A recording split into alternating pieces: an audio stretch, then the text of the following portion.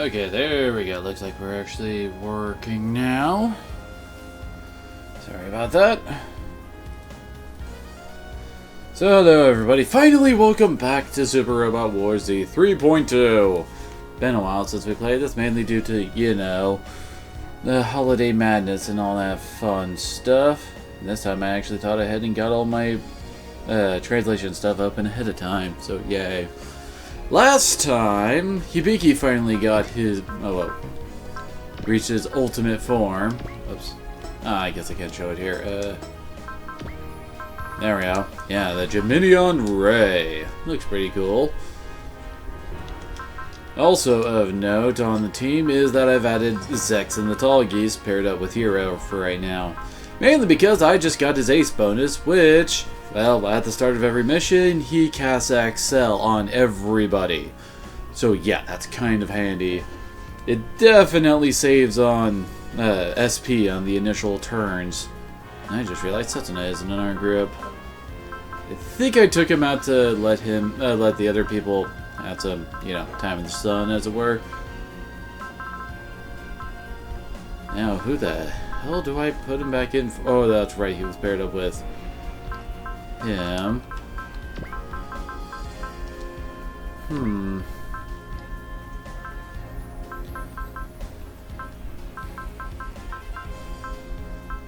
Damn it, not really sure where to put him. Son of a bitch. Because I don't want to ditch Cats, because I've already ditched a friggin' Confused Caster. And Garrett Ren and Lauren are currently force deployed, so that ought to be interesting. Oh well. Time to get a move on, I suppose.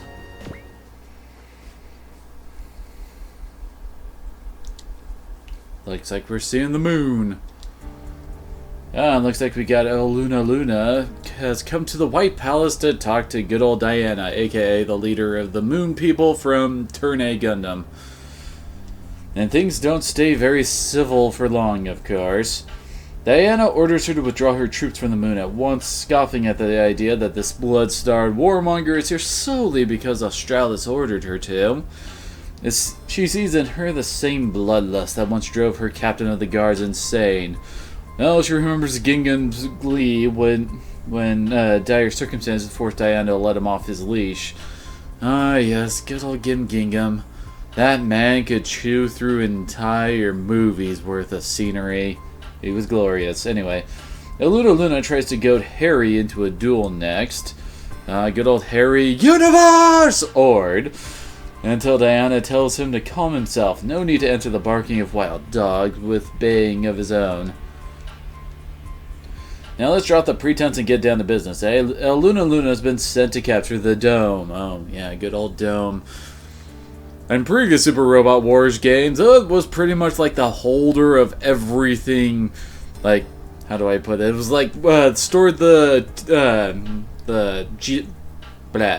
Gundam X's satellite microwave system that powers it. And also had the G-bit system being protected by the very first new type, all while holding the truth of the Black Revelations and all that stuff. It just has a whole bunch of crap in there. Even though she'd much thar just destroy it. What? How, is that proper English? I don't think that's proper English. For the threat it poses to Australis himself. His supposed boss is a pretty sentimental guy when it comes to historical artifacts, and wanted the thing taken over without bloodshed. And interestingly, Diana has made it possible to do just that by deliberately not mounting an armed resistance at the outset, much to Luna's annoyance. Then again, she and Diana both know that such resistance would have been suicidal anyway. Yeah, she is an us, after all. She's only got red shirts guarding her, well, and Harry. So then again, she and Diana... Alright, oh well, if Diana is determined not to fight her, she'll just have to watch Dabblearm mix it up with Bahamut. And for the record, there's no need to take Diana hostage. After all, she's part of the family. Chrono's last descendant, apparently.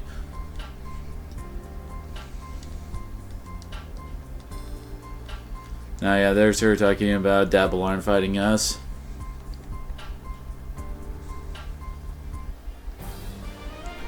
Mission 33. So Dabalarn gets his troops a little pep talk, informing them that they've been authorized for maximum mayhem.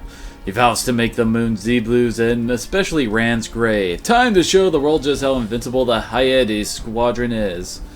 Fragile as hell if Bahamut has anything to say about it. I will admit that usually I go, oh good lord, this translator, I gotta admit that's I gotta agree with that line.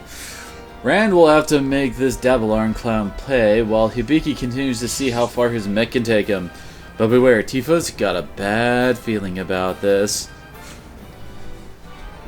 So let's see, who are we rolling with?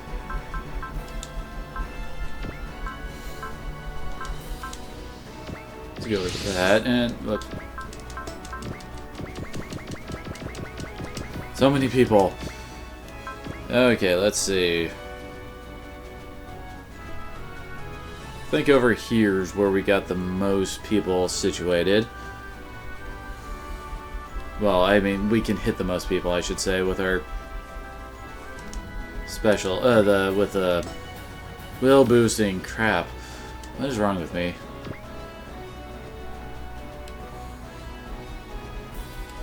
Evidently, we do pretty much have all the people with special systems all grouped up right here. Which works for me.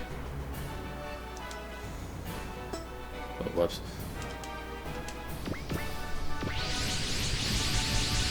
Release the floating heads. Oh. Well, there's the turn A and double X.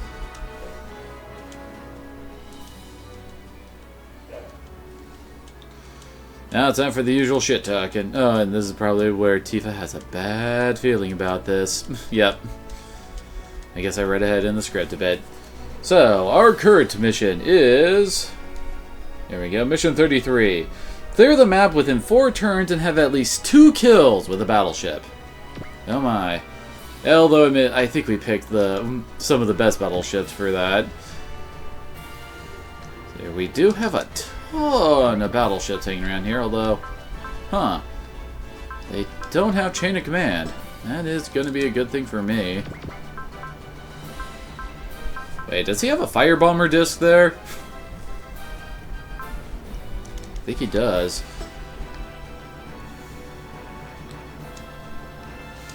Oh yeah, we don't need to start off with that anymore. Oh my gosh! Oh, right. Oh, no, not analyzed. There we go. Get all confused. I love ya.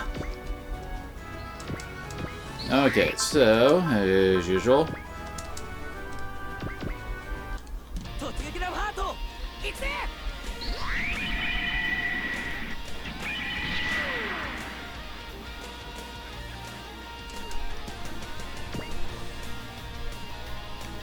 Let's angle Basar a little bit this way, just so that he can help out the other guys.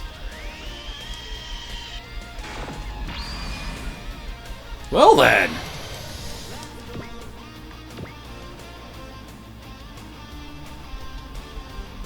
No, I was like, wait, did everybody like start off with Advanced Will or something? No, outside of from the Z Crystal, it's all at 105.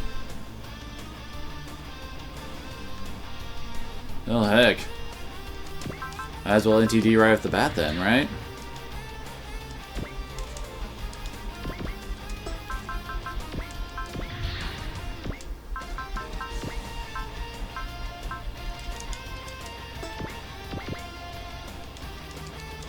Although I was letting Crow try to get the kills here.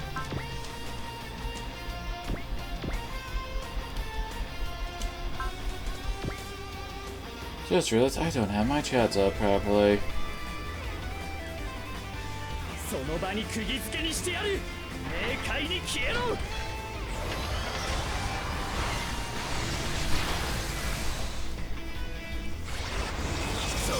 There we go.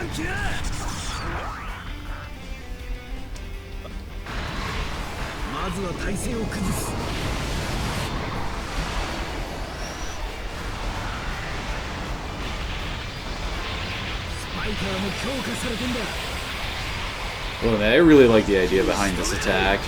With the shield going out, knocking me around, and into his big finisher attack.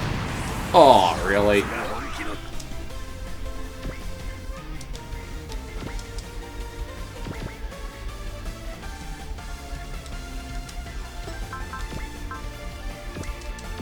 start off with that.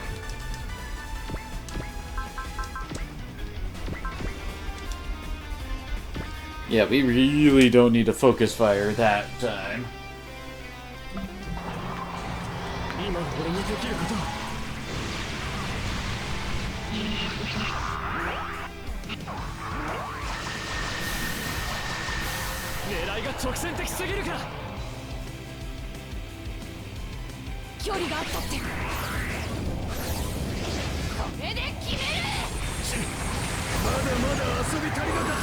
Yeah, I could have finished him off with a weaker attack, but microwave hand him. Come on.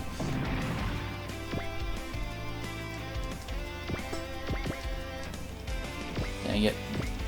He couldn't reach.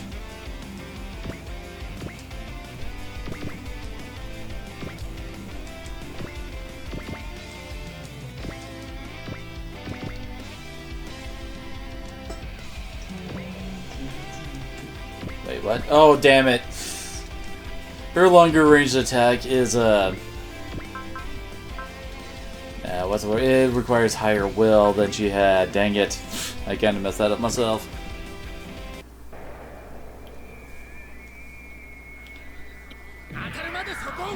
Oh yeah, and there's also a secret on this map.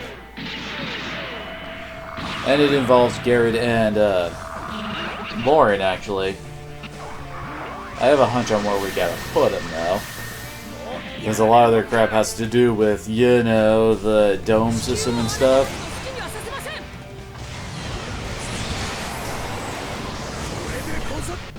It's here. It says, for this, we need to move Garrett and Lawrence starting from the top left to square 23 across 50 down. 7, 8, 9, 10, 11, 12, 13, 14, 15, 16, 17, 18, 19, 20, 21, 22, 23. And then down 15, right? Yeah.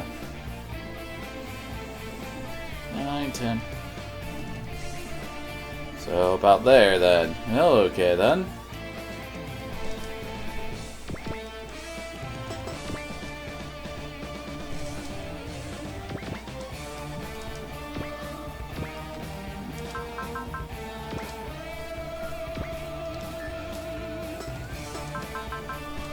This actually might require some support to kill him off.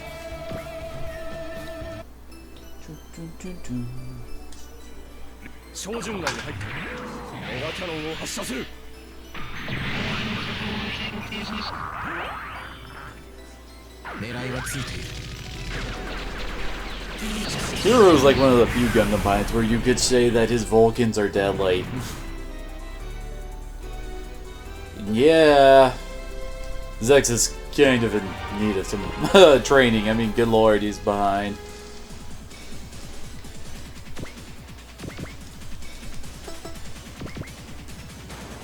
Aw. Well, can't really move her much farther than that.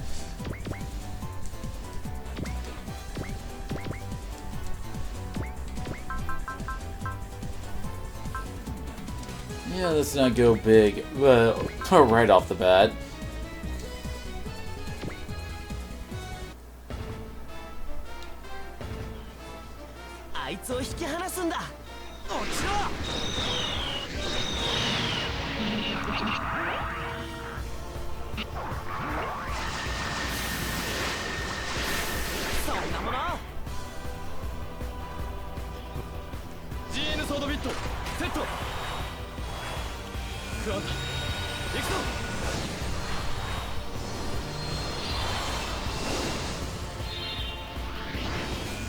I just love how its eyes close at the end there. It's like, surprise, bitch!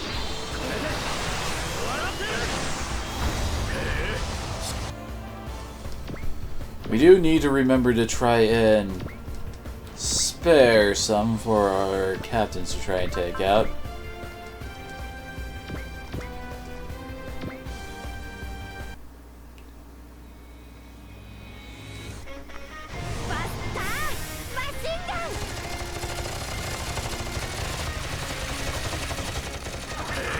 Yeah, I wasn't expecting much out of No-No there.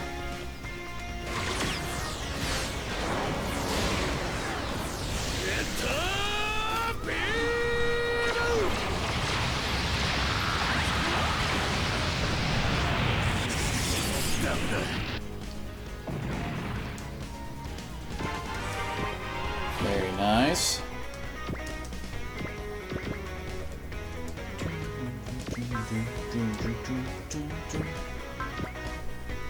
Oh yeah, we got the wrong setup going on here. We want Leto out in front. Since Camille is aced already.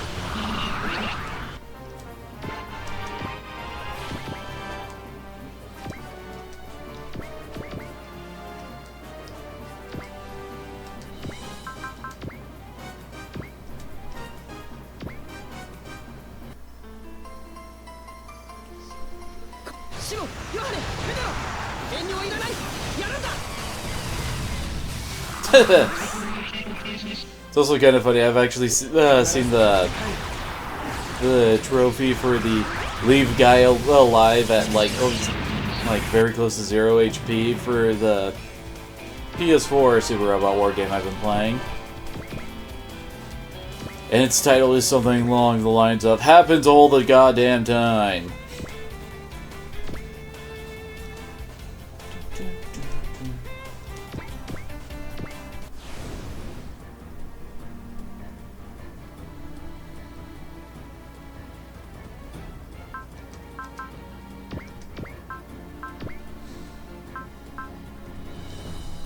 Huh, he's already had enough will to use the ISC maneuver.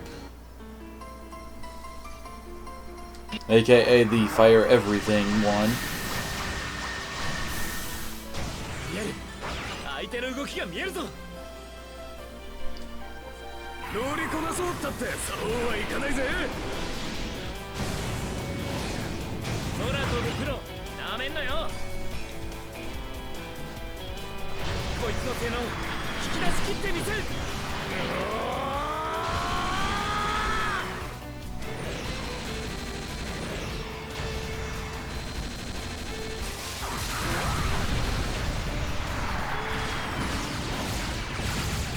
The spinning makes the lasers hit harder, you know?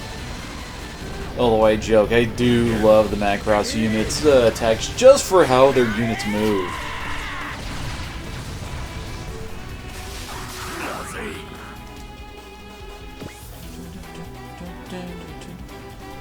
Man, do they just not like Alto or something? Oops, that's not what I wanted to do. Shouldn't go wasting all of his ISC maneuvers. You've only got 6 shots of those. Might as well leave him for something bigger.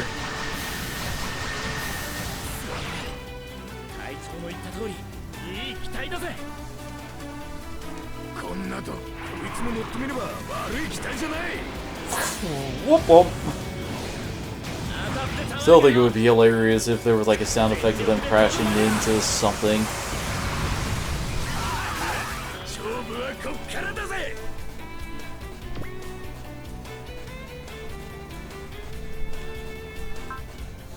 He seems like a very good target for the capital ship requirement for the mission.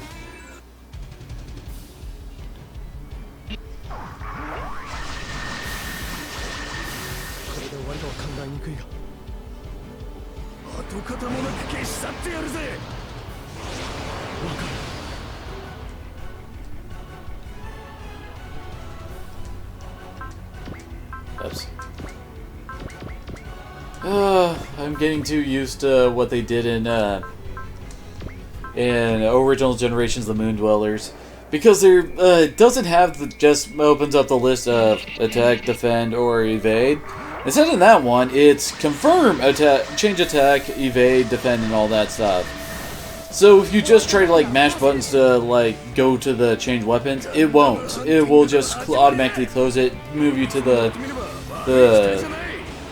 Oh really? Come on, Lauren.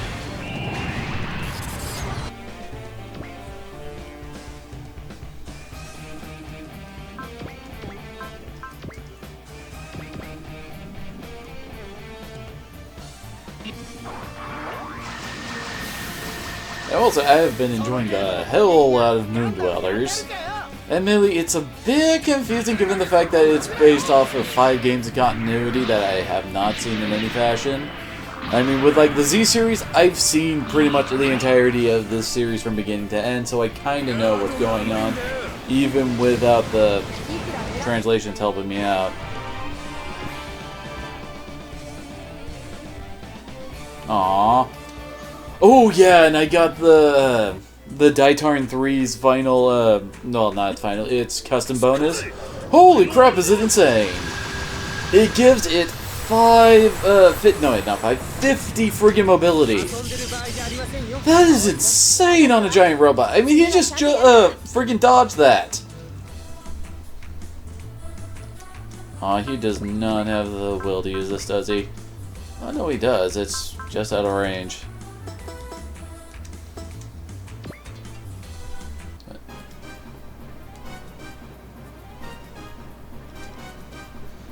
None of you are gonna hit Camille, I'm sorry.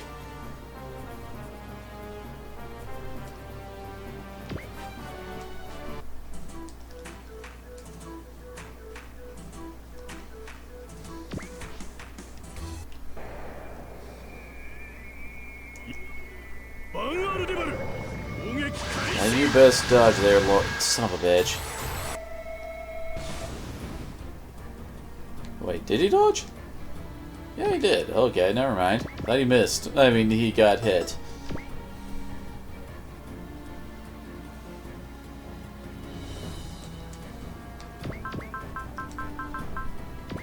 Let's see, Loring control.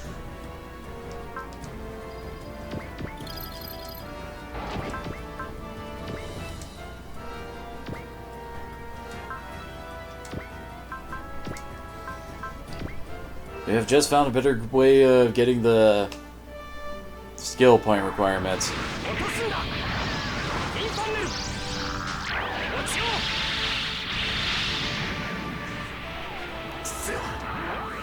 There we go.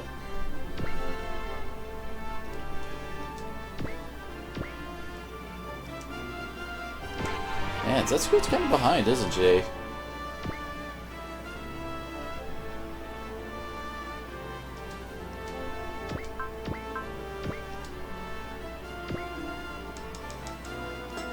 There's a 3% chance you can miss. I'm not taking that risk. And also, before I forget... Oh, no. There we go.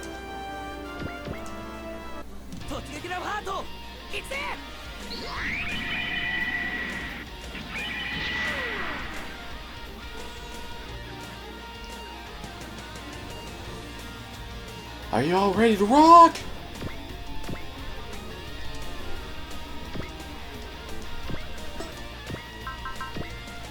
Now goes to see today's thing. He's got 13 he needs.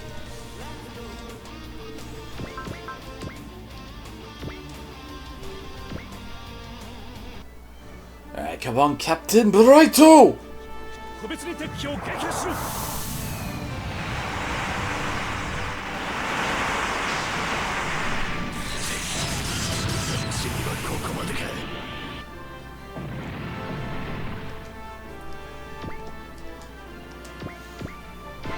Damn, that gave him 2 levels.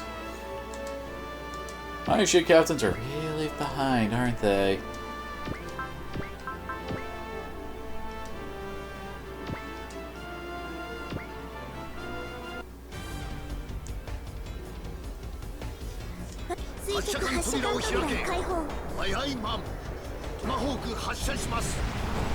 Fire the nukes while I pose beautifully.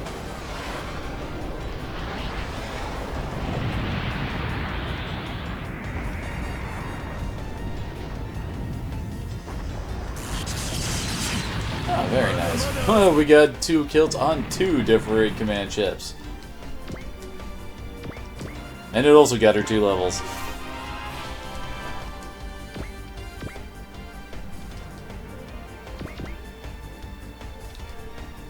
Oh, dang it.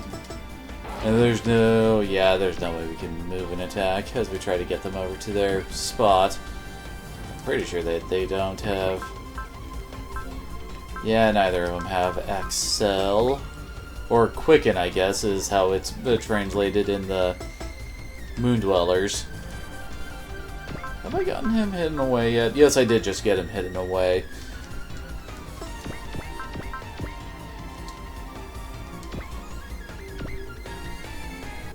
And I haven't cast Confuse yet, have I?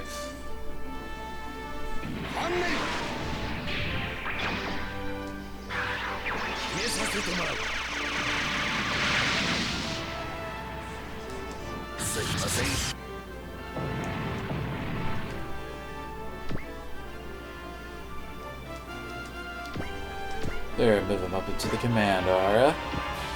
Keep him nice and safe, and... oh, C-mod's up.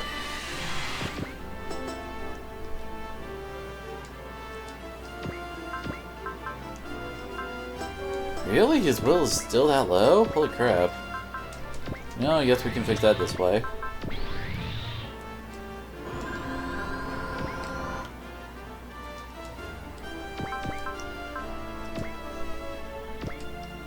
Time for the super dimensional punch of love!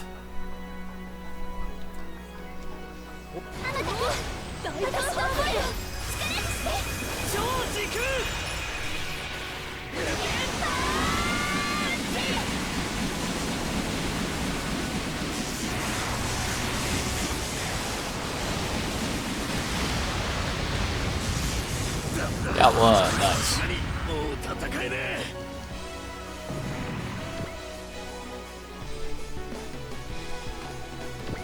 Gotta get some people moving up towards these ships now.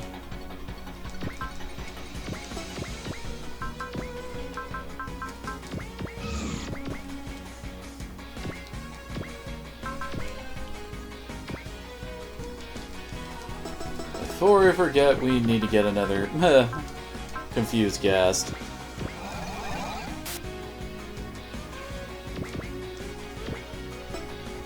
I guess tactics wise, it would actually probably be better for her to come up here and use her better attack.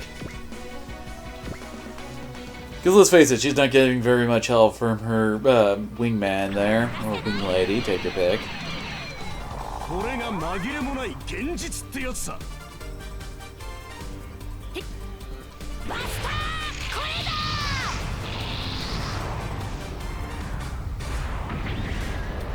One of the few attacks in this game that's actually probably the scale, as she gives that spaceship a freaking bear hug and then likes to cooch the crap out of it.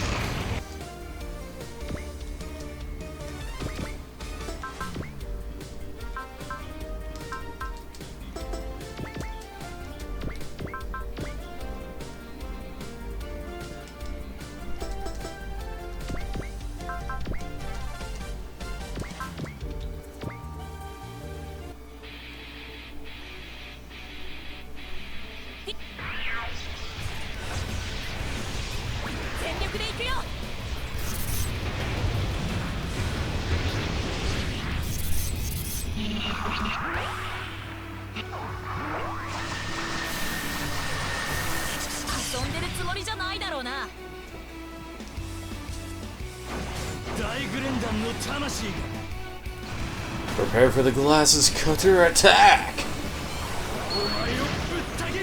At least that's what it sounds like he's saying when he uses this combination. The glasses cutter London! Or something like that.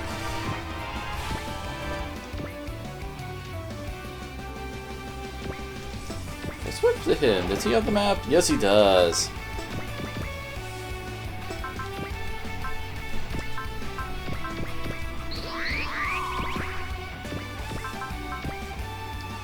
Let Luca get some kills.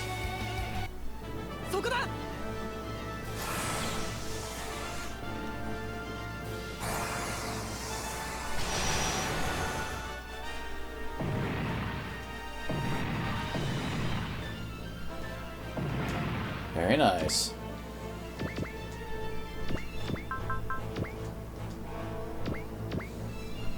I guess might as well focus on the same target.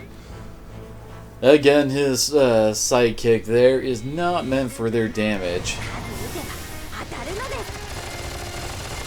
Mainly for one, helping her stay in the XP game, because I know she gets a very much improved mech later. And two, my overactive hands got into the blinds there. Anyway, and two, she's got a refueling module on her mech, so she can actually recover Ryoma's rather expensive attacking habits.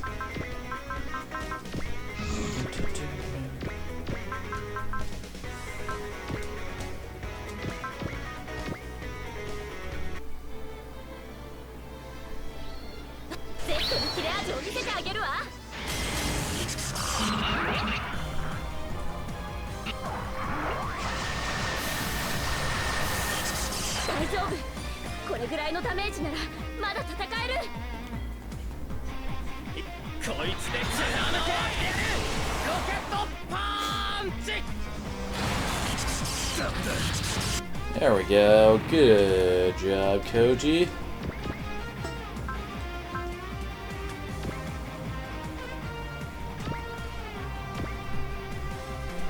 Alright, now the right side gets to start assaulting these ships, I'd say.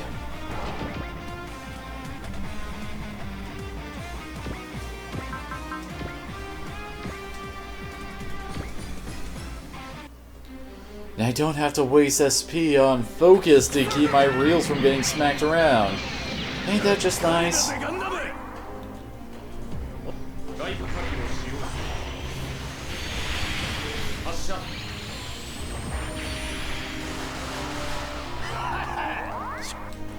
Really, dude? You thought that not dying outright was worthy of a heh. Oh yeah, we have to basically maximum break in order for Zex to help out with that attack. Yep, he actually does have an attack that's in range for that. Just because I can.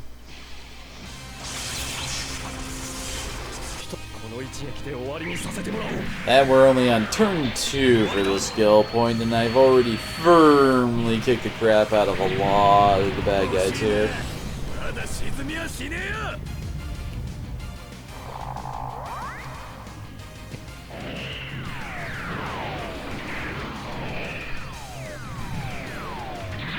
I just realized I haven't used Hero's yell yet.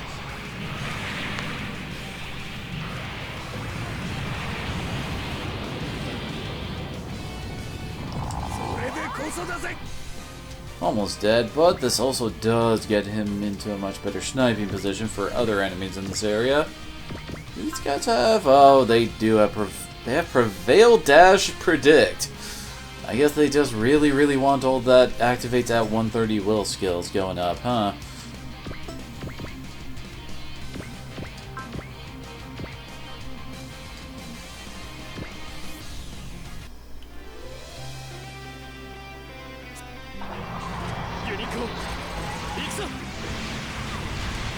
Well, hopefully Callie can finish him off. I mean, she should be able to with her usual crazy damage.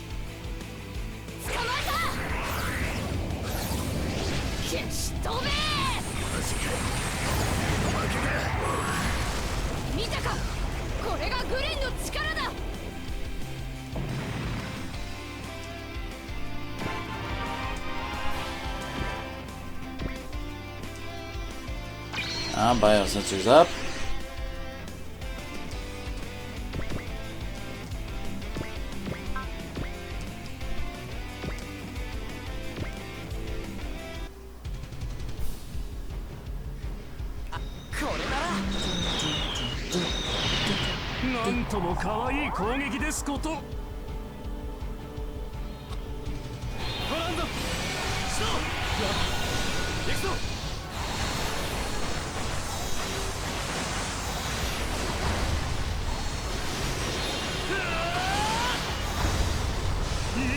I swear watching Setsuna go to town on some of these guys with his attacks makes me want to watch the movie again.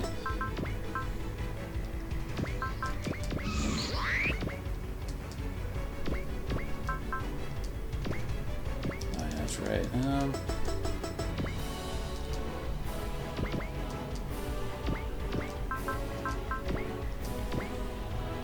Wait, crap, I just realized how much accuracy they still had on him. Ah, they hit. Although, thanks to the armor upgrades we have slapped on all of our reels, they can actually take a hit or two. 今度こそ正しい答えを見つけてみせる。嬉しいぜガンダム、お前とやれてよ。デスティニーならこういう戦い方もできる。次はこいつを食らえ。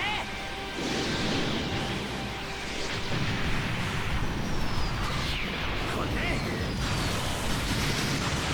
ぶっ飛べ。サンキュー、楽しかったぜ。Bye bye.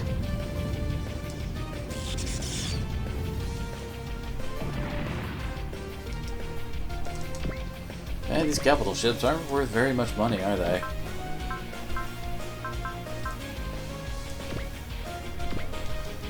And I can actually show, okay, yeah. Right there in the bottom left, under armor there at 2,200, that's his mobility at 175. For comparison, Dan Koga's is at 100. So yeah, that's insane dodge rate on a friggin' super.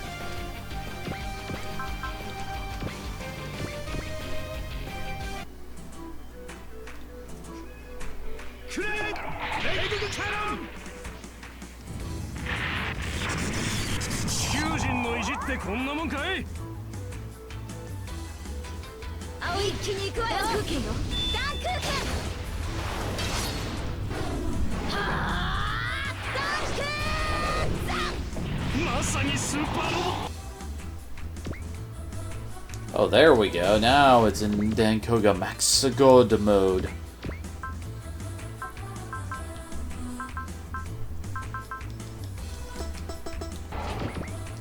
Do you have a better... I don't think he actually does. Oh well.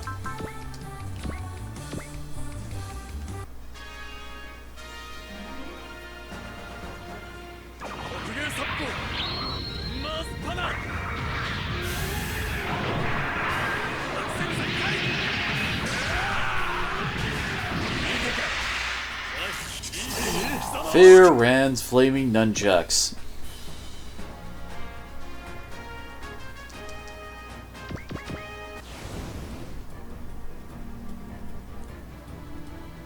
Man, do they just not like the Macross guys or something?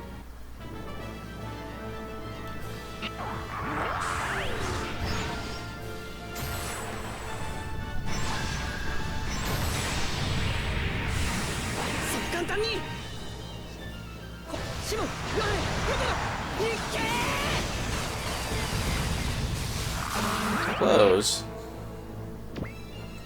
But no biscuit. And dang it.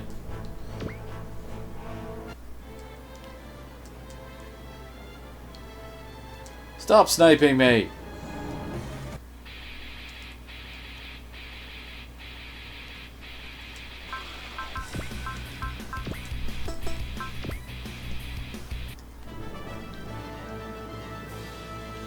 Holy crap, she can actually return fire with something. Oh, it's the home run attack, I think.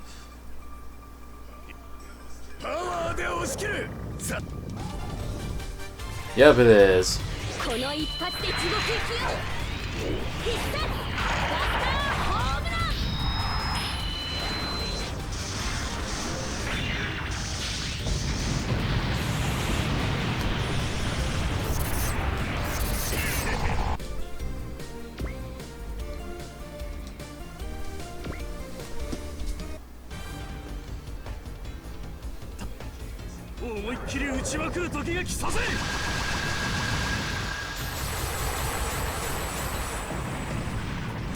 Ooh, that was actually fairly damaging. Probably consider upgrading the armor and HP on some of our command ships if they're taking that much damage now.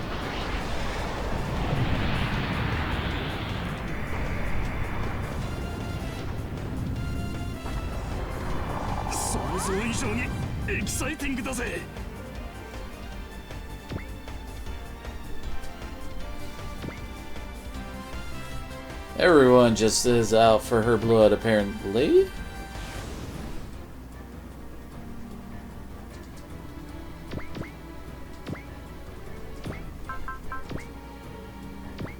Oh, nice. So they still get to see some action here, although...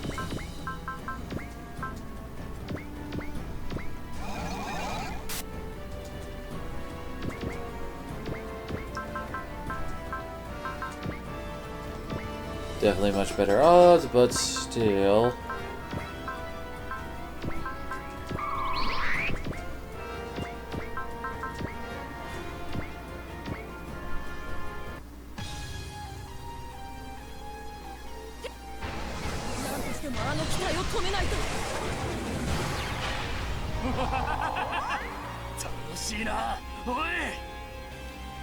Don't know what you're laughing about, dude.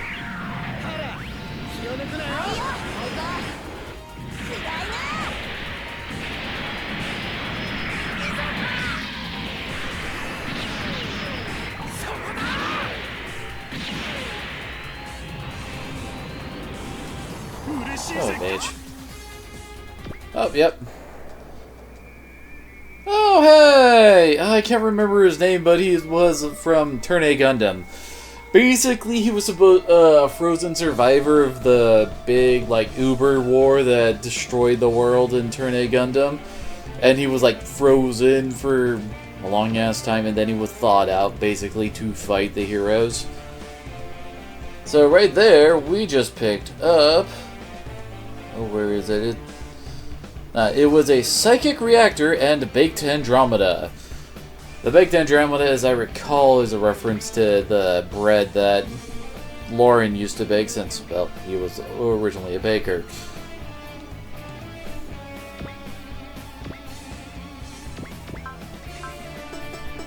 Oops, that's not what I wanted to do specifically.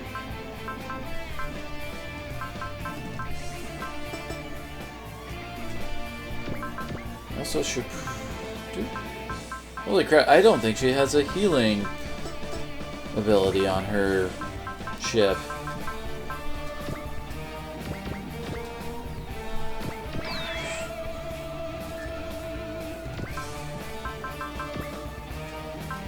And there it is. There we go. Yeah, we're not in bad shape.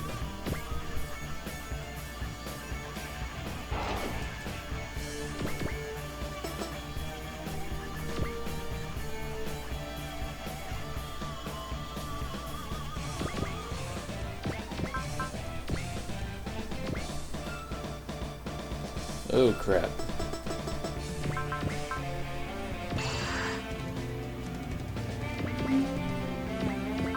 Alright, there we go. From here, we can hit most of them with the God Scrander and, well, Big Bang Punch.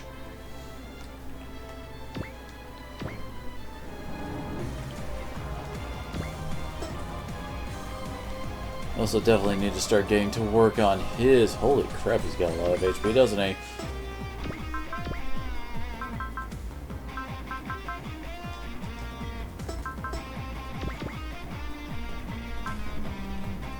The dude has valor, holy crap.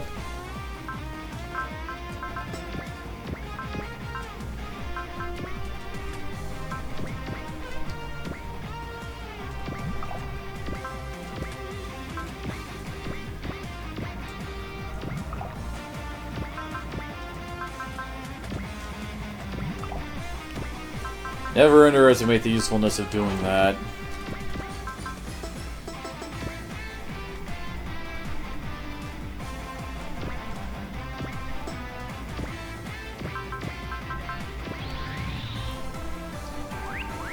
Go. The higher his will, the higher his stats climb. Especially in skill and defense, holy crap.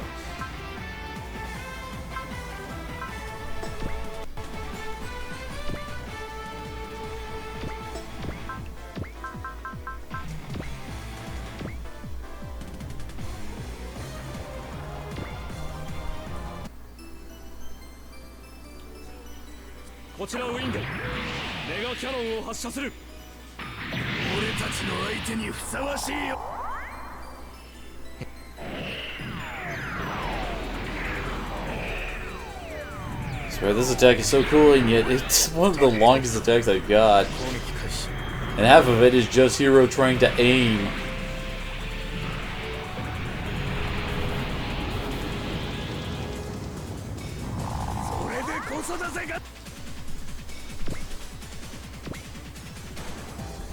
Unfortunately, having Hero being one of the people surrounding him probably isn't the best move, but I think it will work out alright. Since, well, it'll help out our getting him surrounded.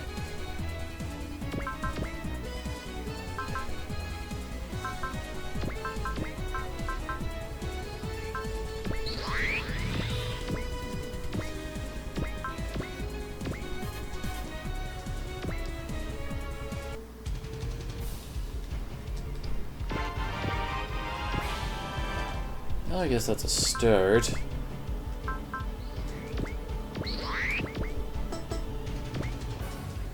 Damn it. Guess we should use the big attack next. Before his guard gets all up and running, you know?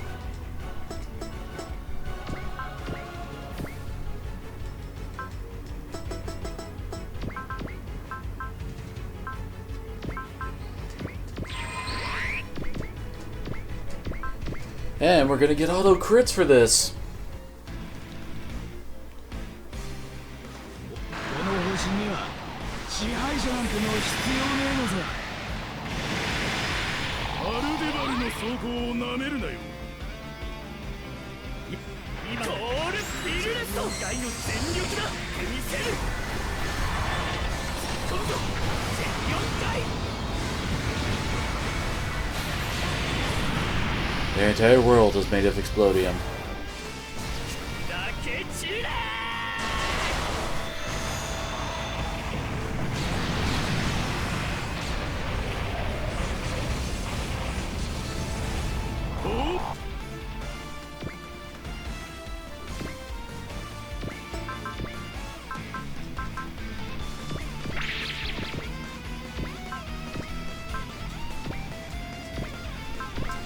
Just making sure he's using his full NTD combination.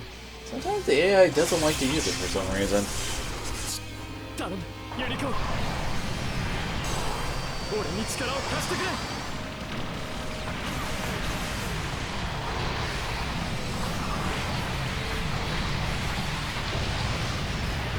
少しずつ Very nice. の火が熱くなってきたぞ。逃がすものかこれで決めるそうか、バンアルデバル。 Oh, he does have Prevail level 5.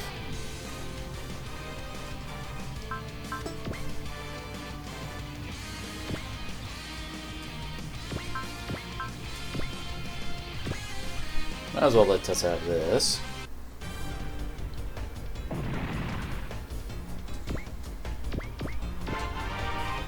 Yay, more levels.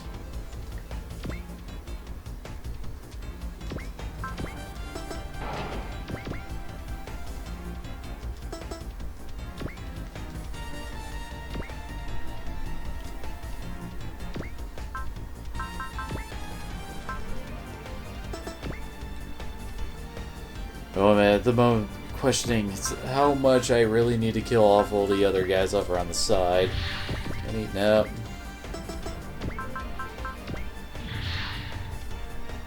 Oh, that guy's like one away from the Macross.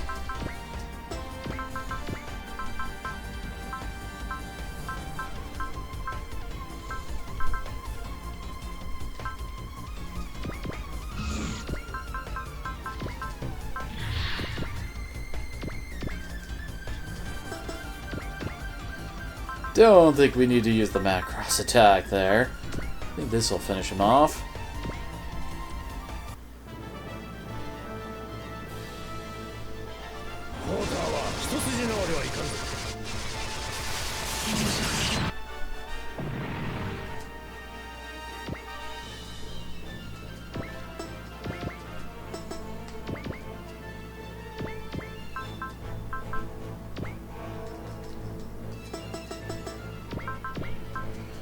Time to let Ryoma be Ryoma. I don't think she can help out. Oh, she can. Boost will.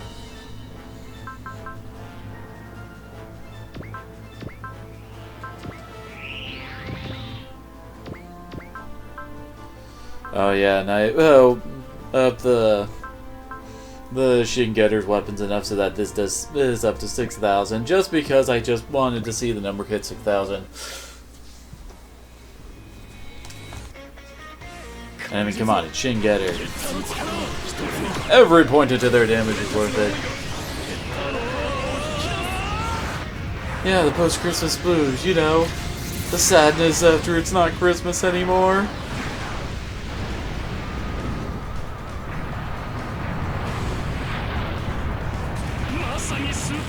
Oh, you almost killed it.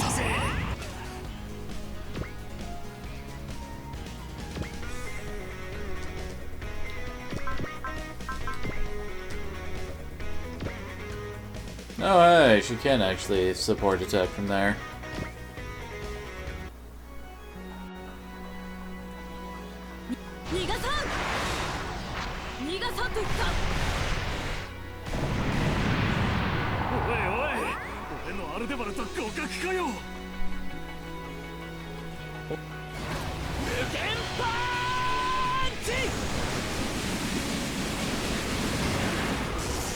Well, I'm not entirely joking there, on fire.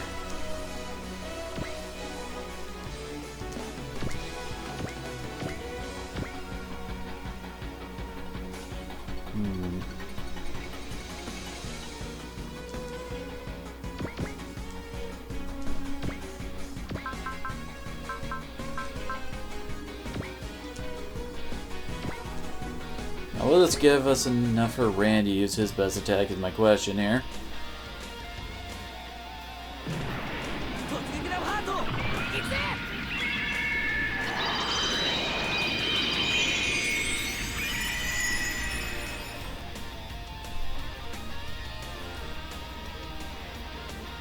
And this red burning bag of flames, that doesn't seem exactly safe, dude. Oh, he's one short of his ultimate attack. Can they? No, no, there is no. Oh, what's the stupid word I'm looking for? We can't cross break here. I mean, maximum break.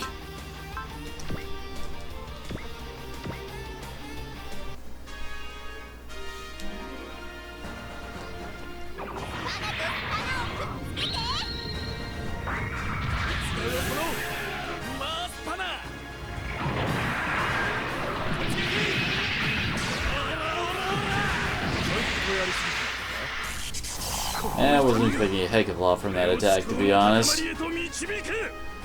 But this one, on the other hand,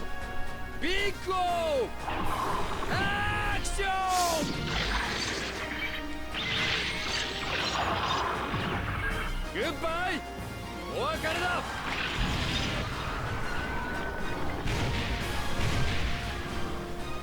just gotta love the big O.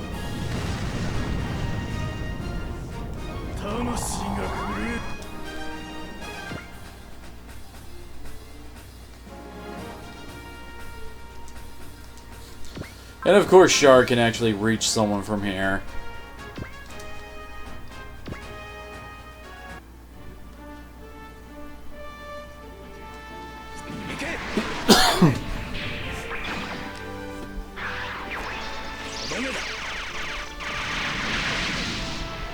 Oh, come on.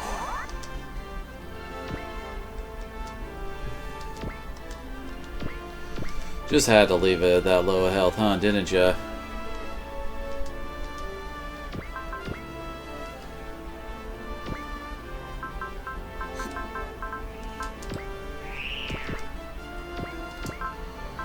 I would like the Gunbuster to possibly get over to the big fight happening.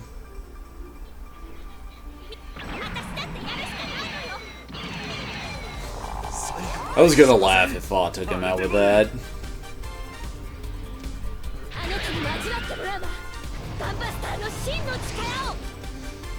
But it will just have to be settled on being cut in half by a giant friggin' tomahawk.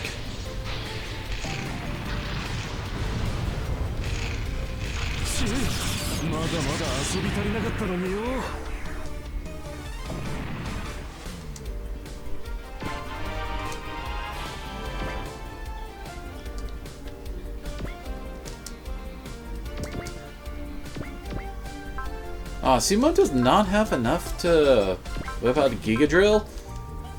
Gotta change that. There we go.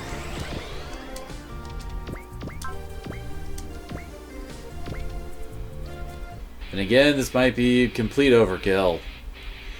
But then again, that is Gurren Lagann's MO, so I guess it's just fitting. Hell, same goes for Die Buster and Dick Sniff. まさにスーパーロボット惚れたぜ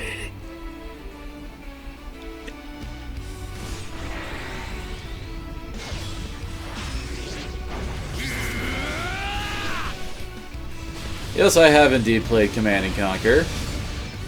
Really, it's been forever since I played a Command & Conquer game specifically.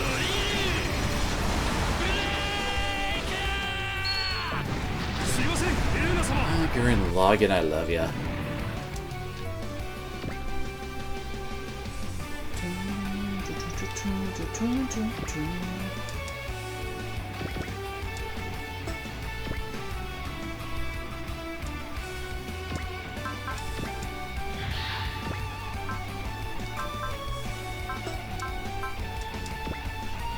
Okay, both of them do ignore size difference.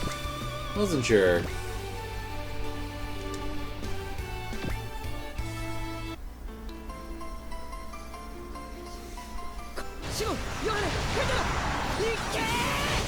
Well, speaking of old games like Command & Conquer, you should have seen me back in the day playing StarCraft 1. Holy crap, I played the hell out of that game.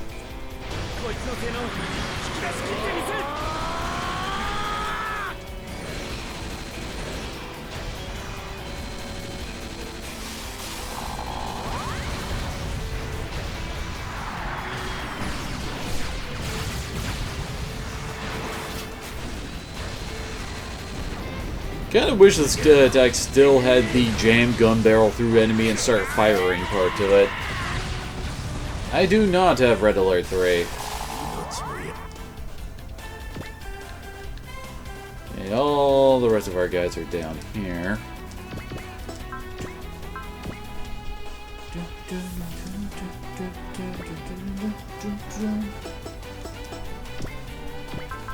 Ah, crap, he doesn't have enough for any of his defensive abilities. Oh well, he'll just eat the hit then.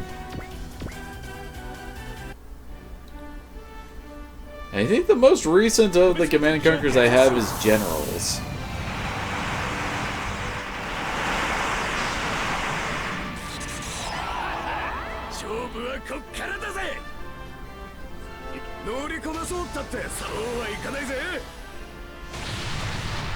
Wait, is that what I think it is?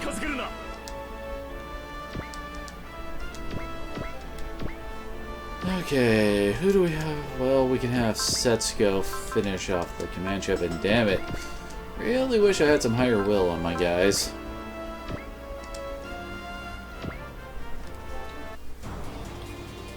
Oh, damn it, internet.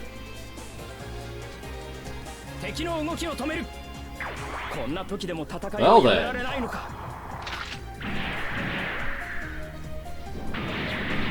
Here,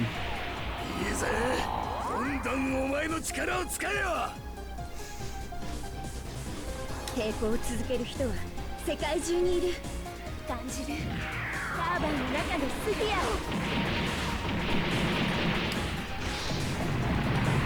コンバットアクション So do you also have Red Alert 3 Uprising there on fire? 今の私ならやれる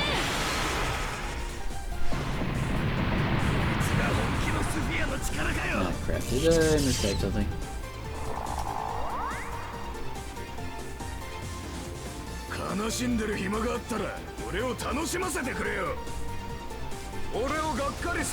Wait, what? They lived?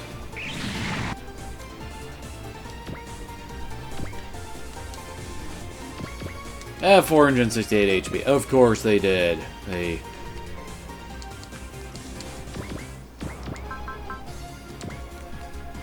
I guess the kill's going to Leto then.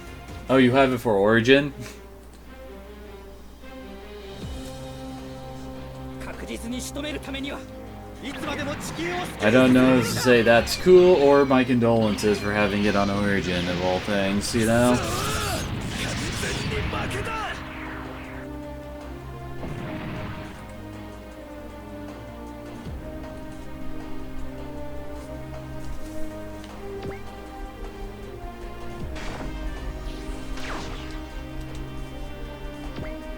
Well, looks like we can activate the Genion Ray now.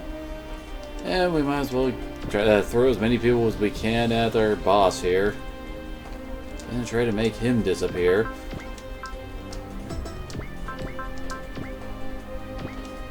And they can... yeah, they can't maximum break, unfortunately.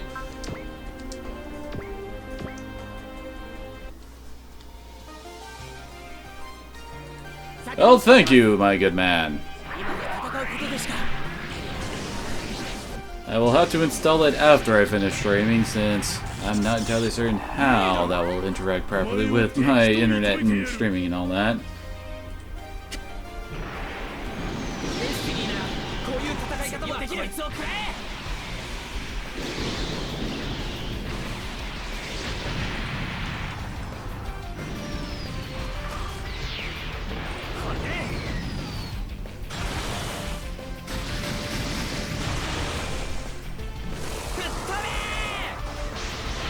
I don't know if you really shoved your hand into a vital system there at the end, Shin. You might want to aim higher.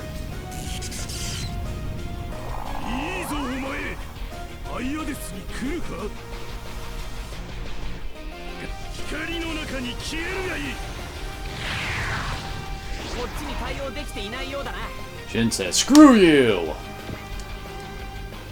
Because he's kind of an angry dude like that.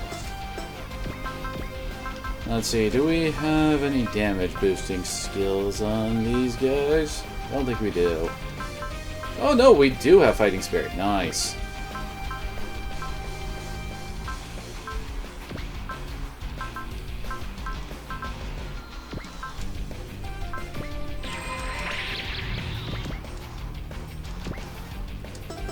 Oh, we can't use the sun attack. Crap, I just realized that.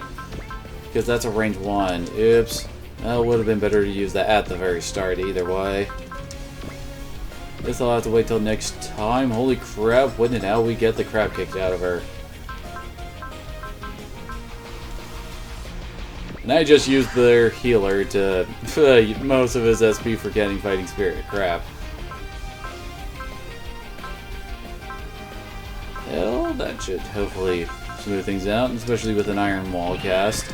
Don't want Aoi dying.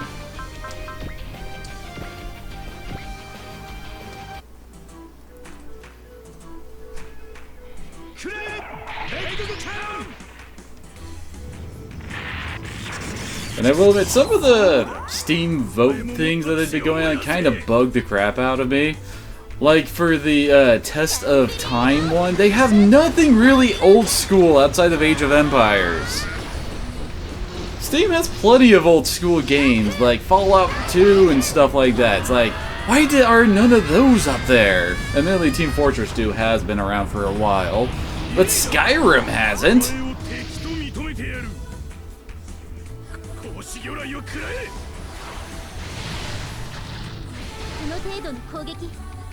You can't hit the broadside of a super robot.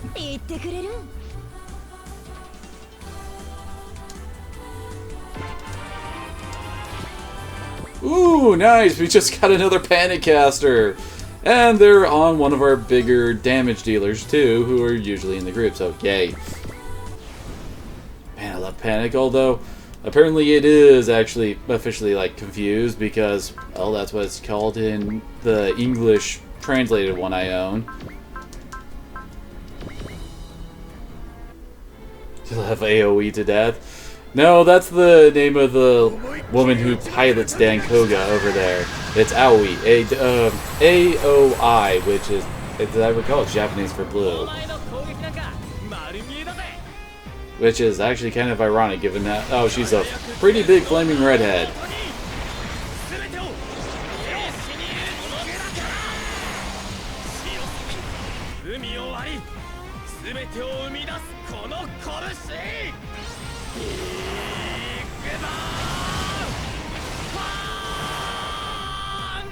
Oh, Age of Empires, that's what you're referring to. Yeah, Age of Empires was great.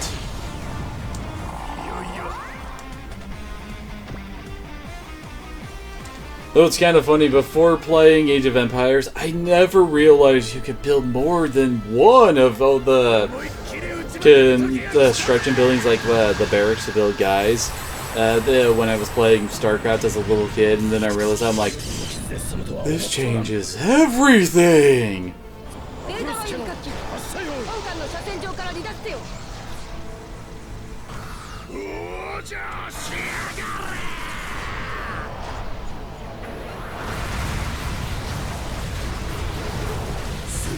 Nice! Yeah, in the Battle of the Command Ships, I think the Macross will win, thank you very much. Really? He's going after... Oh, okay, never mind. We can counter with him because Hibiki will cover him in the Genion. I might? I can't remember if I do. Admittedly, I haven't played Age of Empires in forever. 守ってみせる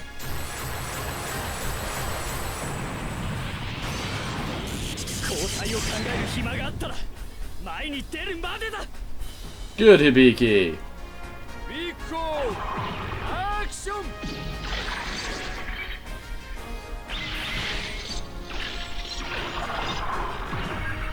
こいつでとどめだ I swear, I just love the Big Ghost theme music as it's doing this.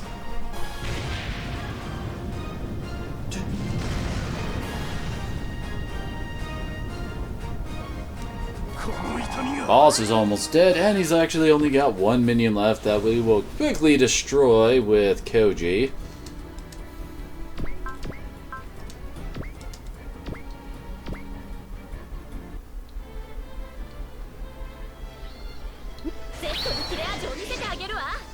I remember when I played Age of Empires 2 a bunch, my favorite was, well, good old Japan. Also, England was kind of broken with their longbow archers. Holy crap, could those guys hit from miles away.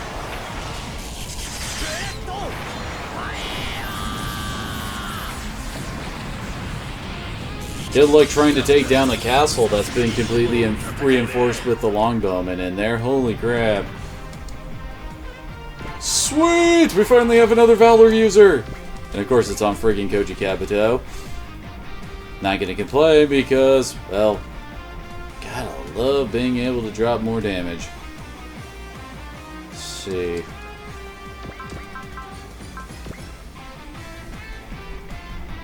And display more power of rock!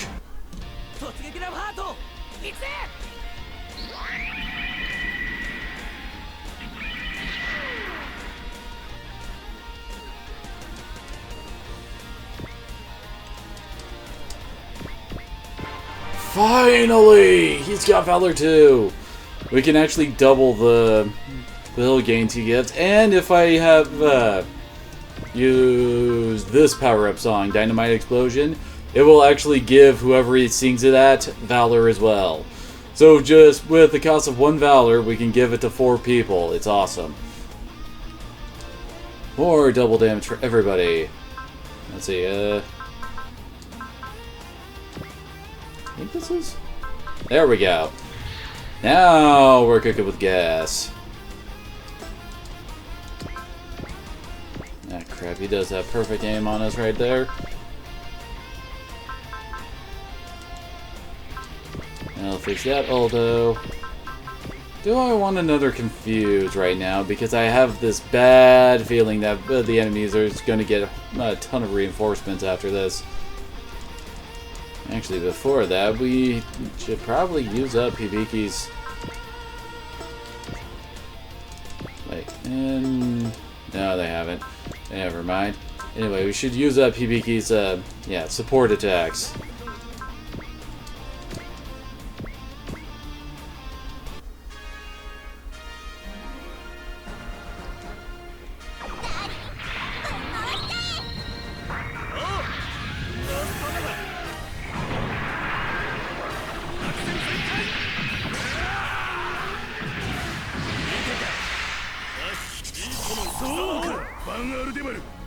前も楽しいか。 Now, how much damage is this skull gonna come out towards? アクション。こいつでとどめだ。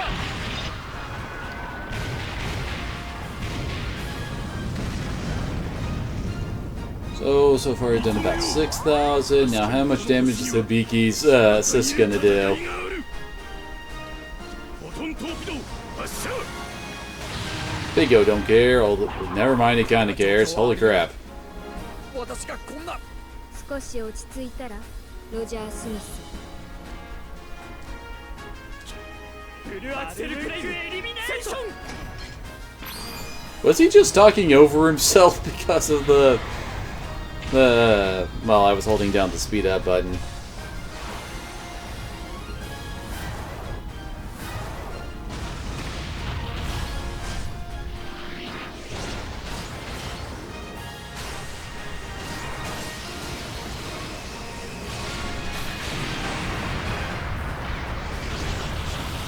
Because he doesn't do the whole big black hole thingamadilly, unless he actually finishes off his opponent with it.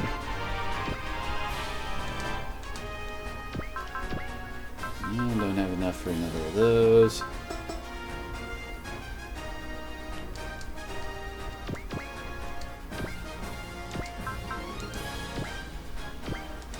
Crap. Perfect aim against him, so... Better cast an instinct so that, yeah, he no longer can hit us.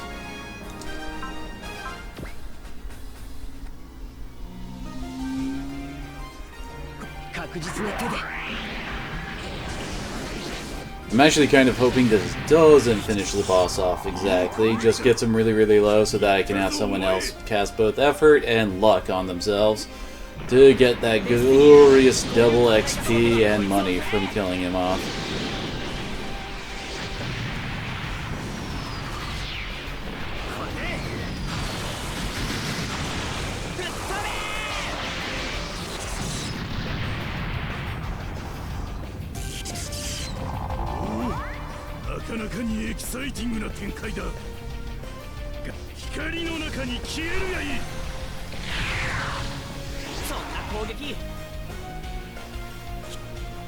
Oh, okay, he's supporting with a different attack. Well, that's definitely gonna let this guy stay alive, yep. Now he's only at about 1,000 health. Now, who do we give the kill to? Admittedly, setting us kind of low on levels. They are super low on levels, though. Although, they can't really use their best attacks here. Yeah, neither of them really can, so I guess they're kind of out. No, hey, she's low.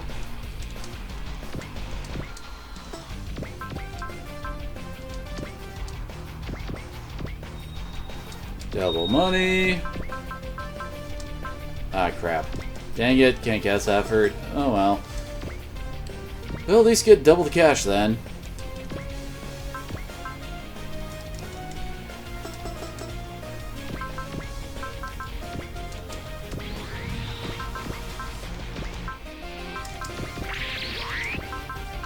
There we go.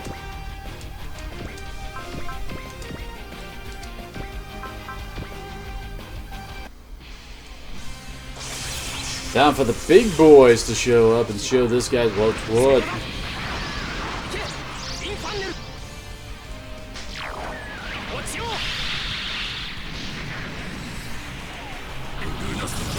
Didn't even get to the really big attack. He got killed by the support attack. And we still got 2 levels out of that. Nice. And of course he runs away. And skill point get. And internet, why aren't you letting me swap to my story translation? Oh god. There we go.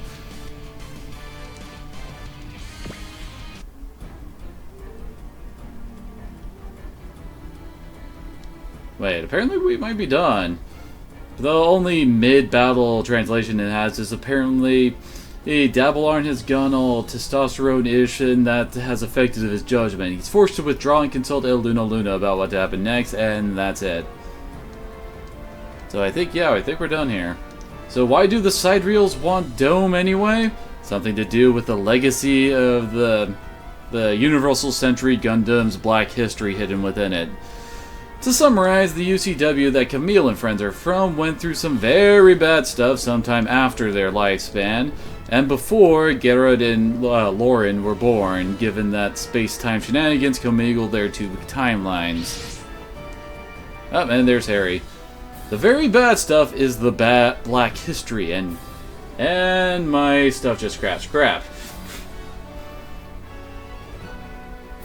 Well then, no wonder it was acting up. Damn it, Internet. Now I can't actually read the translation, and looks like we've got Diana showing up alongside Harry Ord. Ooh, I wonder if this means Harry's gonna join up to us. Then we can start seeing if I could get him to yell Universe. I don't know why he's so infamous for that yelling, but he is. Oh, good lord, now I gotta wait for everything to load up so I can actually properly read it. I guess I can still just go through this scene so that something is going on screen while I'm trying to get my internet back up and running. I guess I should say internet browser.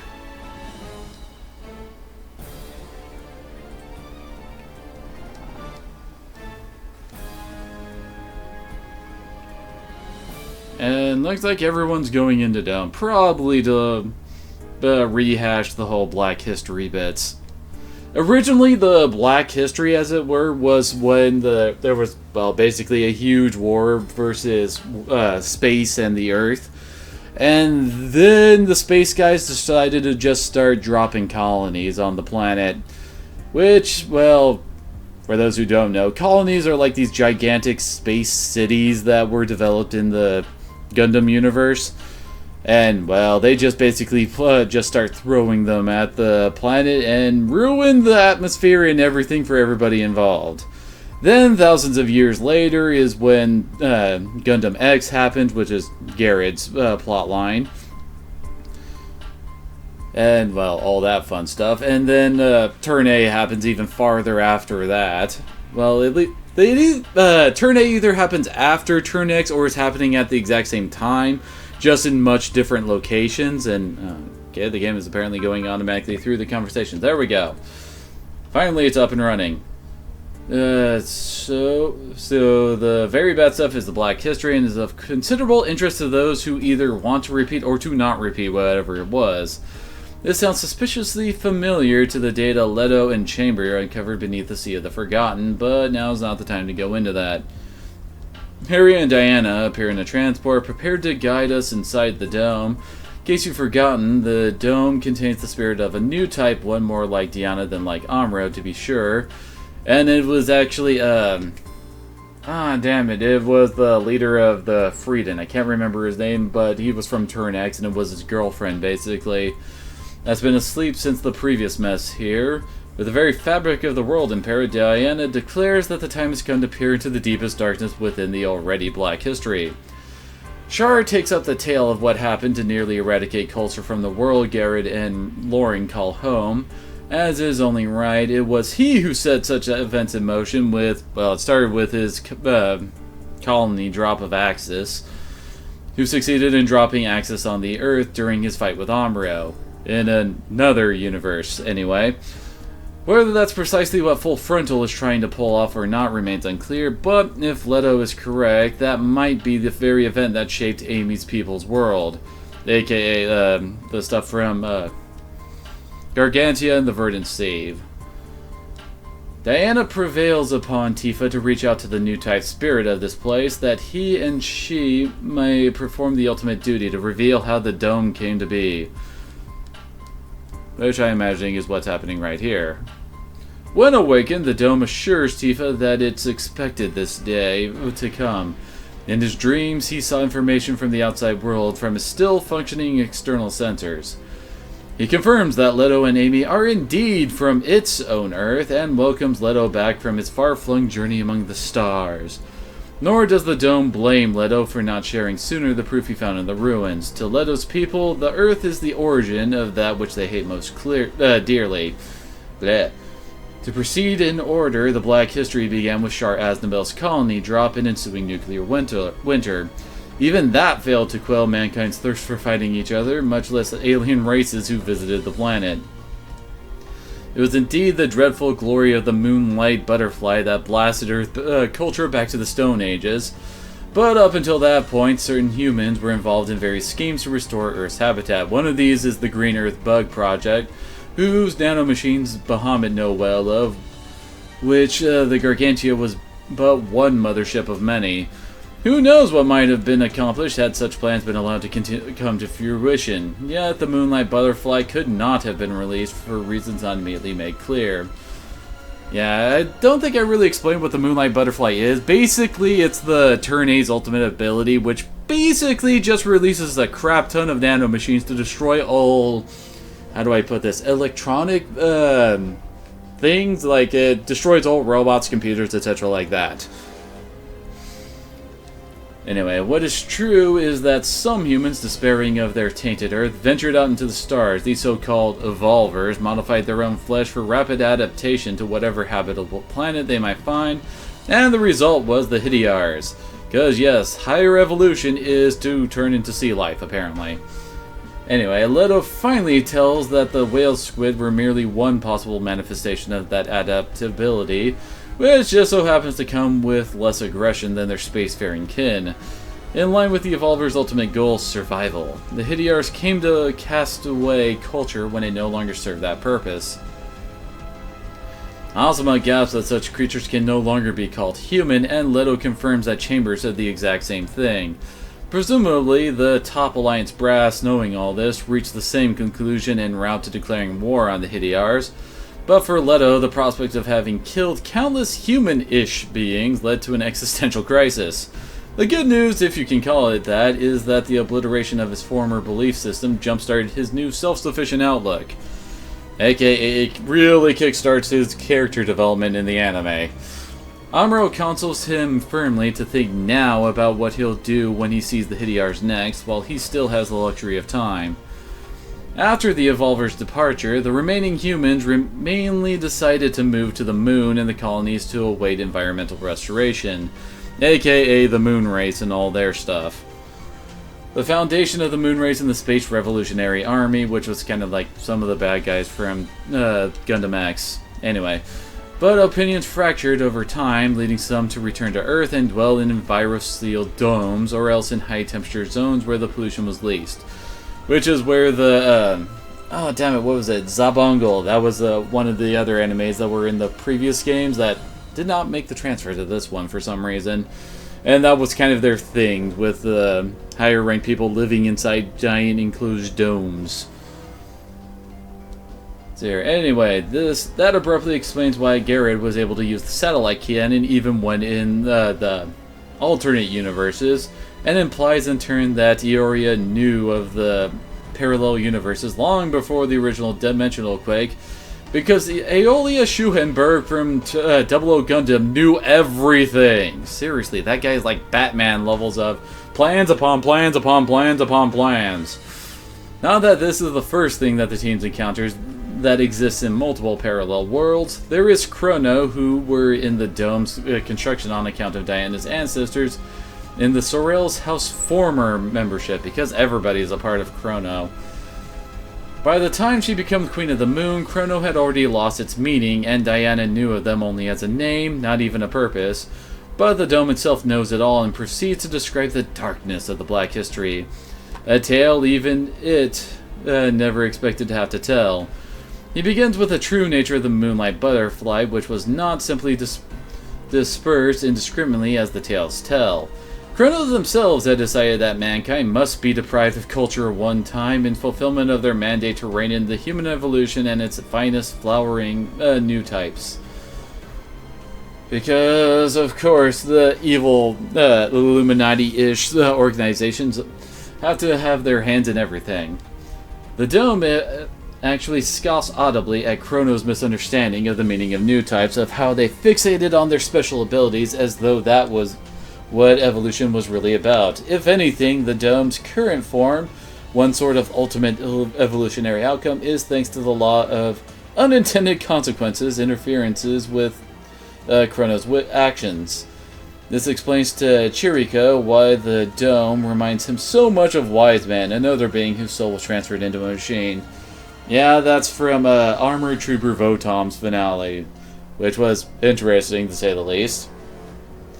It was no accident that the Dome was constructed on the moon, the first stepping stone of mankind on its journey into space. The moon is also the origin of the Laplace box, which Bonager is astonished to hear, but before the Dome can explain what else makes the moon so special... Oh god, someone's about to pop in.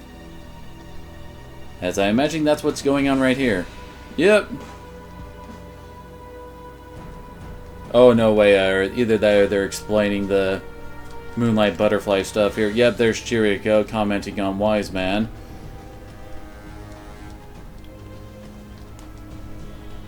There we go.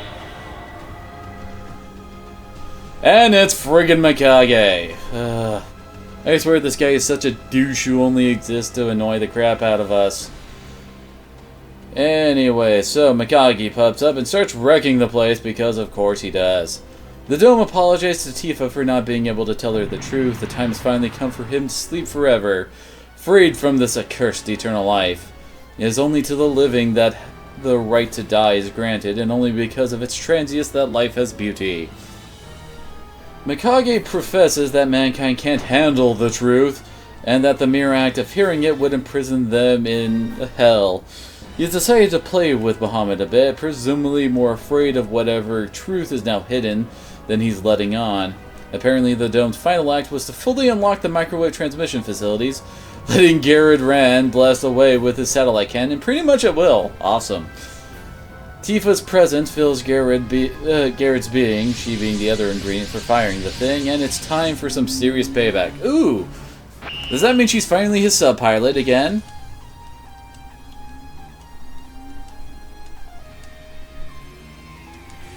Well, now we can just take our time with this entire part since, well, we don't need to... Yes, she is! Holy crap. Let's see, what she got? So she got trust, and... Oh no, wait, that's bless. Oh, she's also got the lucky one.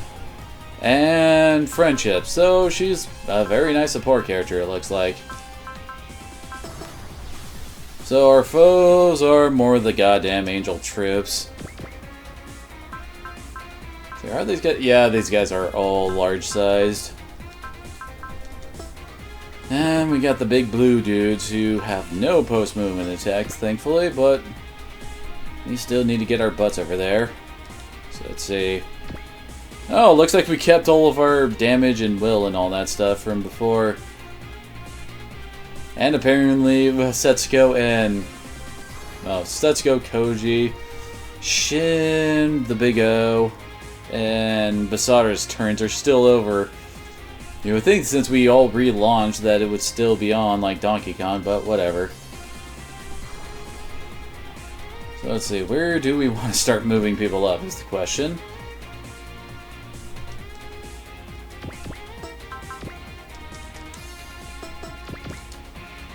Definitely want her out in front. Have him in the back a little.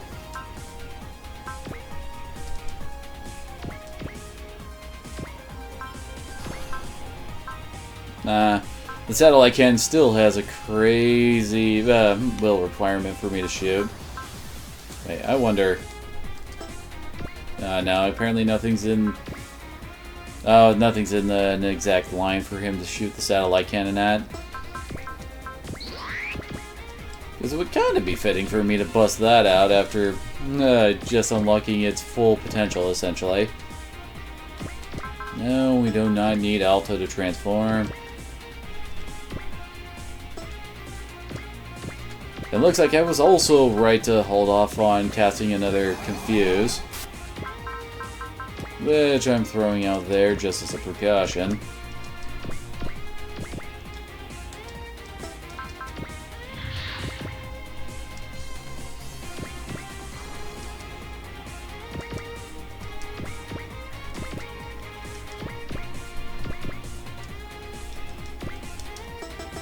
Let's let Crow out in front again, since we're done fighting the boss and we want to get the guy more kills, you know?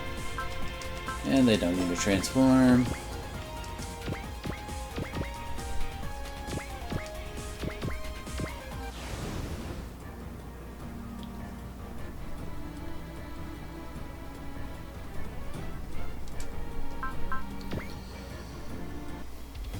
And of course, none of these guys can hit the broadside of a barn now that I've got a confuse up. 今の俺ならガスか宇宙剣ハーケンこいつも持ってけ Good lord, he almost one-shot the sucker.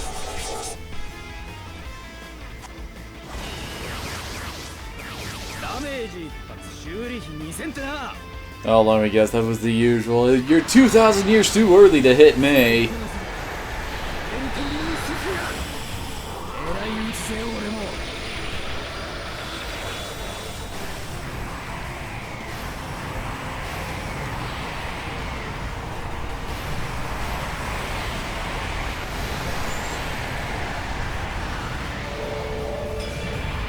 Very nice. Now, how dead is it? Are you kidding me? 3 HP left! Oh, good lord, there's a reason why that achievement is called all the goddamn time. Don't want to go blowing that much energy on this attack.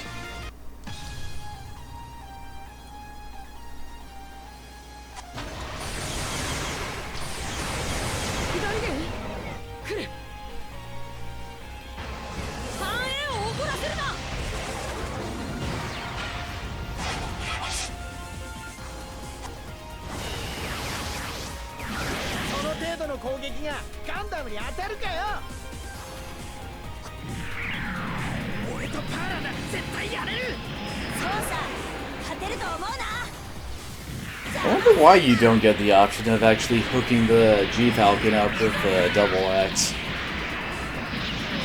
That was one of its big upgrades in the actual series. I mean, it is cool that it has a team-up attack with the G-Falcon, but still.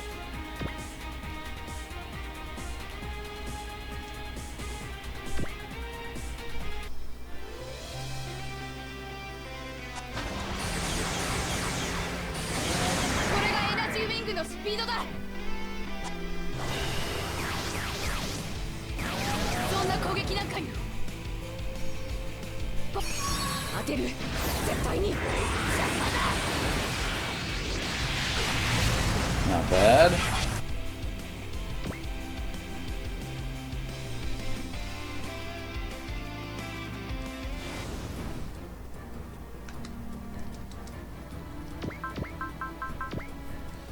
There we go.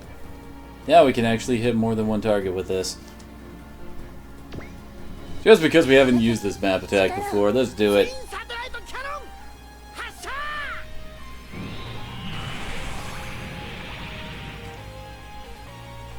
Good lord.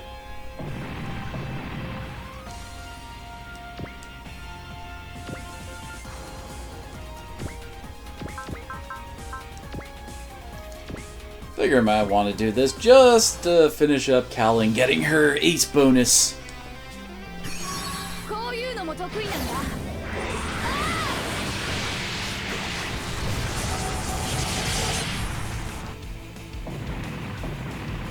Shazam! Now whatever group she's a part of gets 10% more damage to their melee attacks.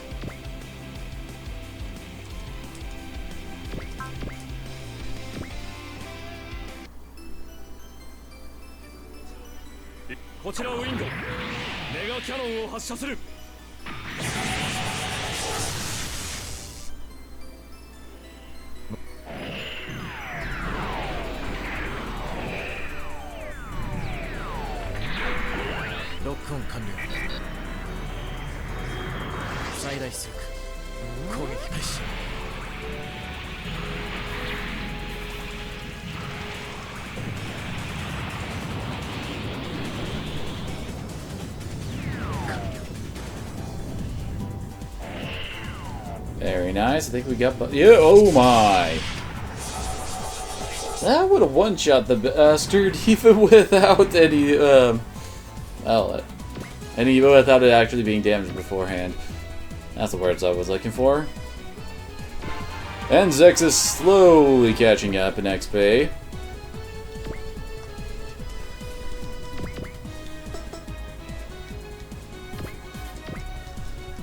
Oh, wait, is her... Yep, all of the spheres are fully activated now. Very nice.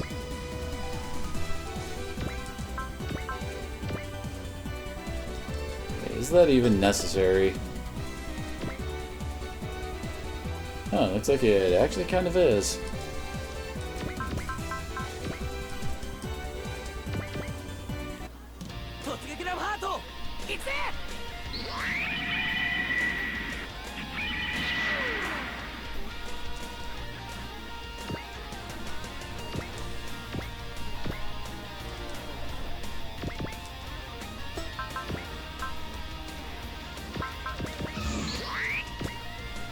See, Shin is 4 away from his.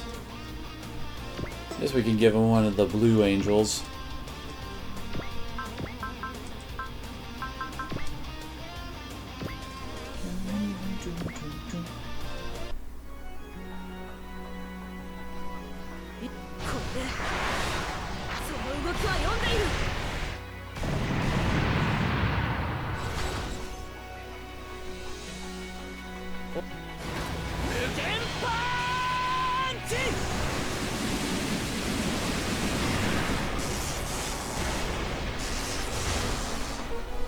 Wasn't expecting that to kill him, but did some very nice damage.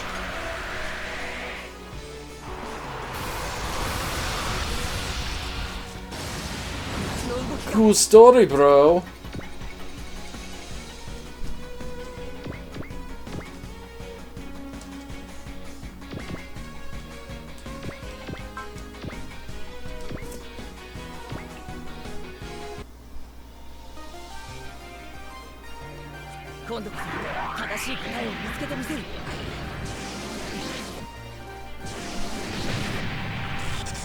Oh yeah, this guy's so dead.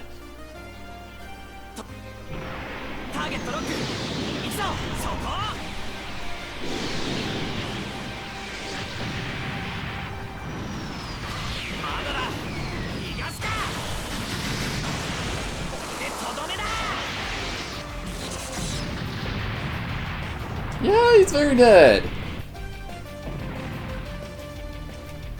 I was not exactly expecting it to go that far. Holy crap.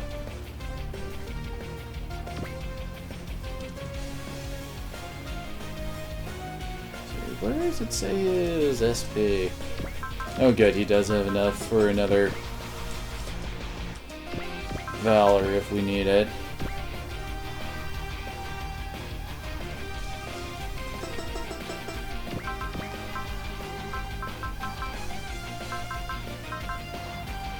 No, that would cost a bit too much SP on her. Oh well.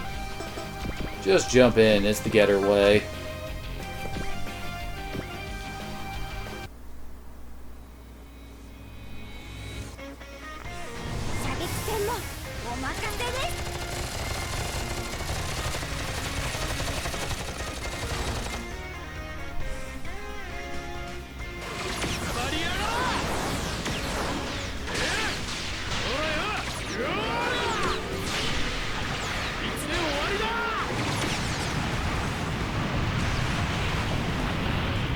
Goodbye! Holy crap.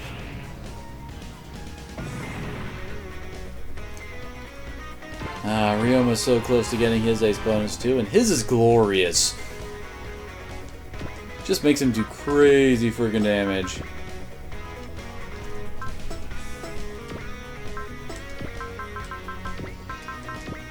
And that's so we can actually get some more... What's the word I'm looking for? Confused castings next turn.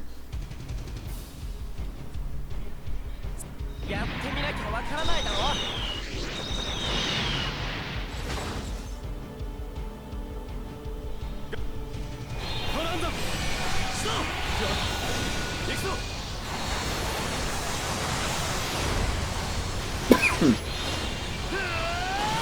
Boom!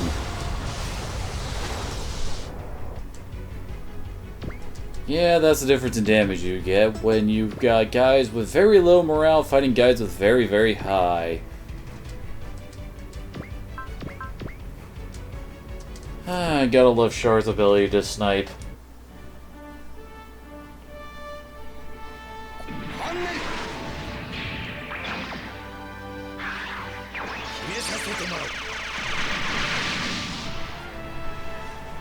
Damn!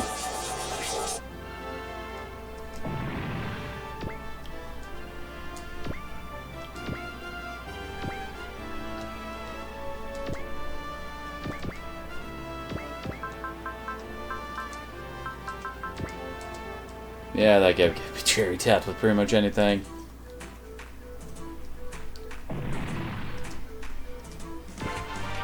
Uh-oh. Oh, damn it. Yep, then Mikage turns up in the mythical Aquarion with a bunch of servants he intends to use to destroy the dome, and Diana in it, if not the moon in its entirety. Diana tells Lauren he need not fight back against this ruffian. While Diana's forefathers may have destroyed much of life on Earth, they also protected much, nurturing it through centuries and letting it blossom anew. Likewise, the Moonlight Butterfly is not merely the evolutionary dead end that Mikage claims. Note that it did not wipe out humanity entirely, and in fact is now fighting to defend those it once assailed. So you're seeing Lauren's faith still strong. Diana releases the seals on the Moonlight Butterfly, allowing him to use it as he wishes. Ooh. Finally calling it by its proper name. Lauren cranks up the turn A. Oh, he's actually getting this ability.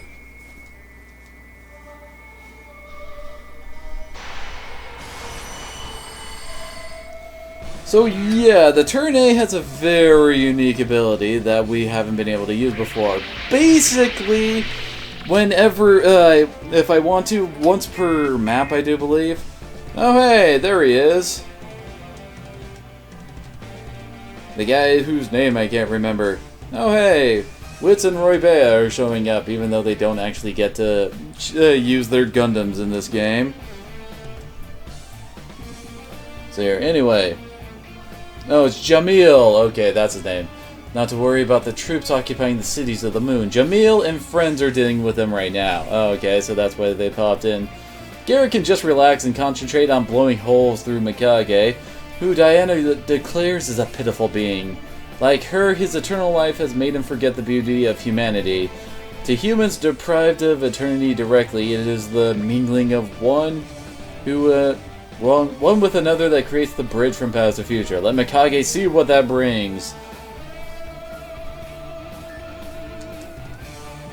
Oh my, we can't even see his HP, although his level is in line with the rest of us. Not entirely certain what that level 9 ability he has, but he's got double turn, of course. Let's see, he's got multi-targeting, guard, prevail level 4, will plus bonus, of course. Let's see. I think he's also got battle spirit for plus 3 will a turn, and I think he's got the immunity to status ailments 1 up too. That's a very interesting map attack he's got, but the damage on it is pretty low. 2,700 really isn't much. Why do they even bother giving this guy friggin' Oh, but it does drain SP, so we gotta watch out for that, I just realized. Why do they even bother giving this guy's weapons energy requirements when he's got friggin' 645? That's pretty crazy. Oh well.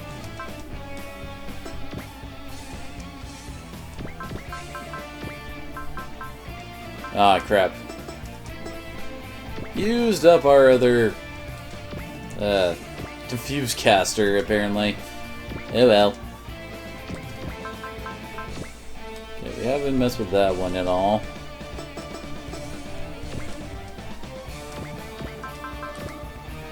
And we haven't touched those guys either.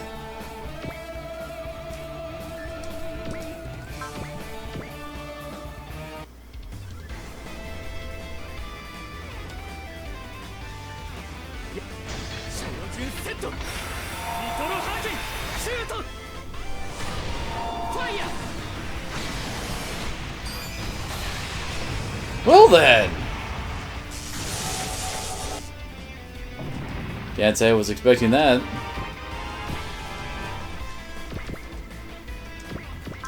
First now we gotta start drawing our entire group over to the left so that we can start fighting Mikage. And we do want to be careful because apparently this guy ditches at 30,000 HP.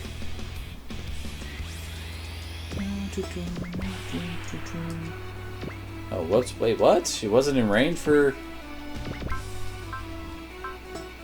Oh, wait, our No, the torpedoes are usable in space. Don't know why it didn't give me the option there.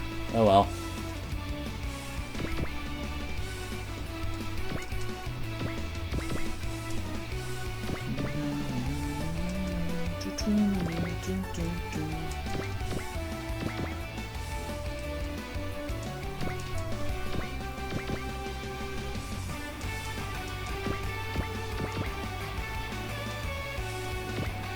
Although now that I think about it, they probably gave him so much energy just because we just unlocked the Moonlight Butterfly effect. Which, now that I think about it, I kind of got interrupted when I was trying to explain what it does.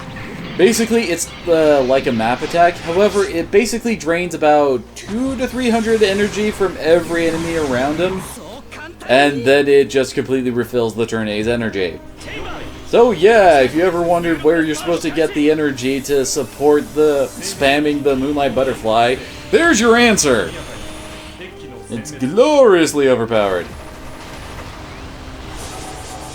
Very nice. That guy's set to die. Probably shouldn't send in Alto to finish it off since he's already got his ace. Dang it. And he's the only one who can act.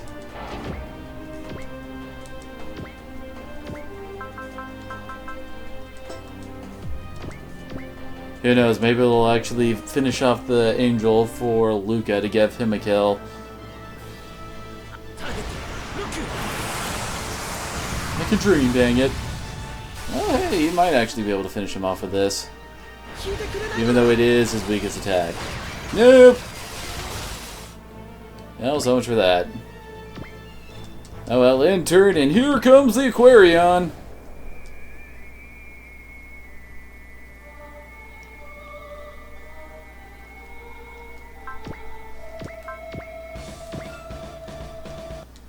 Trying to direct those kills properly. Don't mind the Gunbuster getting more kills. Noriko's ace bonus is actually pretty glorious. As she just told him to talk to the hand. I mean, her ace bonus is basically once she hits 150 will, she casts every friggin' beneficial son of a bitch spirit ability on herself. So she gets stuff like perfect hit, perfect dodge, reduced damage on the next time she gets hit. Oh hey, I don't mind Dankoga getting that kill. Double damage. Actually, she gets. I think she gets both Soul and Valor. She might not, but I think she does. So that first attack will use up the Soul, then the next one will use up the Valor. So she can basically double dip with her double damage.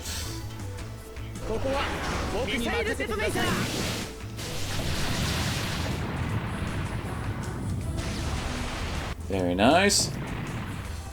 Hell, I think she even gets the friggin' oh, what's the word I'm looking for? The double money and XP ones. Oh yeah, Infinite Palm of the Buddha.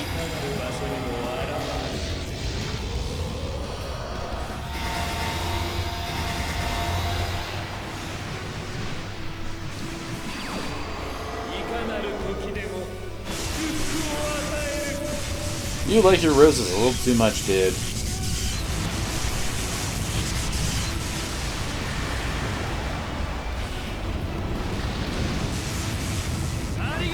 I think that attack actually reduces armor too. Oh crap, we might lose the big O.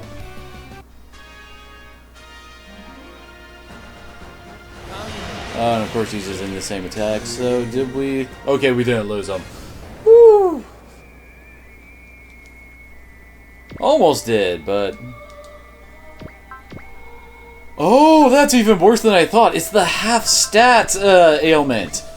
Oh, holy crap, that one is nasty. And it does exactly what it described. It halves all stats of the pilot.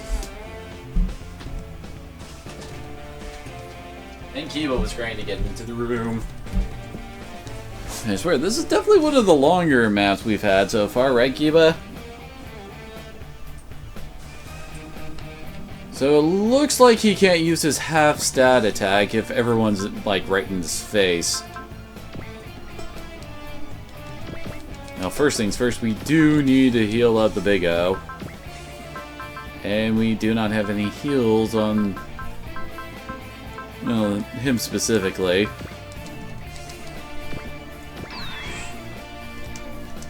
I usually try to see if the pilot has a...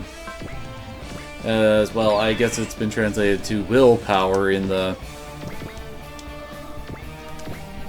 in Moon Dwellers, and good lord, yeah. We'll just sit them over nearby.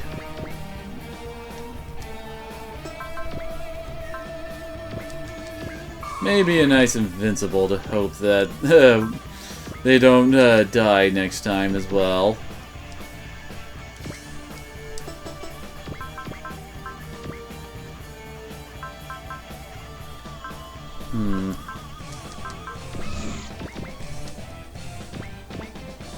Goji actually still has quite a bit of energy left.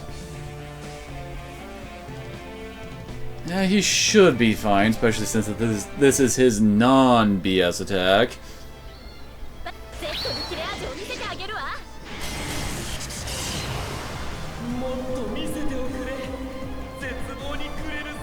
You sound way too happy about that, dude.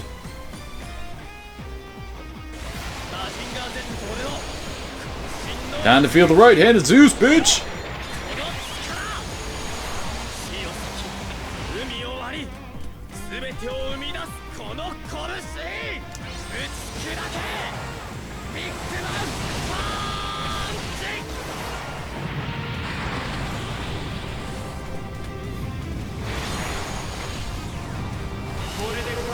Well, it's a start.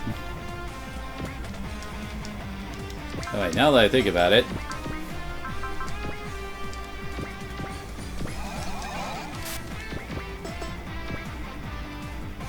Who to give that kill over there to?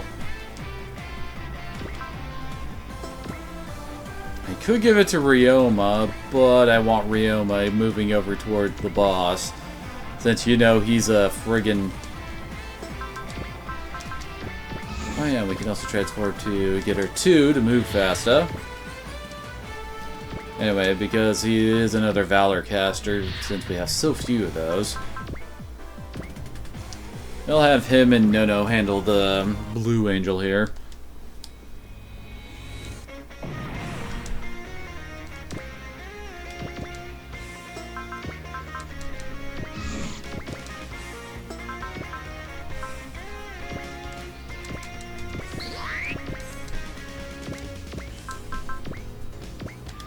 Okay, good. He has very low hit odds when we're actually up in his face.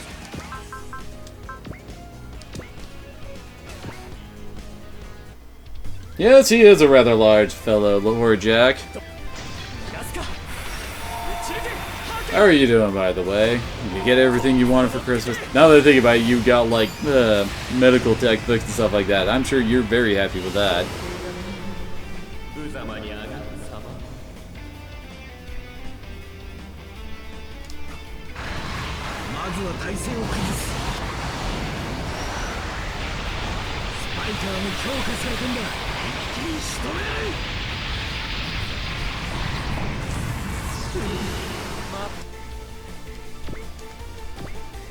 Now that I think about it, maybe I should stop skipping the attack animation so we can see what his close range attack is.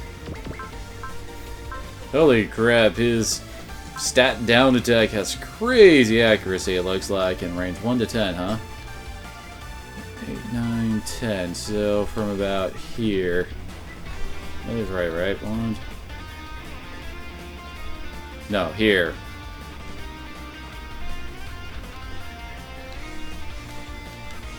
That's where the danger zone starts.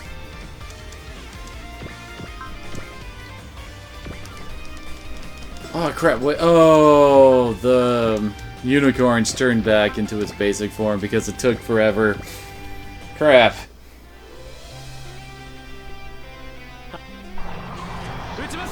Well, that definitely weakens the unicorn for now. Can't wait till whatever event makes it like a permanent thing, so we don't need to worry about a time limit anymore. Good lord, we still can't even see what his HP is.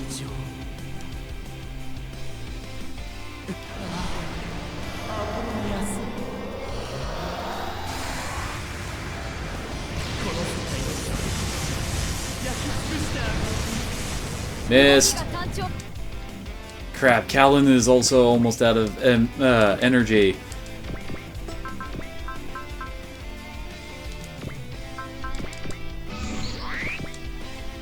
Dang it. He is not out of the danger zone, unfortunately.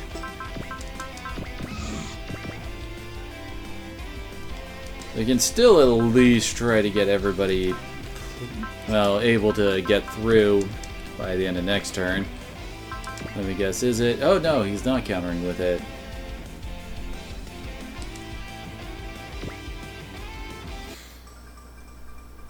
I wonder if the mythical Aquarion could actually get through the Gunbuster's talk to the hand bit.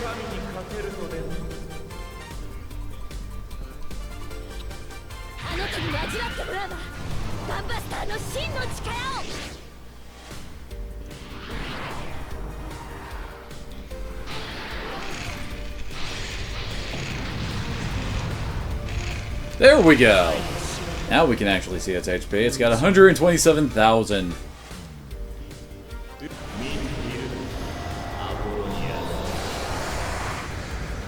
Oh, it actually did get through.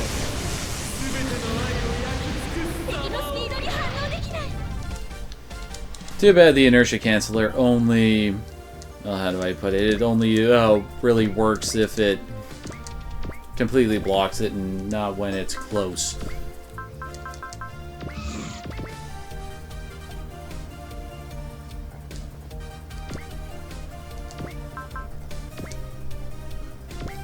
Ah, dang it.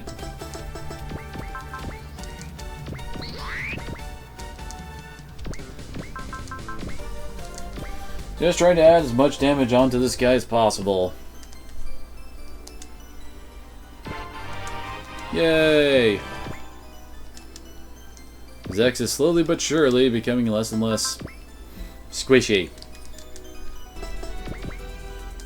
Let's have her wait there, along with Garrett.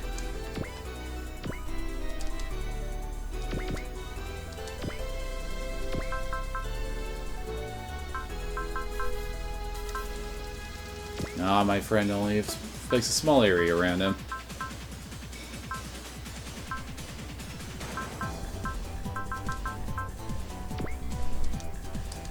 Let's give him a nice try again to boost their stats.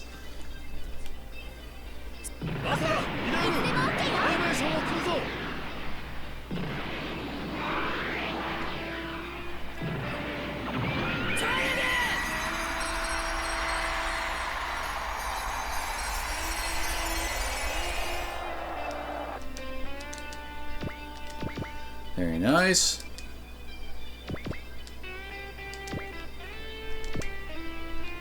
Oh wait, crap, forgot about him. Guess we can let Char just kill it, as we're already moving everybody away. There, Dankoga. Although admittedly, Dankoga is a lot farther away from reaching A status than Char is.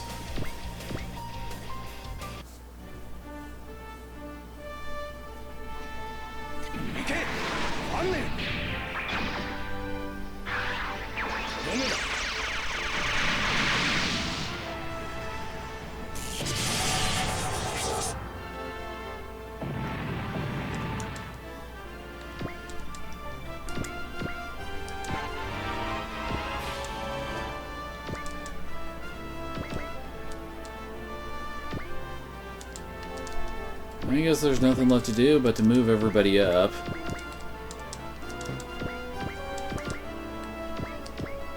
Oh hey, he's got a repair kit on his unit apparently. Completely forgot that he did. Oh boy, here it comes.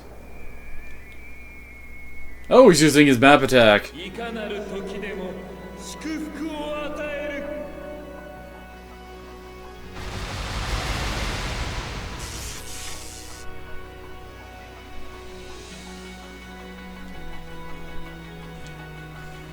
Man, that is not a very accurate attack, is it?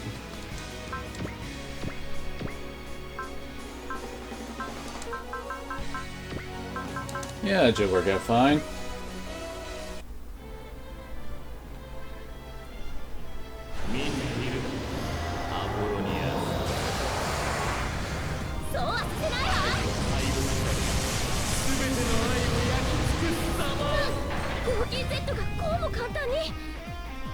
That is a bit of worrying amount of damage, given the fact she was blocking that.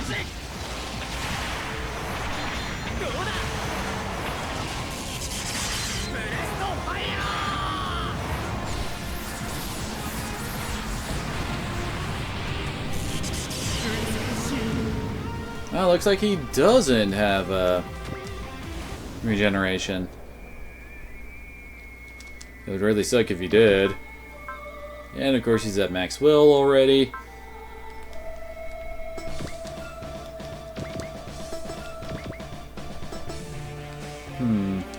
Although we should probably cast another one of these.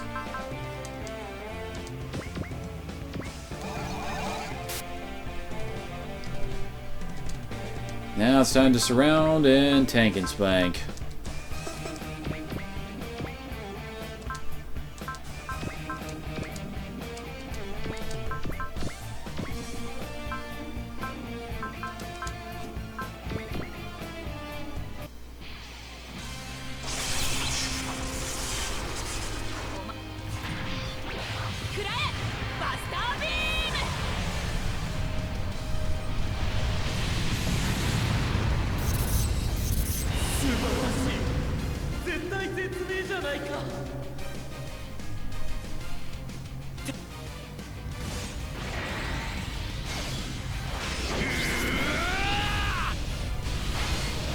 Eat sunglasses, bitch! Drill! Breaker!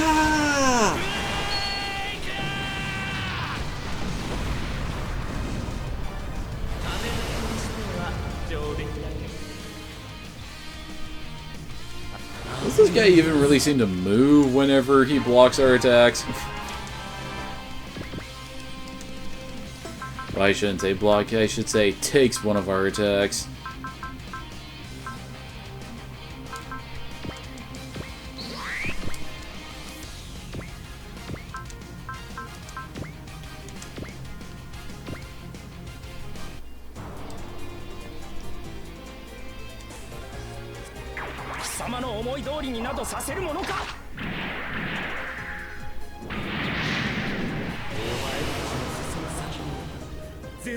Well, he looks a lot more annoyed in that character portrait now.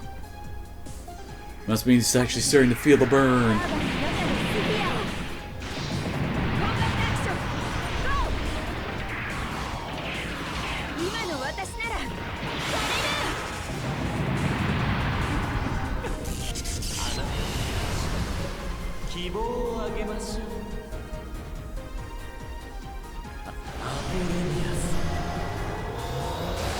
You know, maybe you would aim better if you weren't so busy playing with your rose there, Mikage.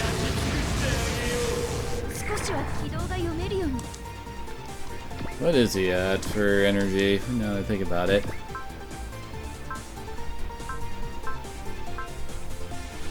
Good lord, the only one that actually takes a decent amount of energy is his map attack at 20. Means we've taken quite a few attacks from him by now. Haha, the Aquarian can outrange you, although... probably cast that. Get our guys back up into a decent state.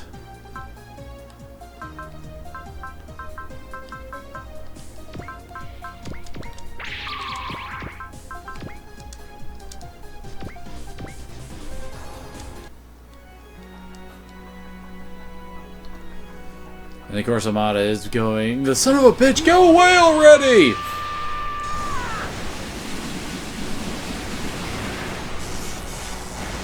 Don't need you and your whole rapey shtick around here.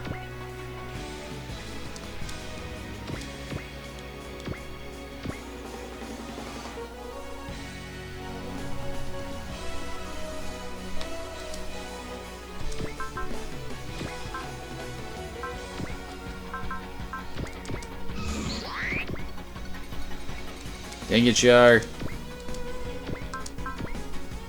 Well, at least he can't hit him back.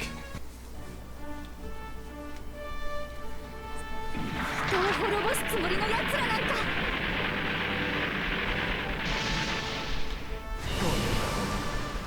私が過去に受けた痛みに比べれば今できる精一杯のことをするだけだ。 Guess that damage isn't that surprising, given the fact that that's Char's weakest attack.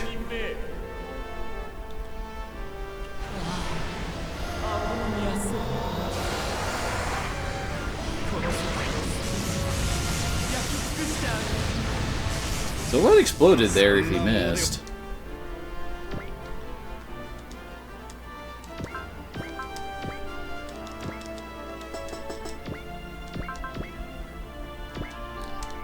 I swear, Hero seems oddly non-dodgy comparatively. I mean, his mobility is at 150. He's got 260 dodge. Admittedly, Shard does have new type level 7 to help him out.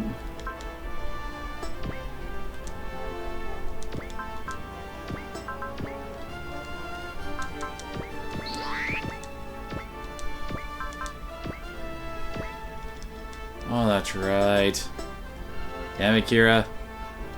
Why do you need a space in order to use your support attack?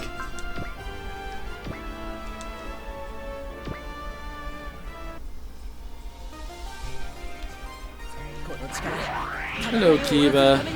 Wait, what the heck is that you got there, buddy?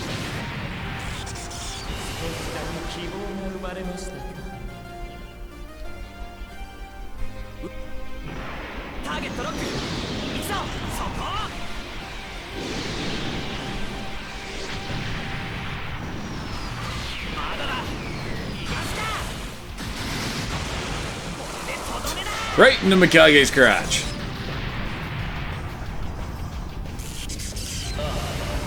Attack is weak point for massive damage.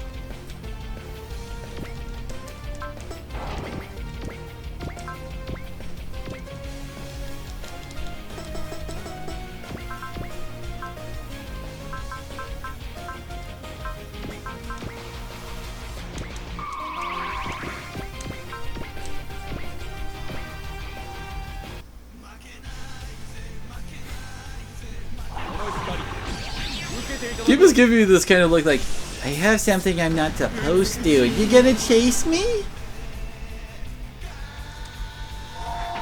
そして破壊する。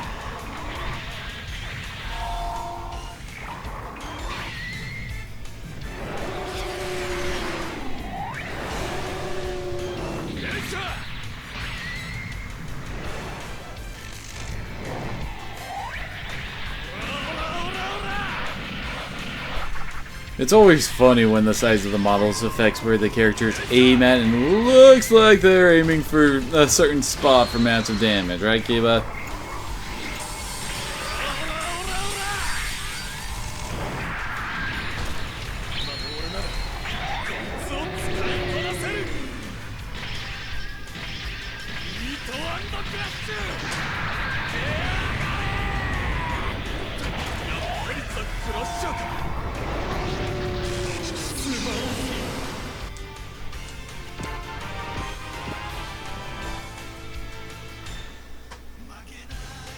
Let's see. Definitely need to get Ryoma in there. And I have to go and stop Kiba, so hold on a second, folks. He's tearing whatever that is up.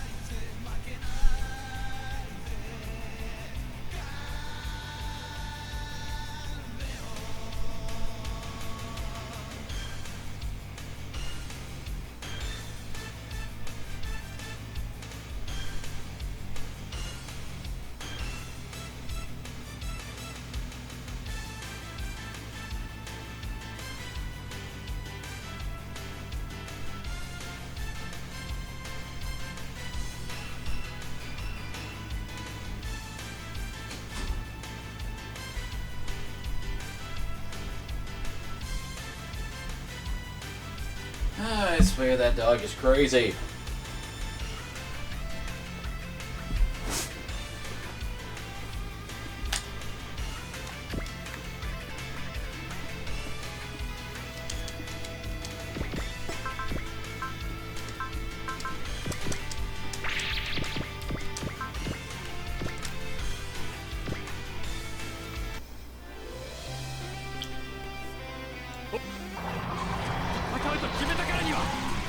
Of course, our damage is now really going to start going down because of good old Prevail kicking in.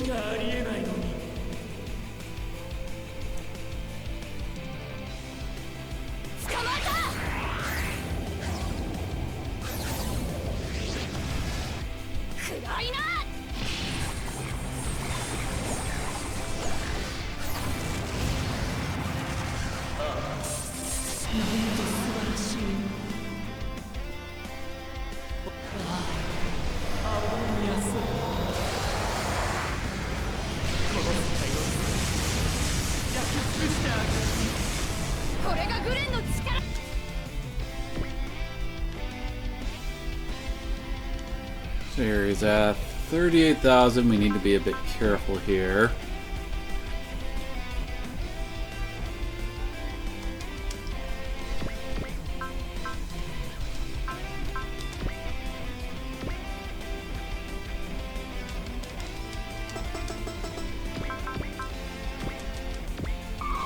Wait, he will still have enough will for... I mean, not will. SP for... Yeah, he has enough for a Valor.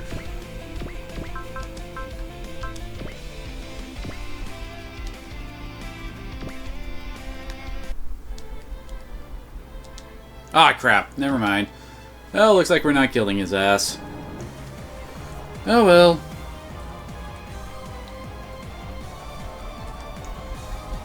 Let's see. Yeah, so as we were fighting him, apparently a herd of space monsters are approaching the Green Earth. And of course we have to go to save the day. Mikage mockingly wishes them the best of luck, seeing as they're oh so ignorant. After we... Oh, wait, well, we haven't left yet.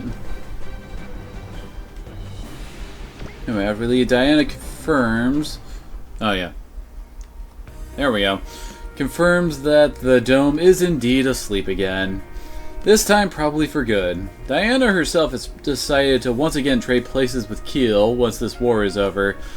The legacy of Chrono in her blood should end with her, and if her precognition about this world achieving true peace comes true, it will have no further need of her, overly long-lived as she is already. Although admittedly, it's... How do I put this? You haven't exactly lived that long, it's just that they stick you in the freezer every time something major... Well, after something major happens. Oh, he's congratulating Callan on her ace bonus. And Callan's probably doing her usual pissed offness routine. And here, AG seems a bit afraid of Lauren and Garrett now that they've both got strategic class weaponry enabled in their Gundams. Fortunately, they're both good kids, and AG is sure they can be trusted to fight for mankind. They even split the whole sail sail quote as a show of goodwill.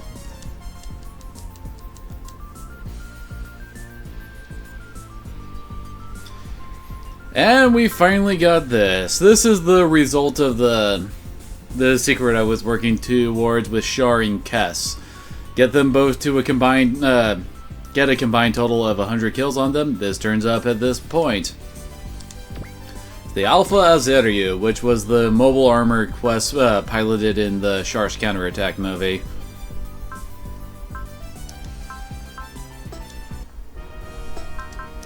So actually, let's take a look at it. Where is it? Aha, there we go. Has one hell of an assist attack, holy crap. And some very nice ranged weaponry too. And of course requires new type for it. Also looks pretty tanky. Heck, why don't we? Well, where is it? There's the Alpha. Let's put Quest in it, because why not? Where'd it go? Oh, there it is.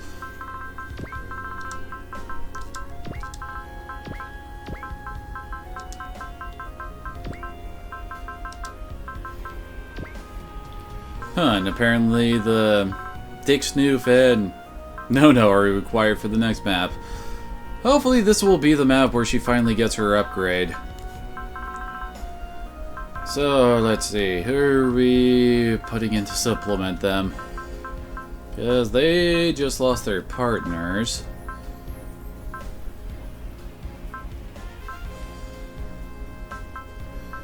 Hell, I could just pair them up to give me a whole nother team to start working with. But who would I have lead it? Well, wait. Actually, yeah, we can do that. Shazam!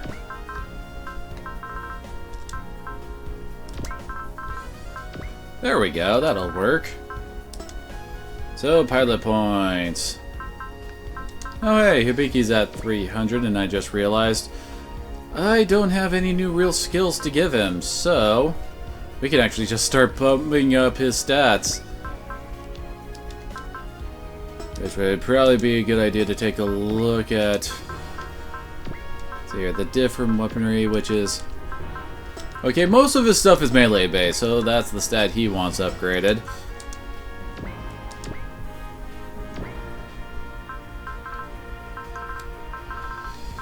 Oh yeah, we can also upgrade his terrain ranking so that, well, his unit does better in each terrain.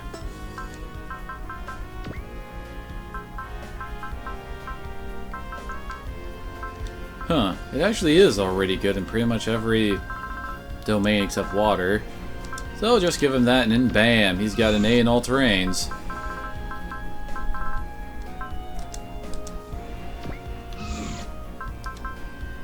And Bonager. Oh, he's like a little bit short of actually getting one of the really good ones. Although I'm not entirely certain which one I want to give him.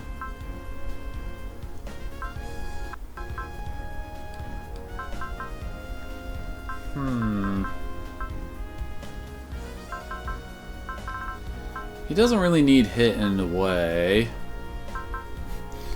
Maybe I should actually start working on pumping up his potential, which is only a level 4. Hell, I could give him support attack. We do kind of need more support attackers, I'd say. So here in Setsuko, she needs 2 more pilot points in order to get 8 energy save, which she kind of needs given how much her ultimate costs. At the moment, she can only use it 5 times before she's completely out. Admittedly, she does have energy regeneration, so she doesn't need to worry about it that much, but still. Oh, okay, he doesn't have enough for more.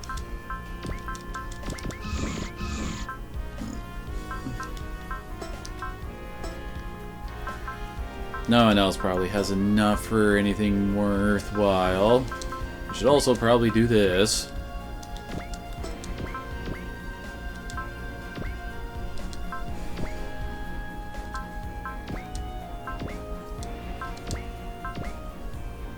Yeah, that'll work. Give a level up to poor Shinji.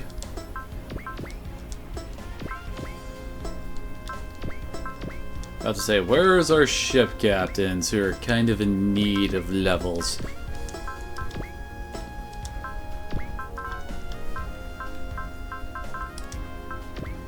Oh, nice. He's gonna get his.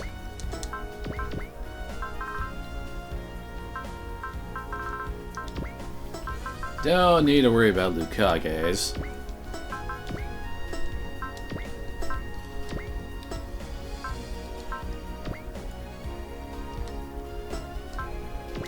Like, dang it, who do I want to work on in the background to try and get, like a ace bonus for, like, New Game Plus or something?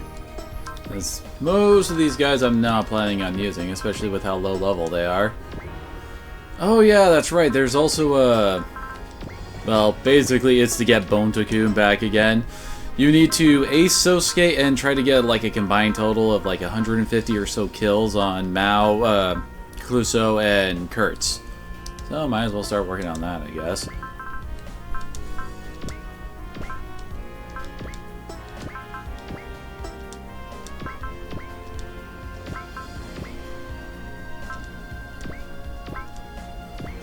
At some point I'll be able to read their names and not have to rely on the character portraits popping up over there to actually do this.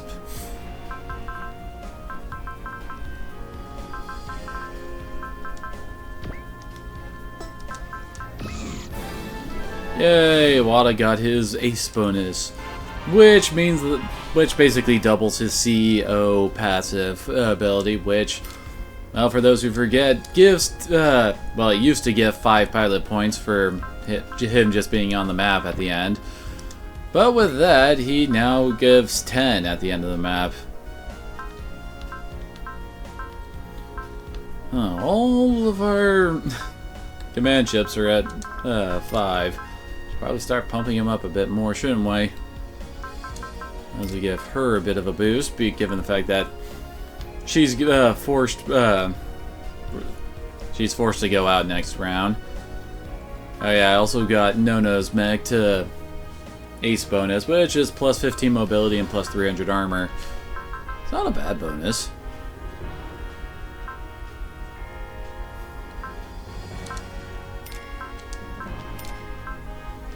As we slowly work on possibly maxing out some of our defensive stats soon-ish.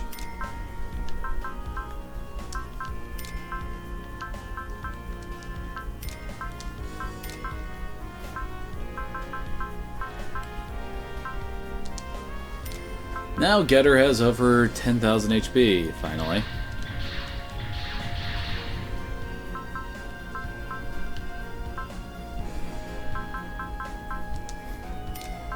Garen Lagann does have oddly low HP for a super, well, at least comparatively.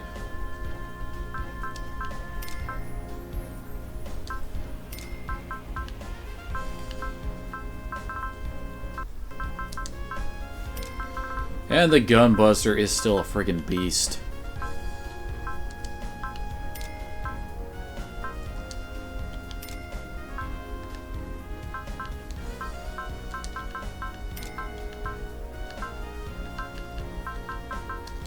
And that's all my money. We did get... our guys are getting much better ratings now. So here, that's an SP recovery item. Ooh. And plus 10 will at the start, and yeah, that's an F-Bomber disc. It basically just gives a unit the Fighting Spirit passive, which gives plus 3 will every turn.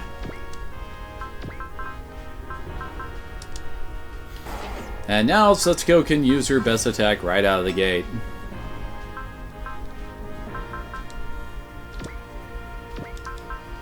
Actually, where is Hero? I'm pretty sure Hero... yeah, he does not have any will boosting skills out of dodge. So let's actually give him the Bomber disc.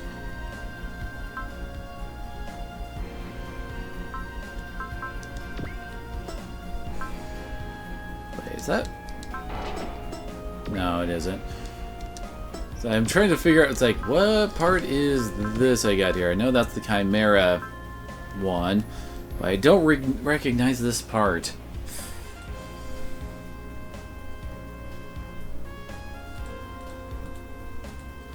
And apparently I haven't thought of putting it on anybody just yet. Here we go, parts. Oh, it's Ranka's disc. It multiplies the chips earned by 50% when defeating an enemy unit, does not stack with other parts. Should probably at least give it to somebody, you know?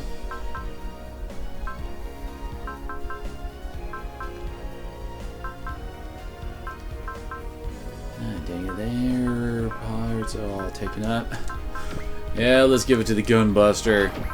Lord knows she pub stomps anybody.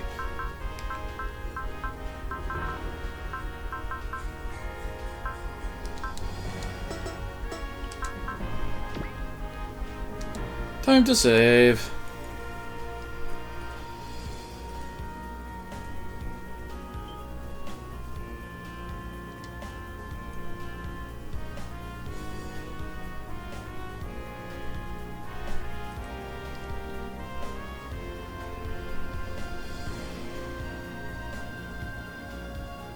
Oh my.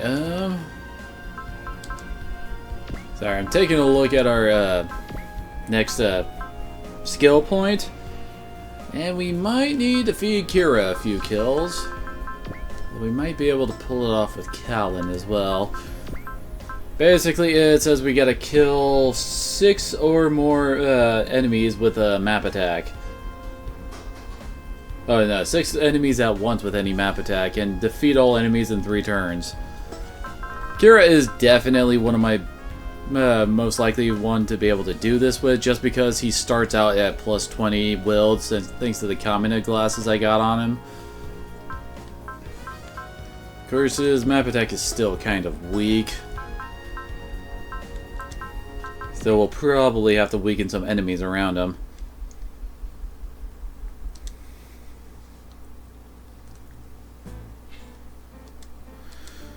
So apparently Nono has decided of her own volition to stay on the moon and root for the rest of the team. The fact is she doesn't have a buster machine of her own, and it's quite likely she'd just be in the way against a full-scale space monster assault. Still, this is quite an about-face from her previous bravado, and Lauk probably feels Nono's absence more poignantly than anyone else.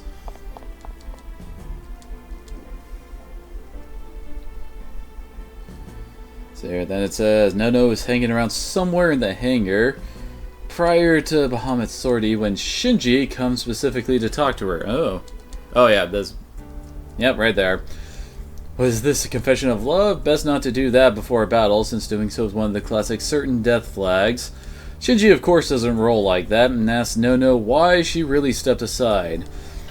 It's the lack of a buster machine, and not in the sense of, I can't fight if I don't have my Ava type nonsense.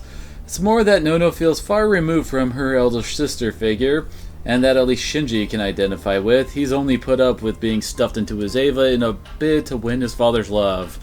Now to make Daddy love me! That's twisted, and Shinji knows it. Once upon a time, he had resolved to fight even without an Ava as a member of Bahamut, and he wonders if Nono's got any of that spirit in her.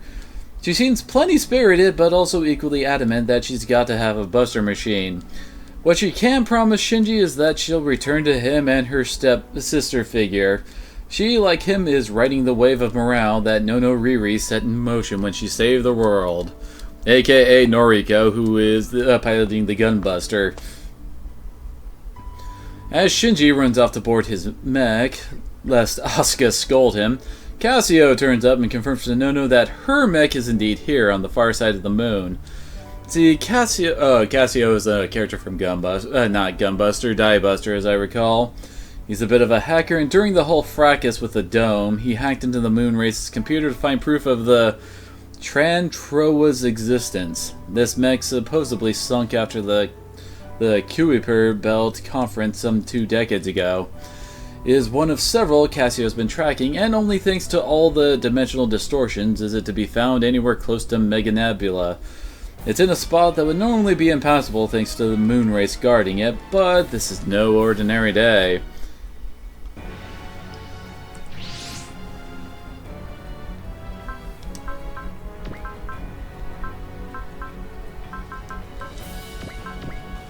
Yeah, let's go with these guys. Apparently, we're gonna have to deal with invaders here, aren't we?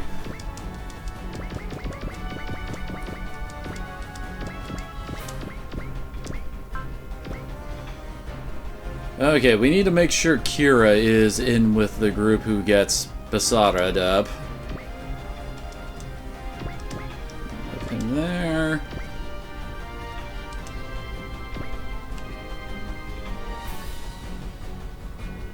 See, our Aquarion's in there. Yeah, looks like all of our major characters with what's the word I'm looking for? Will based son of a bitch. Will based systems that activate. Oh, and there's Lauk hanging up out there. Anyway, maybe it's best that Nono is not here. Lauk reasons if she can't become like her Nono Riri, Nono seemingly won't be satisfied. Nicola notes that a reliable source has indicated that this world is showing signs of the same powers that the Topless have in his world. But are they age limited like his world too? Char's heard all about this from his sources, and although the team won't press the Topless on this delicate topic, it's clearly relevant to everyone's interests. Indeed, Char's mere mention of it seems to... Well, hello there, Wicked Dragons, holy crap. Also, thanks to Bionic Blue for the host. Anyway, Char's mere mention of it seems to zero to be an attempt to provoke Nicola and divulging a little more of his secrets. A very adult stratagem indeed.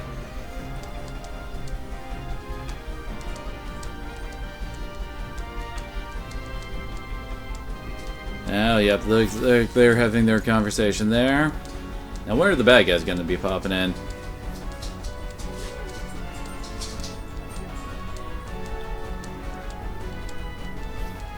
Holy crap, this is a lot longer conversation. Oh, there we go. The space monsters are here. Now, there are quite a few of them. There. In any case, the space monsters turn up in considerable numbers, showing no signs of being able to be reasoned with. Malk rushes out in front, thinking that if not for these bastards, she could be with Nono forever, and the other pilots can do little but try to support her from behind. Yeah, she rushes in like a dumbass. So, we got 3 turns to kill everything here, and we need to make sure we get at least 6 kills with a map attack. Which could be a bit of a problem, but thankfully we do in fact have Kira hanging out over here. Actually, before this, okay, let's see. Oh yeah. Oh wait, we don't need Axel, that's right. And get a Confuse off. Now we can really start raising everybody's spirits with this.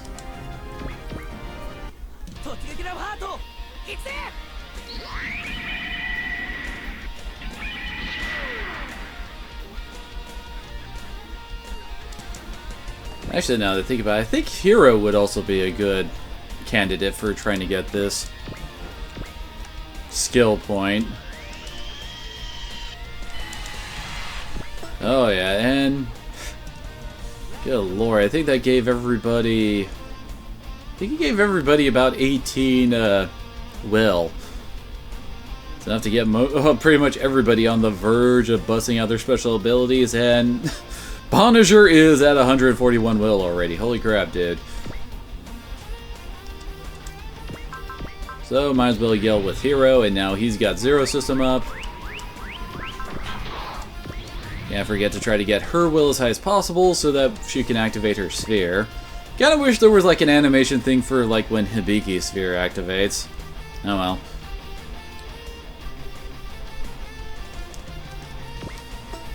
And she's basically at base will, which is not exactly a good thing for her.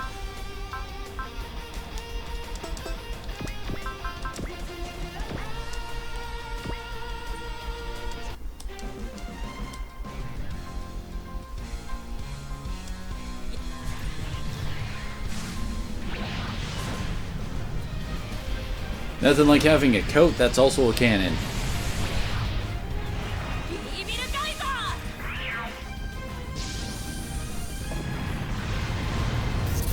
And good job attacking with your butt there.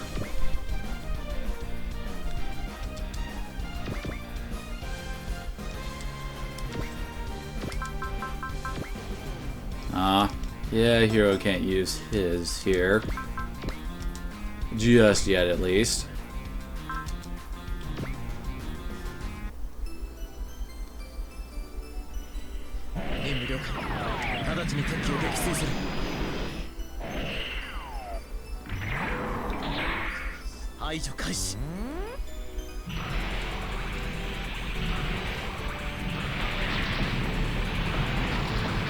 Yeah, I love how Hero's map attack is also a normal attack for him.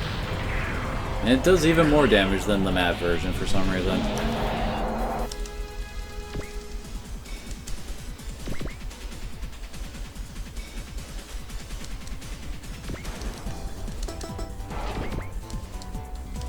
Oh hey, Kirei can actually attack from this range.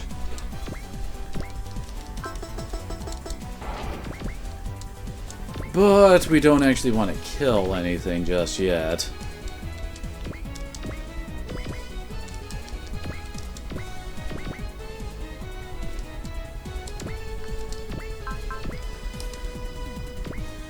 Or do I? It's like, it's so rare for a ship captain to actually get some friggin' kills, so it's like, take them when you can. 魚雷発射管扉を開放 Fire the space torpedoes! Well, that didn't actually kill it. Okay, then.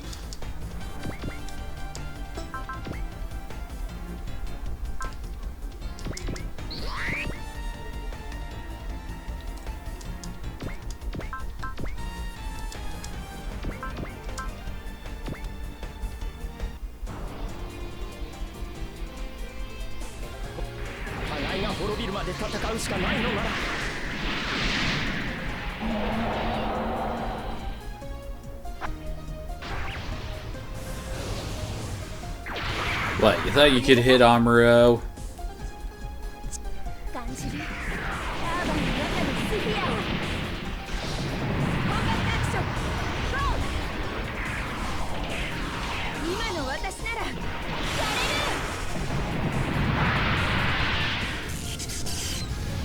So close to a one-shot.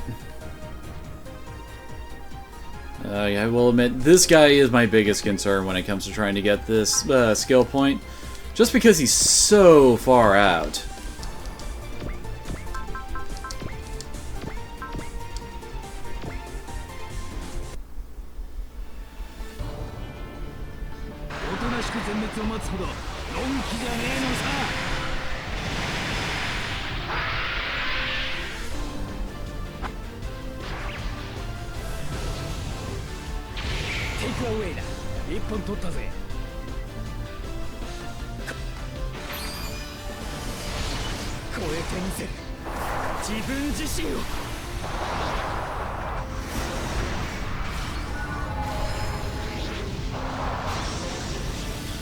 Nothing like some boomerang blade actions there to catch an enemy on a spinning greatsword, and then just combo him around the sword a few times.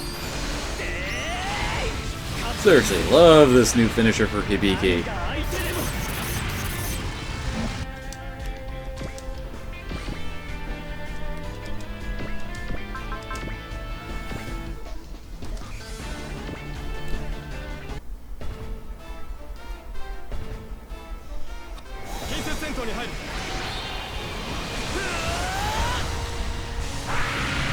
Ah, he did kill it. I thought he would leave it barely alive, but no, he had to go and finish it off. Dang it, why do you have to be so competent, Setsuna?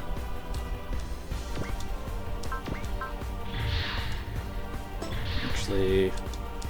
Wait, have we hit this one? Yeah, we have. Never mind.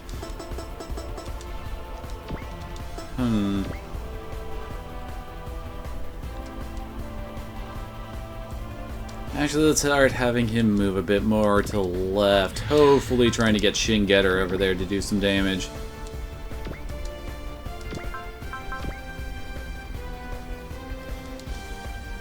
Dang it. Only ones left up there are guys that I'm purposely leaving unkilled.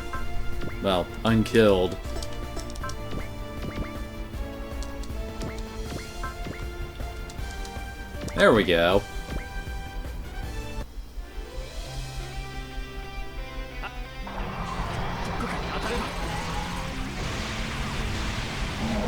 Man, these guys are kind of weak. Either that or it's the insane morale Bonager has that's letting him finish him off so well. Well then! Damn it, Callan, why do you have to be so good at your job?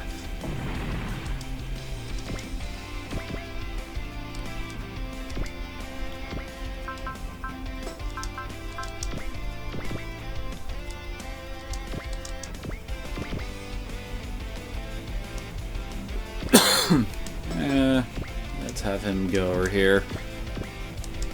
Whoops. Do not need to transform him up. No.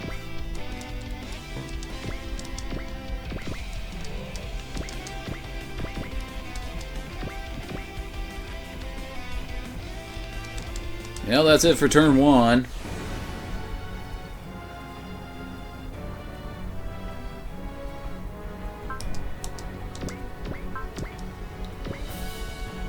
Pretty sure Katsuki won't kill it.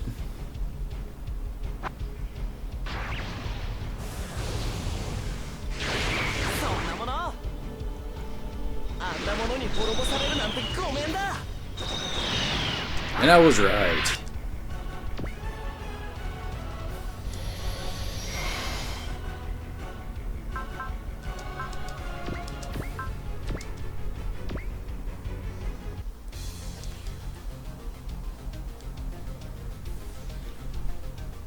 Oh, that's right. He has no close range attacks. Damn it.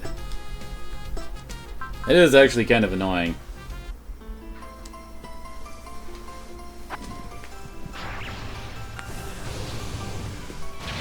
僕だってこのくらい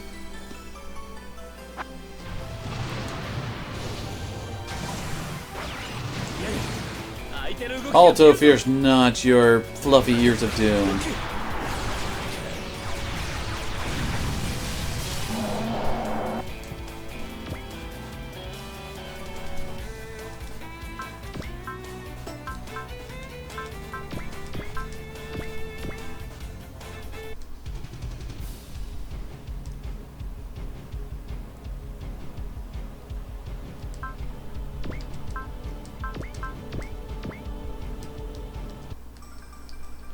Now, of course, Noriko has some words to say about the space monster, since they're kind of the villains from her series.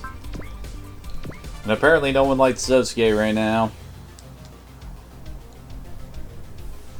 Really, I'm not really a fan of the fact that he doesn't have his,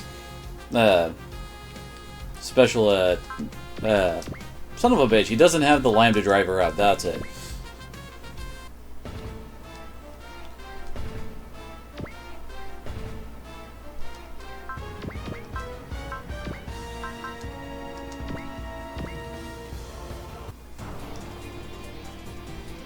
She shouldn't kill both of them with this. Although, nice butt laser there. 動きの3手先まで読めば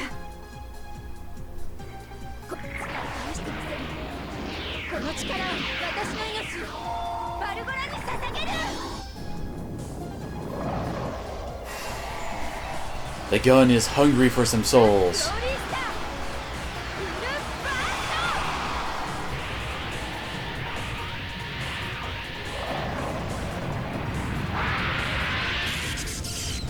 Ooh! Oh, that other one almost dead.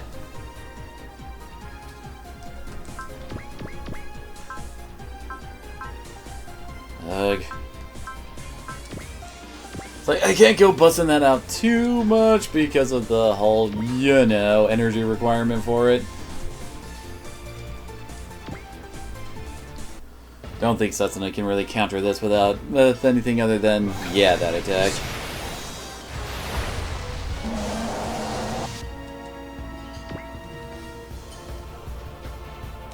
And okay then.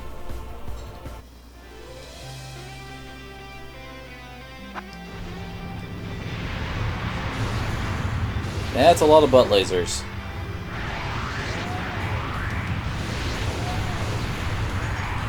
And they can't touch that.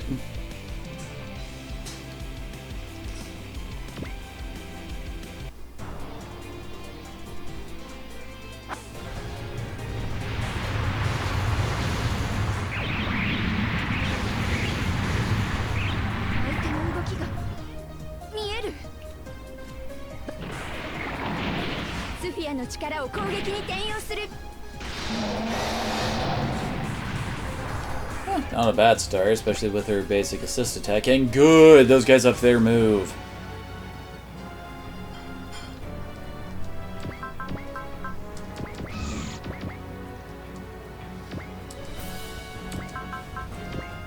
Okay, so he can map these guys. Looks like he can guarantee kill 4, maybe 5. So we need to weaken that other guy hanging out over there. And we can also get Koji, Hibiki, Alto, and good old Ryoma some will too.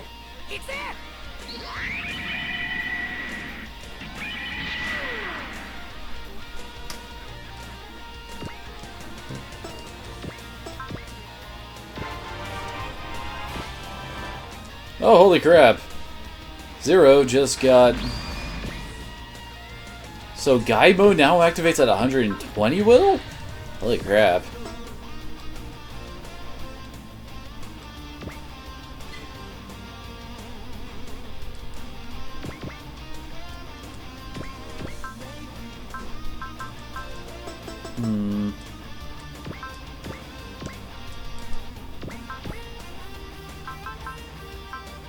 So, what is his support with? Oh no, wait, it's with his normal support attack. Never mind.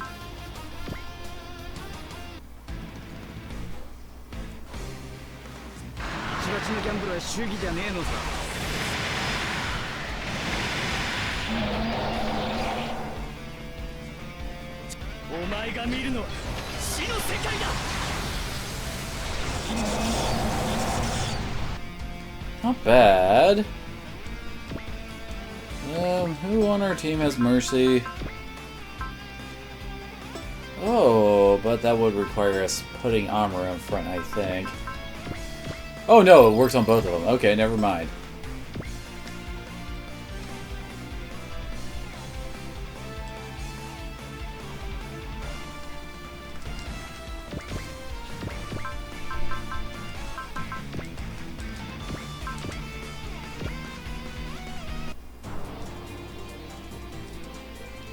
There we go. Okay, I think we're in the perfect spot for him to go nuts.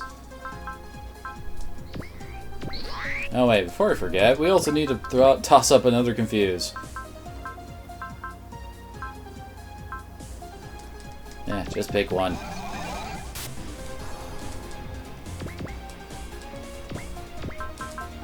No, that one.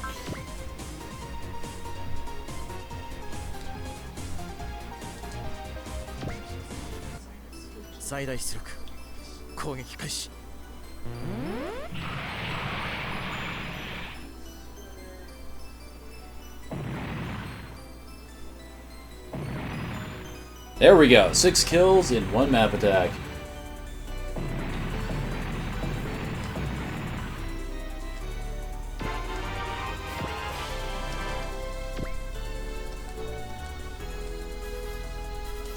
Well, it looked like it was supposed to be them saying good job, but Zero looked kinda pissed.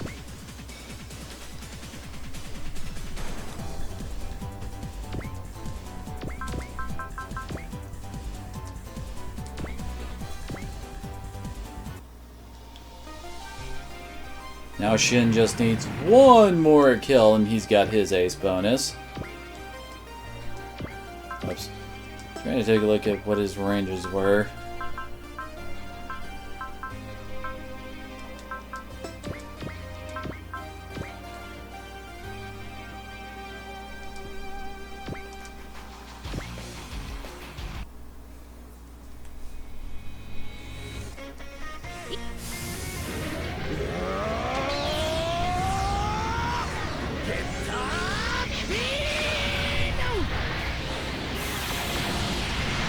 That is a very big getter beam.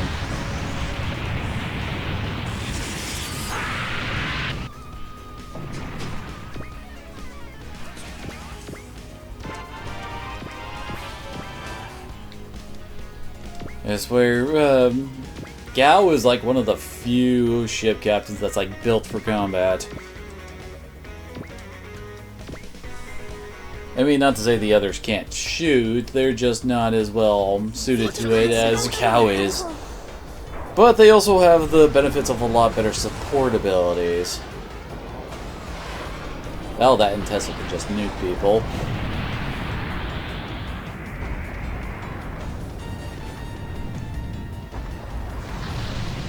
Very nice.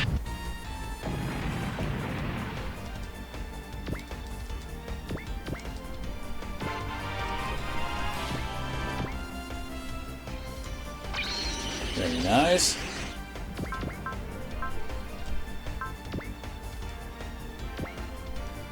think she can handle that.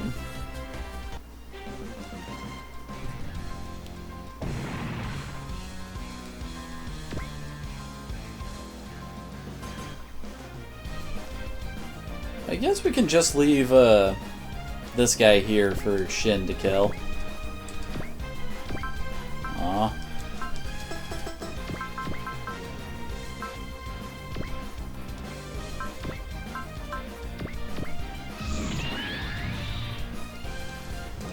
Dan Koganova, Mexico!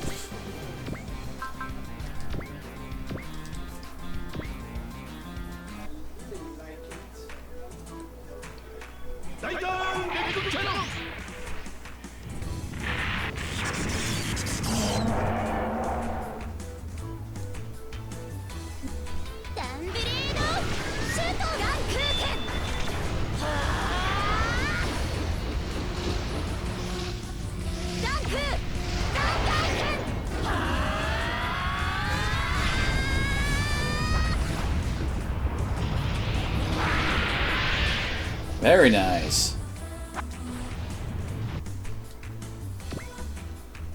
Now who do we run up there to finish it off?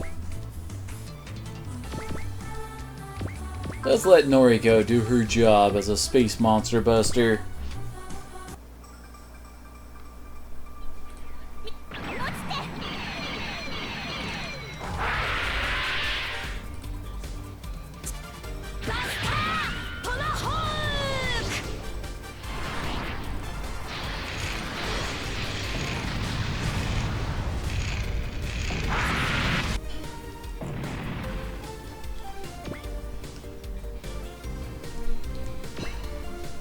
Alright, let's finish up killing all these space monsters, because Kiba is giving me the eye.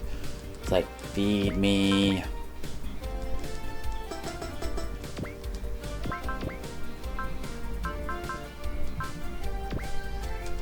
And now we can see the Alpha Zeru actually, you know, shoot something.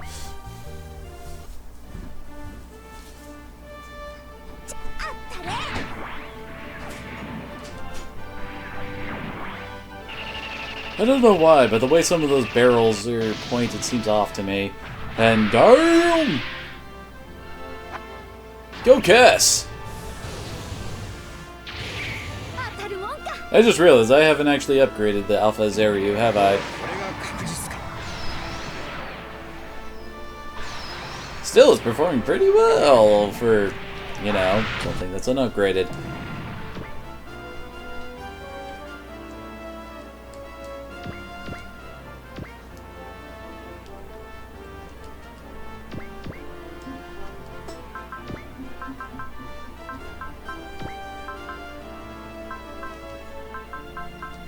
There we go.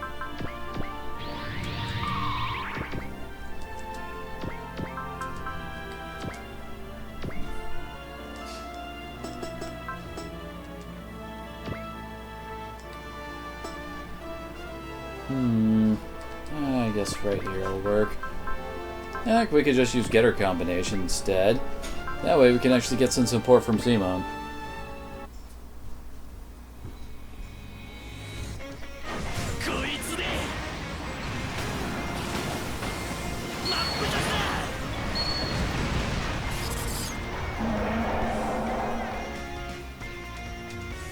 Open cat!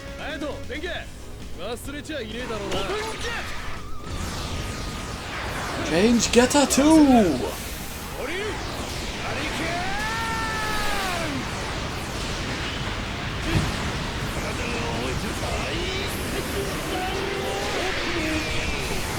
Love this attack.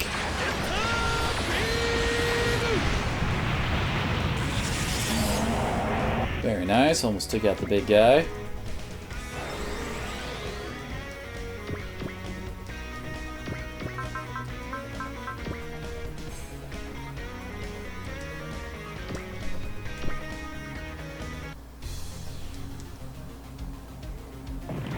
Oh hey, did get both of them, nice.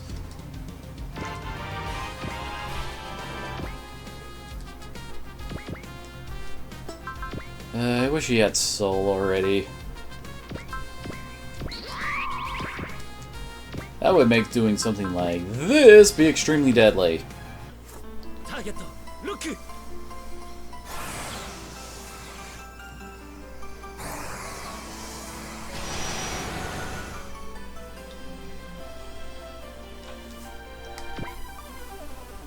Now all the space monsters are basically heavily weakened.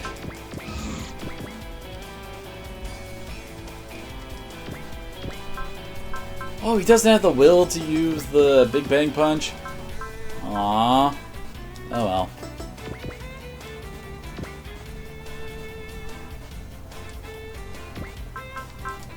I guess all we can do is Rocket Punch this guy.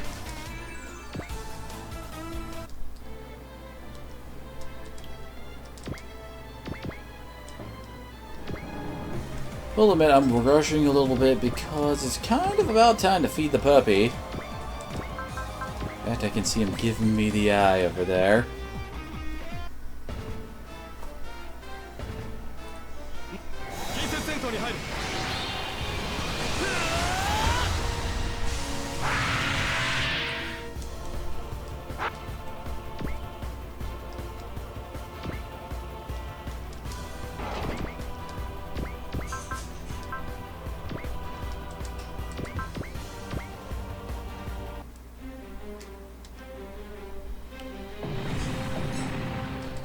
It's about what I expected.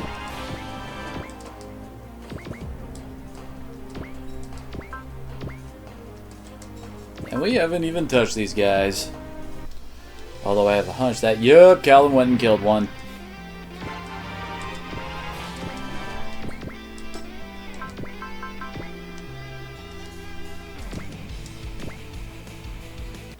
Now to punch a space monster around the world and cut it in half.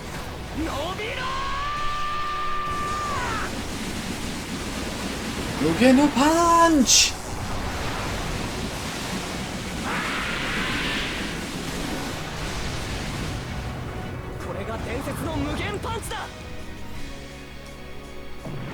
I think you just said there, that's the power of the Mugen Punch!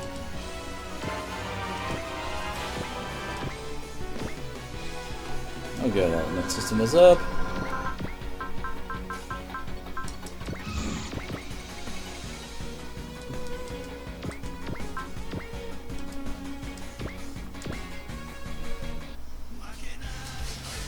Poor Rand, I think he's probably I think he's the most behind of all the air quotes main characters when it comes to kills. Yeah, he is. End of turn 2. That one moved without attacking anybody. Wonder why. Well, this will be an easy kill for Setsuko. He's 7 away from hers, and really, dude? I had you slated to be killed by Shin.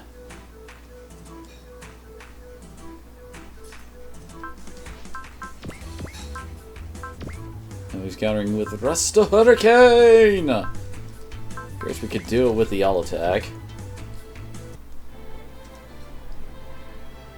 Yep, that's about what I expected.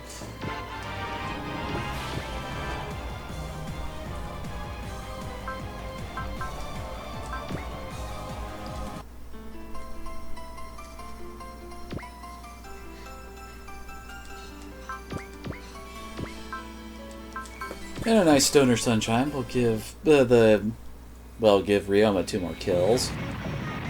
He's 4 away from reaching his full potential.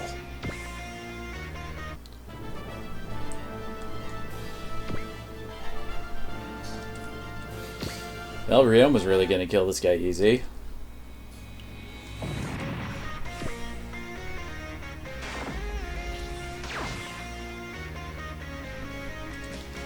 Oh, that's all you can counter with. That's all you can counter with.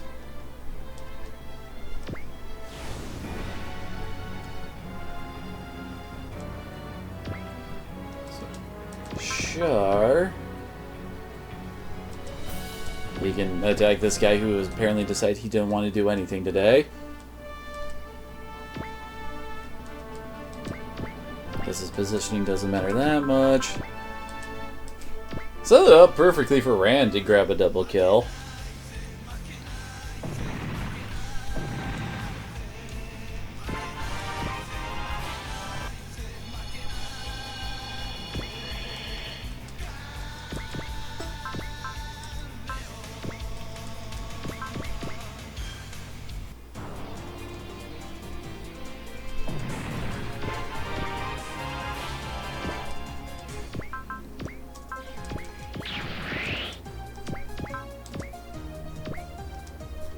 This should finish him off. And I was right. Now Ryoma is 2 kills away from his bonus, and it's a glorious bonus of that.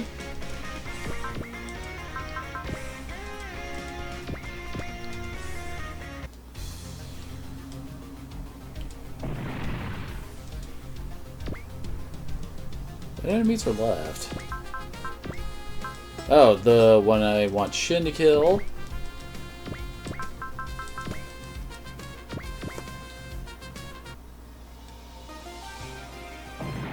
Bam!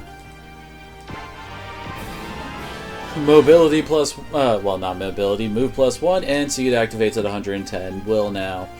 So yeah, that's gonna be kind of glorious. How close to death is he? He's actually very close to death.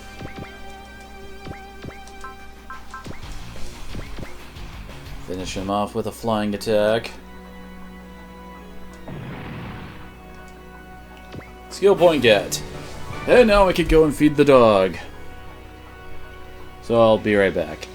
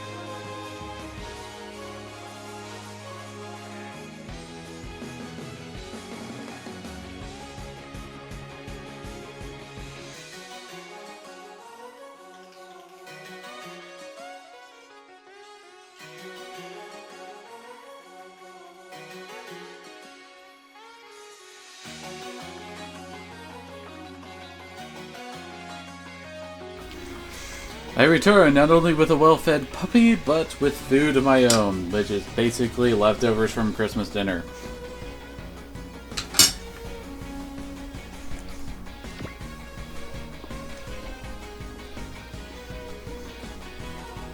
Now, of course, this map isn't done yet.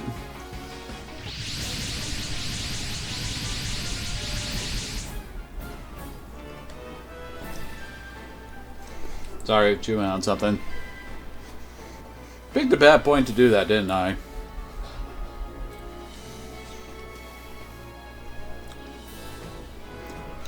Anyway, the second enemy wave has the topless Buster machines trembling in fear for some reason. As even more space monsters pour in. Could it be they finally decided to attack the solar system en masse?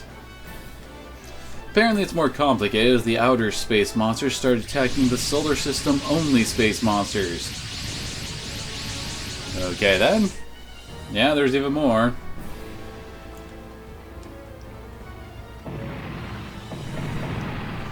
So we're in a total monster mash now.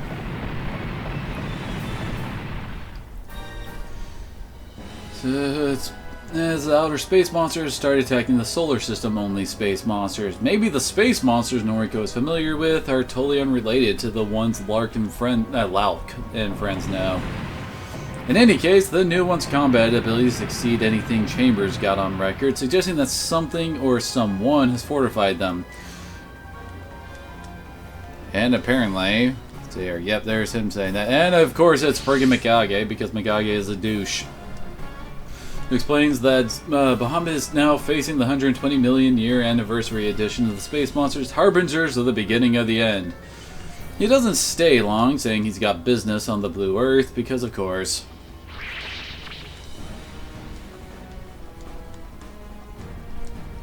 Now the question is, oh, okay, yeah, we do continue here. It doesn't get the other part of the in-stage translation.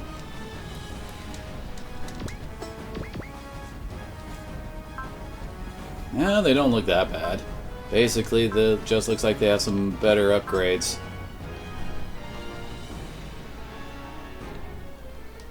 Looks like poor Char is going to be taking the brunt of it. Good thing we actually have a Confused we can let off here.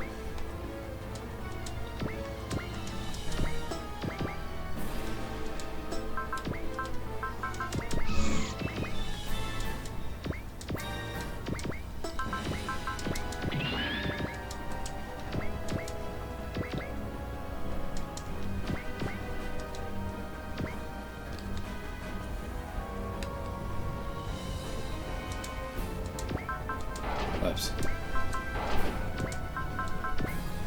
There we go. Now we're in Dominion Ray. And Hero is almost at 200 will.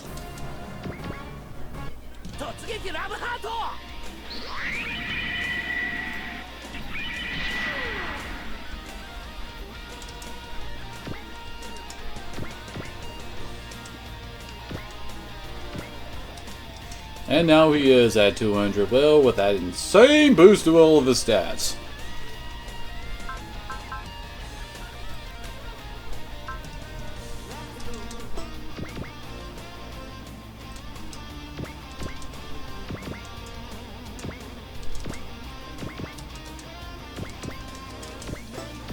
Figure we'll just spend this turn making a defensive line.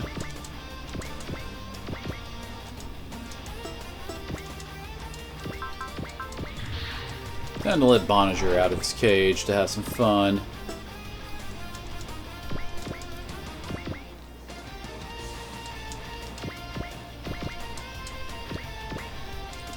And let's have Alto drop back because he has gotten his ace bonus.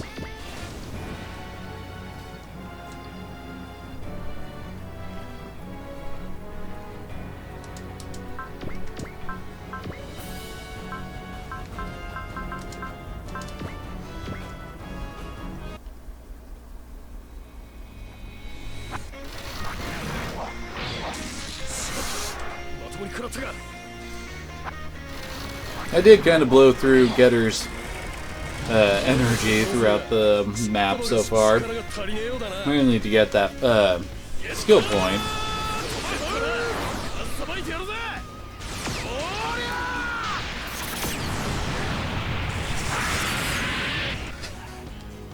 Not to say that Ryoma doesn't still kick ass.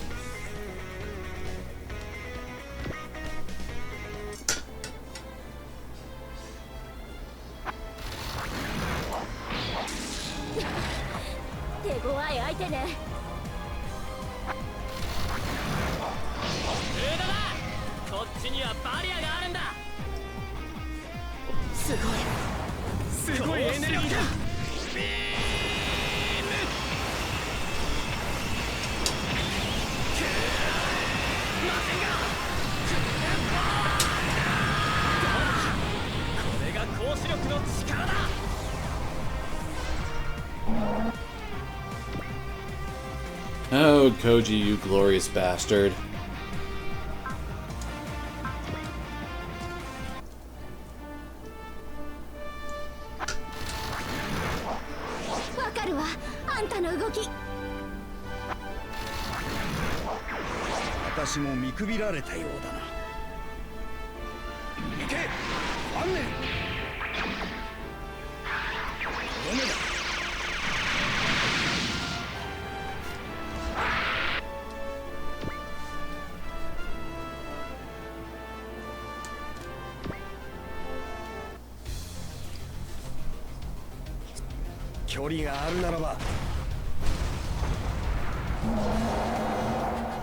Nothing like hunting giant space bugs with a shotgun in space.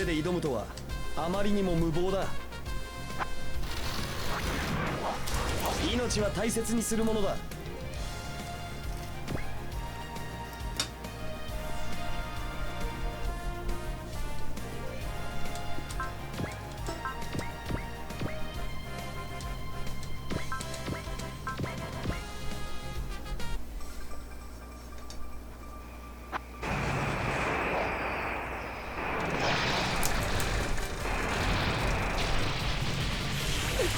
Ow.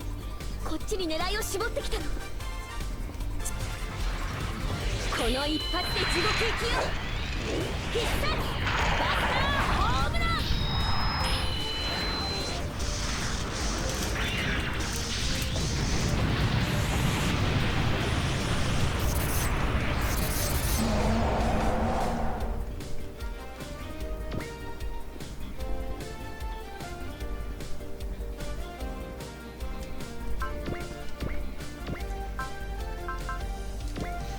Finally, the southern ones have decided to move.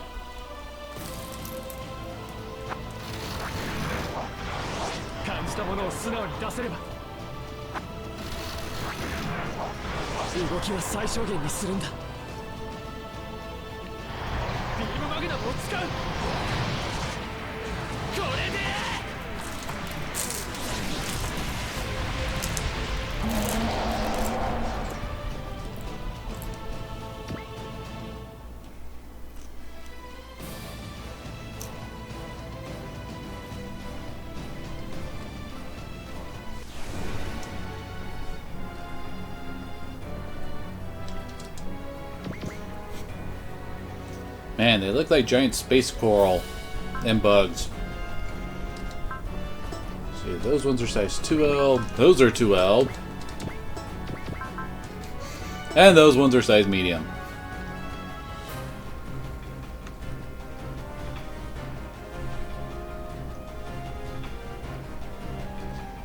Just checking to see who around here needs some will. And not many, apparently. Now I can show this off. Or not, since he doesn't have the will for it. Crap.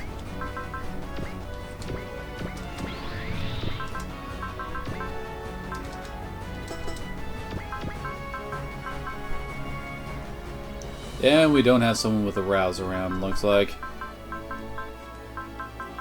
Dang it!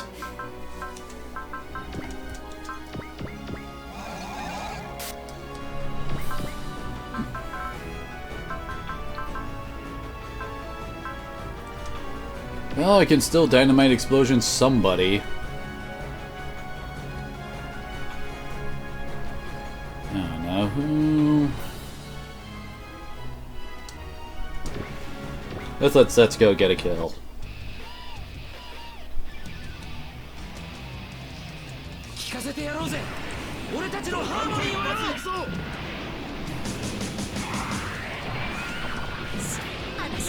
できた。ダイナマイトエクスプロージョン。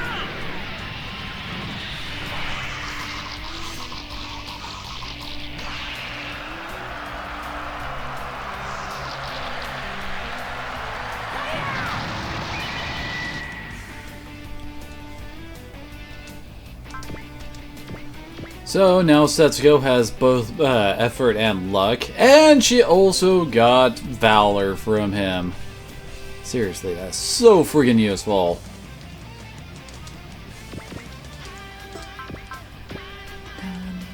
Explosion.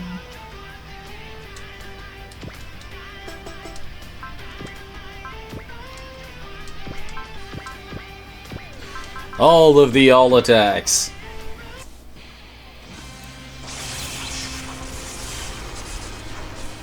仕掛けるぞ。そこだ。 This is a bad day to be a space monster, I'd say. 落ちよう。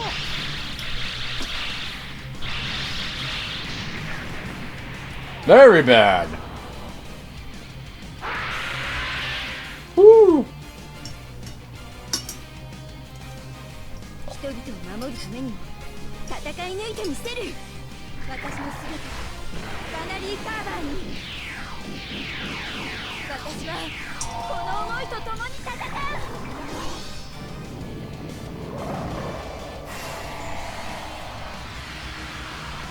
ザ・グローリースターフルバースター。 So how much damage is this one gonna do, I wonder?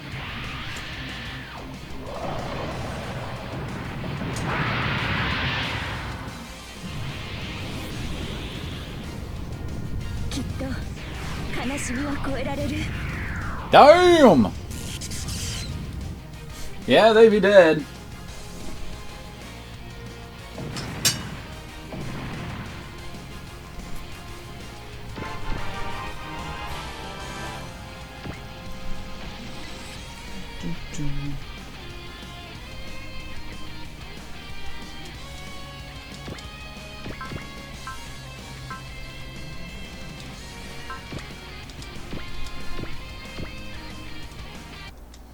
Ryoma may be low on energy, but he can still possibly get that last bit of kills for himself.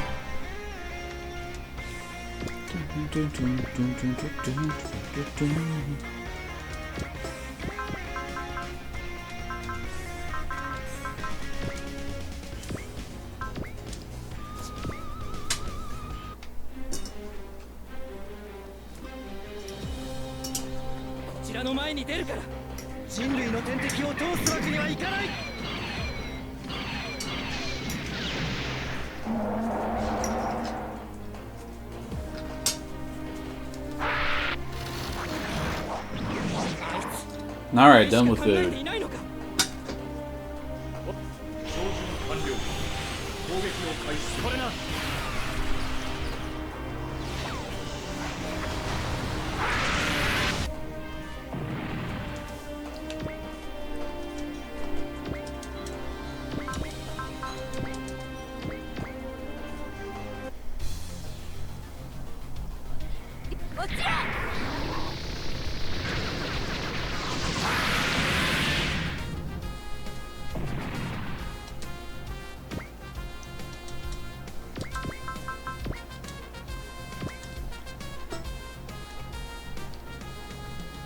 Oh, there we go.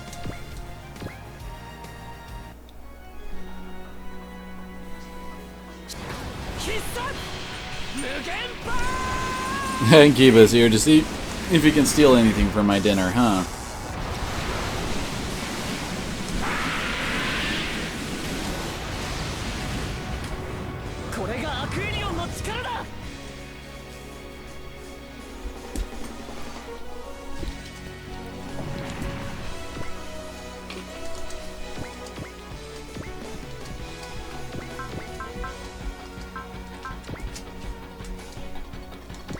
Kinda don't want to do that with Gao since we're not really using him that much.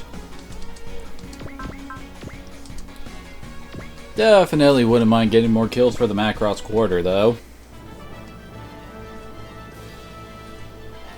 And, what's his ace bonus? Son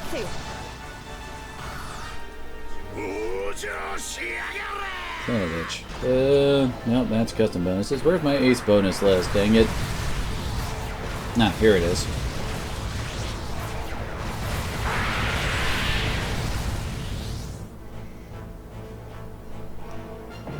Oh. Every unit within the command R of the quarter will get plus 15 accuracy. Sounds like it could be helpful in some of the more dodgy enemy situations that we have ran into in the past.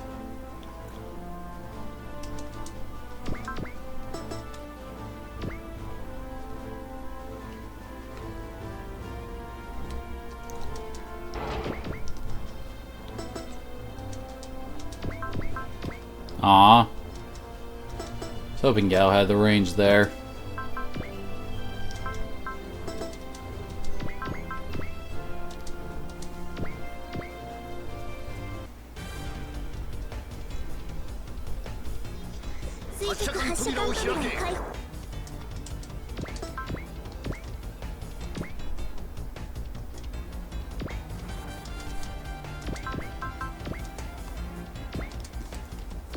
It should kill them both.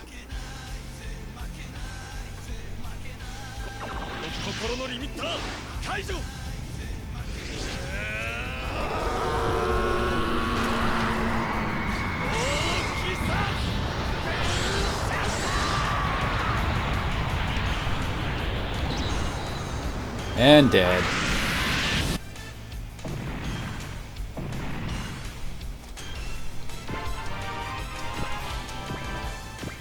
Uh-oh.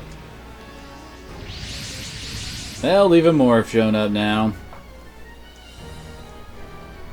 Let's see, here we go. While Locke gets increasingly frustrated at all the bad guys, Cassio and Nono eventually find Trent Troa on the surface of the moon. Yeah, the Lucerus. Apparently this was once Cassio's own mech, serving him well before he, capital F, finished. I forgot to mention this, when the Die Buster characters, they can only be do the whole psychic topless mech pilot thing, as long as they're like under the age of 21, I think, and then they lose all their powers and become normal. And that's why they're it's called finished with a capital F. In fact, Cassio's own experience piloting a Buster machine was a bad one. It imprisoned his heart, and he would spare Nono that pain if he could. In fact, he's only been pretending to be finished. In fact, he's still a topless, and both he and Locke want something other than a life of combat for Nono. They need Buster machines to make a difference in life, but Nono is different. Oh my, that face. Unfortunately, despite Cassio's best efforts, nothing actually happens to his mech. Maybe he's finished after all? Meanwhile, Nono somehow senses her elder sister on the other side of the moon, no less, calling for her help, and then she vanishes from Cassio's sight.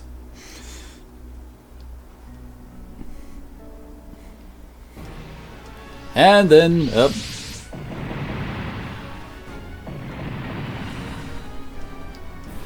And here she comes to save the day. Apparently she's capable of warping all by herself, declaring that her bond with Locke knows no spatial boundaries anymore. She is apparently Buster Machine number 7, and has known for some time that this whole fight isn't about having a Buster Machine or not. Nobody who has to depend on a Buster Machine could reach the top, an honor reserved only for those who believe in themselves. The real Nono really surely has a Buster Machine within her heart.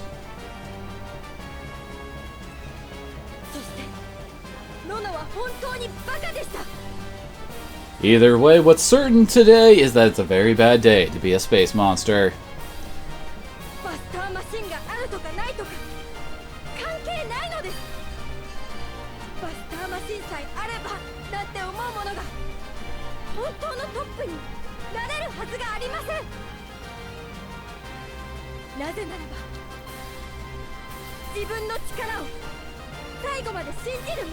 Man, this is a long speech she's given.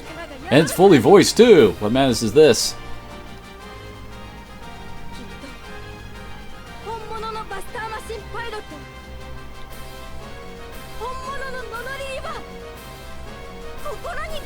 Now that's probably saying, you need a Buster Machine in your heart!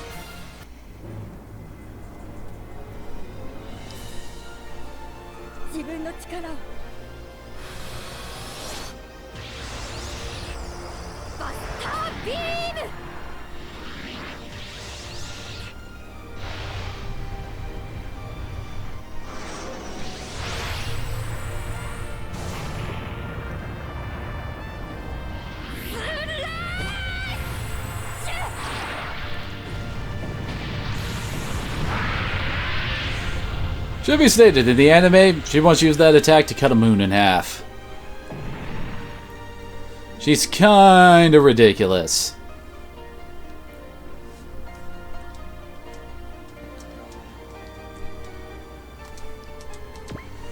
So, Buster Machine number 7.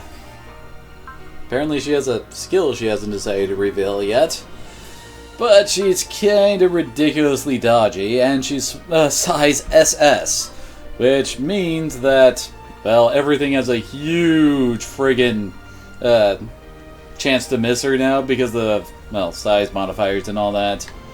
And SS is pretty massive, and all of her attacks has ignore size difference. So it's not like it matters how small she is in comparison to everything she fights. I wonder which attack she was using there, though. Although we still apparently have to deal with all 4 of those guys that have just popped in.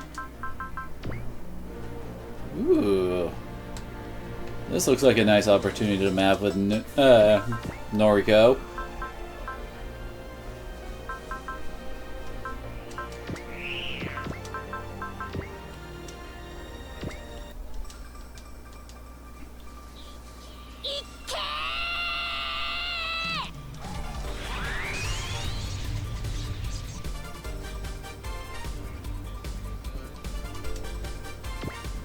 Well, that really weakened all of them, it looked like.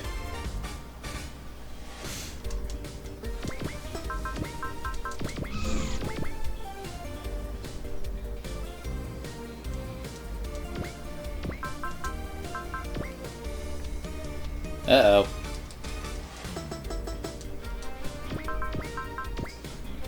There we go.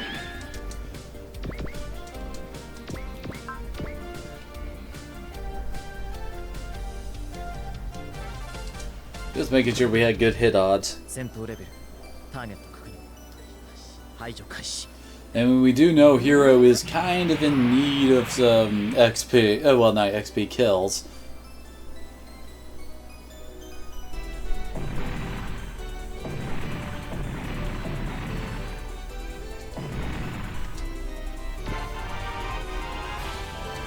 And Zex is just about caught up nicely. He's gotten 9 kills on this one map.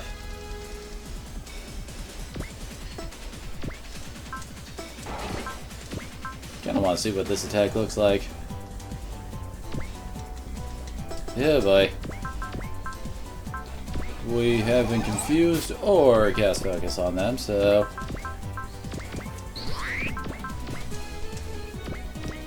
this ought to be good.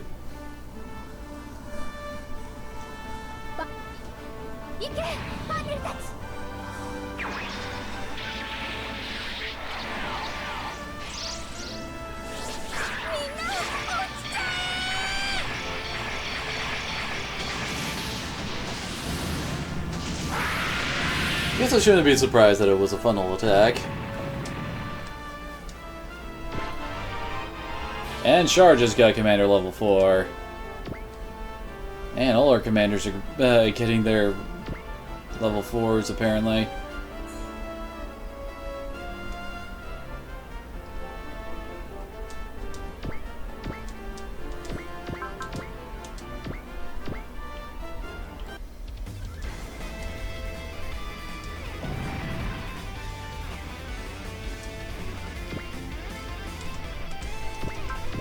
Can't reach any of them with Gao.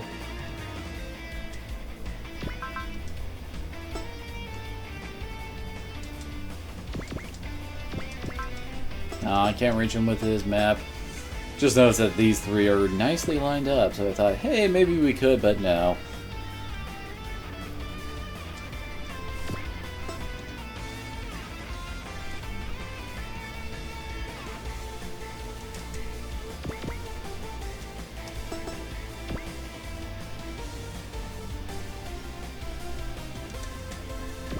Oh yeah, that's right, he does have energy regeneration. That's why his energy is still so high.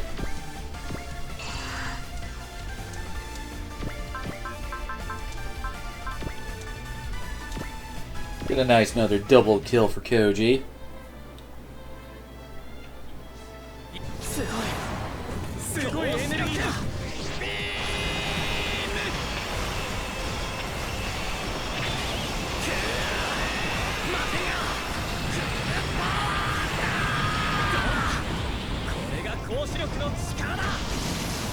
And he almost was capable of one-shotting those guys.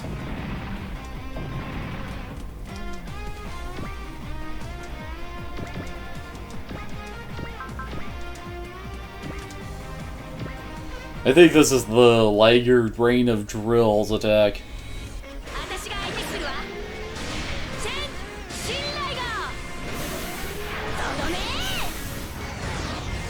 Yep. All of the drills.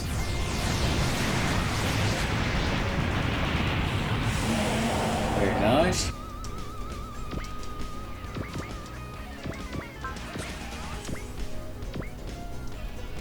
Nice and easy for Setsuna to come in and sweep up the kill. He is a bit behind in levels since I've been holding him back since he, you know, has already aced.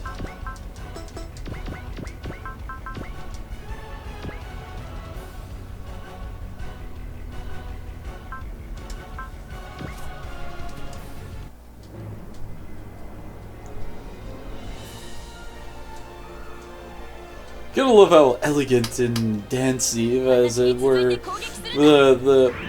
for Buster Machine 7's theme.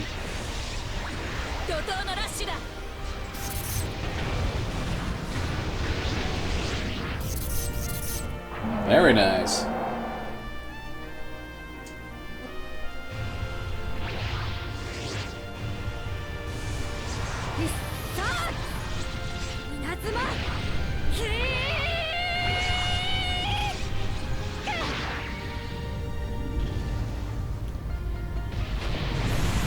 Damn! Holy crap, no. You might have very low HP, but good lord, does she have some crazy damage.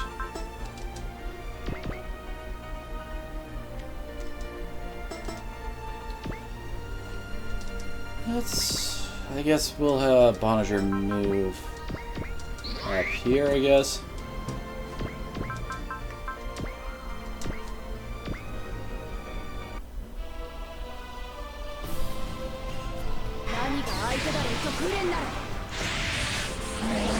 Not bad.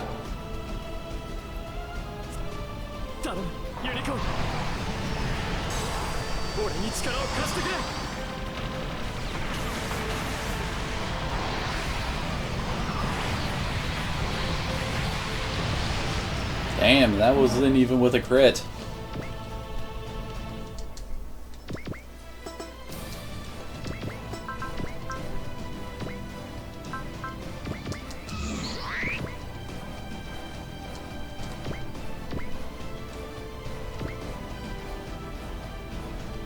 I guess the extra move from Shin didn't actually bump him up another movement. It was just what I was checking right there.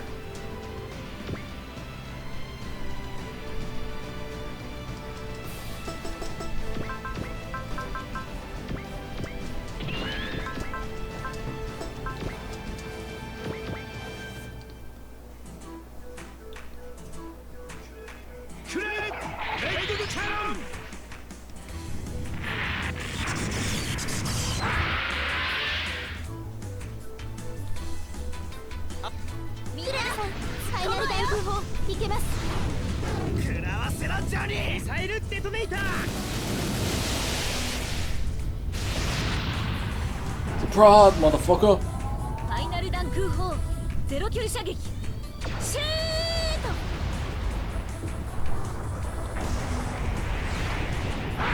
There we go.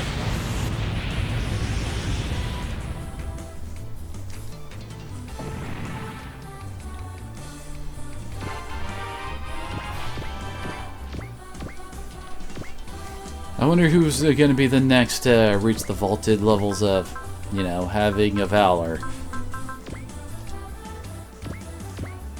Or Soul. Soul would be cool too.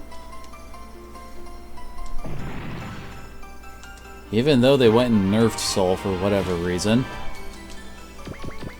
Because seriously, back in like Z1, Soul increased damage by 2.5. While in this one it's only by 2.2 times.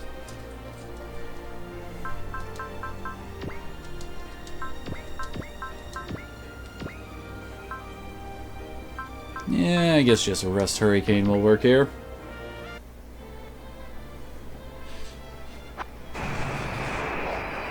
Okay, Kiva, what are you getting into?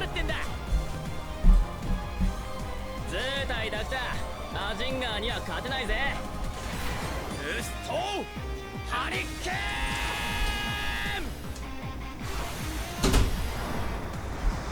Just seen the look on his face when I came out. The stuff is like, oh shit, you're here, aren't you?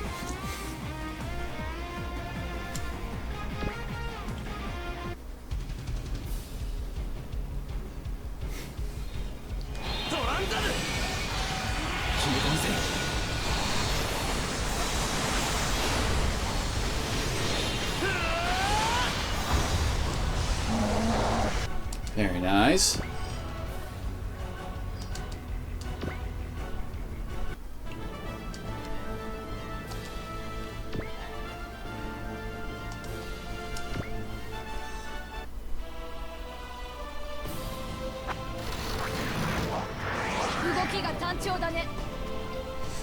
She looks so annoyed, like, why did you even bother? ないに越したことはないんだマグナムを使うしかないこれ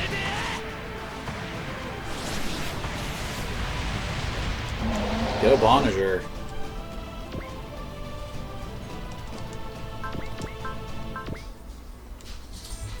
Why did it suddenly not want him to use his long range attack here? Is it because it's semi-low on ammo?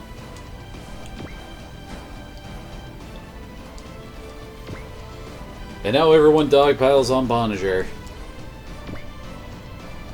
Or not.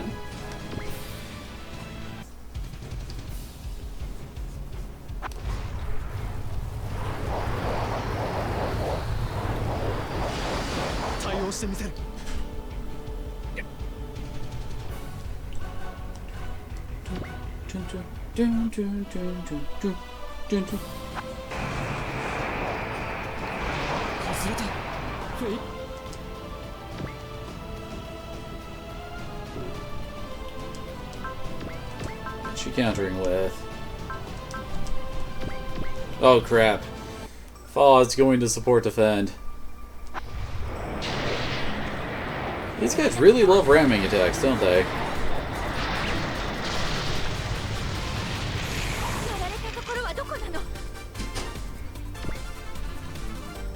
Now that's a long-range attack.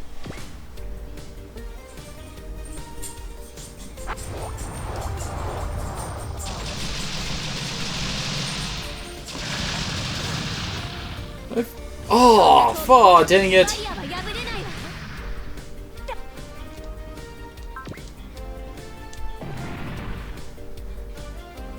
Oh, well, I guess we don't need to worry about the energy supply of the Gunbuster now, since we're almost done here, right, Kiba?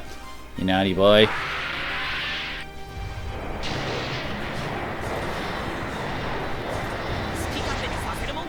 You're looking at me with guilty eyes, Kiba. You won't tell anyone what I did, will ya? If you do, I'll make sure you sleep with the fishes.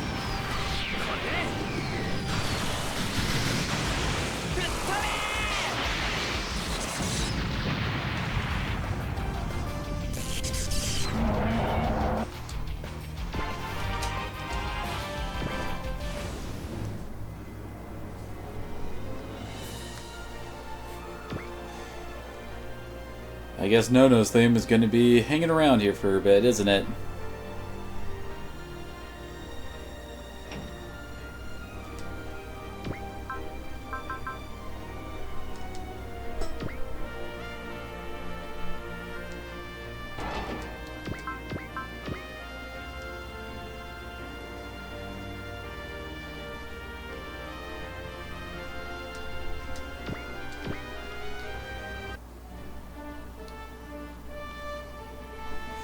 ンネル消えさせてもらう Boom.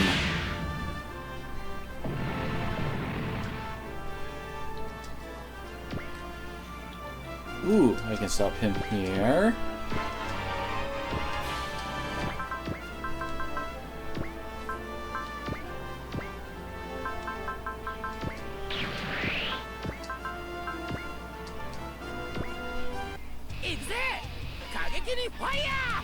Dynamite explosion!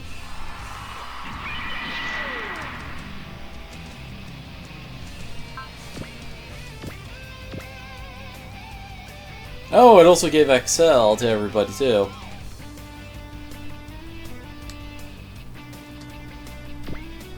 Aww.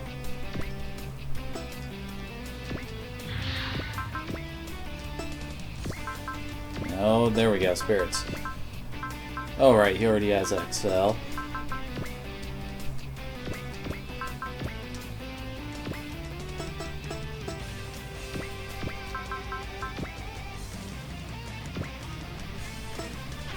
Dynamite, dynamite explosion, dynamite.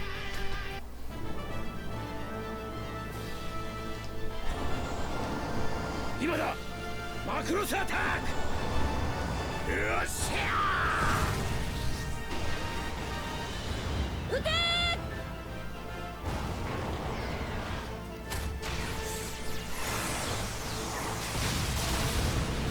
BAM! I was actually hoping for, well, actually not entirely certain what I was hoping for. Either a kill or a very nice weakening for someone else to pick up the spare.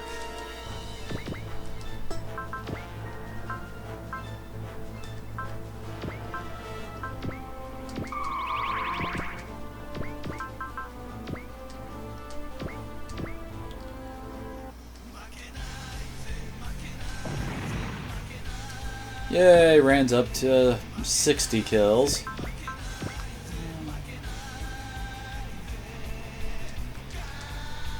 Ah, they can actually reach with that.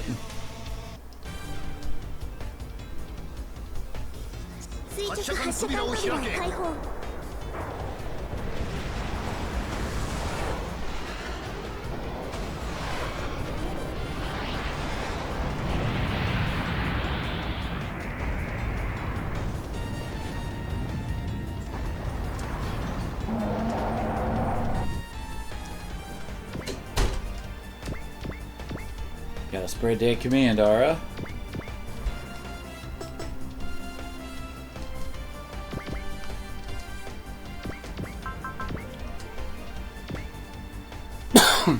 Oh dang it. Go here then. There we go. Now Amuro can help out.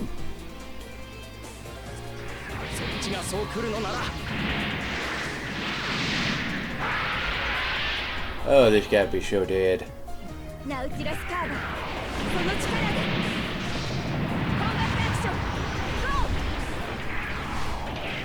Still love that Goomba stomp.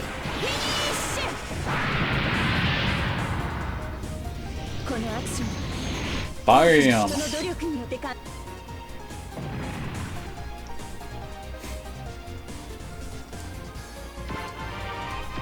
And Amuro just got Soul and new type level 8.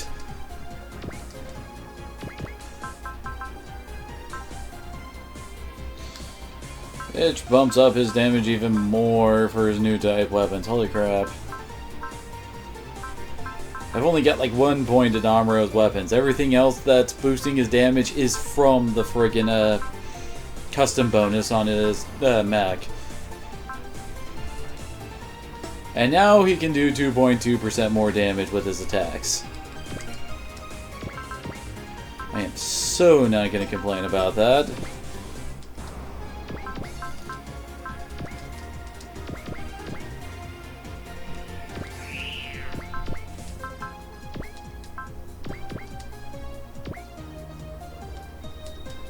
Here, let's try to get some more money.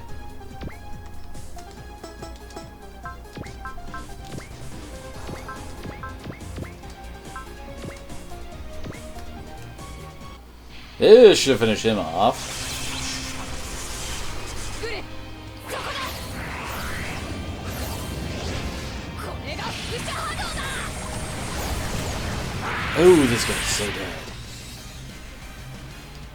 頼むユニコーン I swear Galen's damage is always so crazy, and she doesn't even have some of the, like, the damage boosting spirits to back her up. She just does that damage because of who she is. Hell, she doesn't even have, like, a super unique mech like the unicorn or anything like that. She just has a mech with an arm that can, that can microwave things.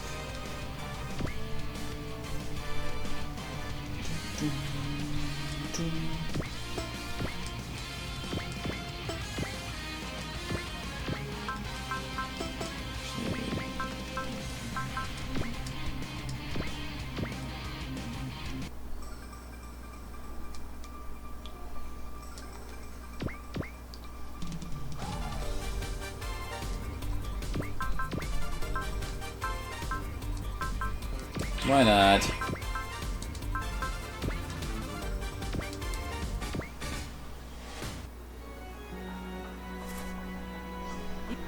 あの相手はこいつでする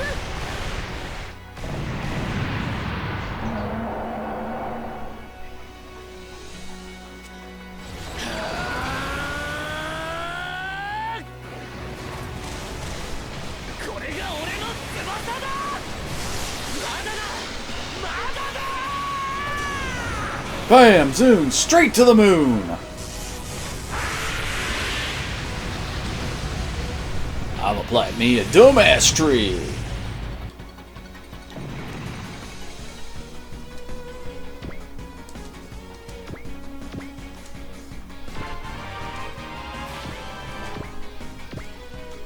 Eventually the little Aquarium will get some valor.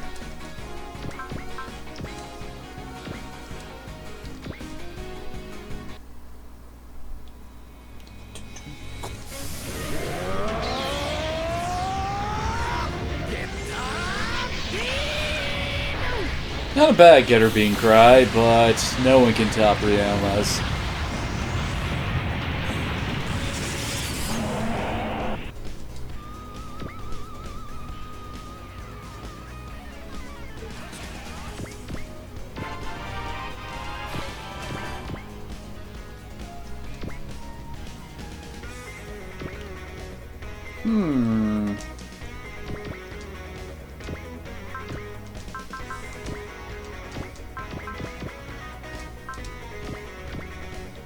I'm just hoping to get Rioma's ace bonus here.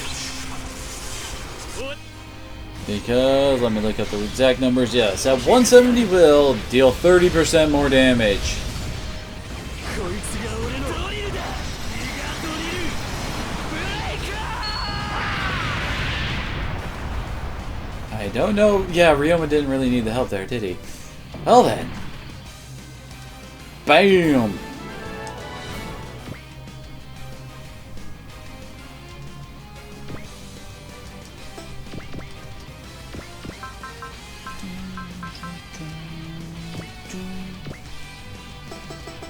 Wait, did I not? Okay, yeah, that is without a confuse up. Doesn't look like we really need many more confuses for this map.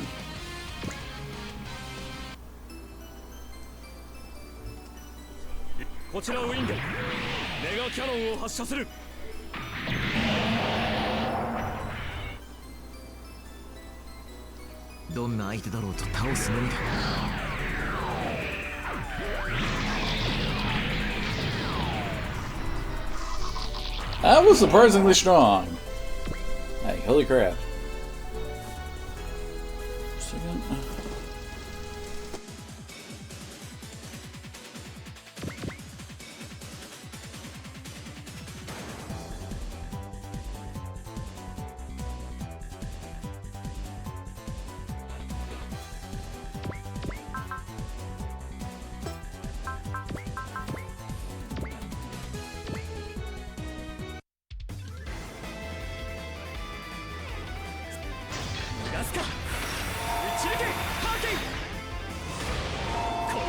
ってけ。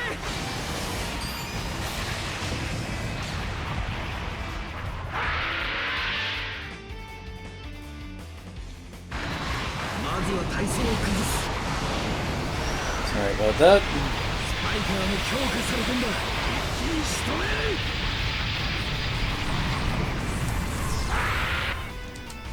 So close.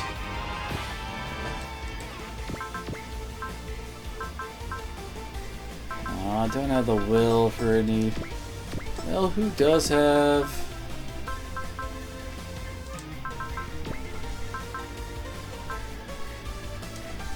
Huh, he does. Interesting. Oh well. Yay, more money. Damn upgrades are starting to get expensive.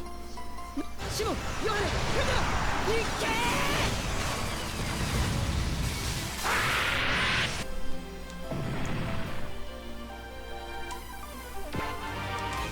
Very nice. Okay, so we got one biggie and a couple of the little guys down there.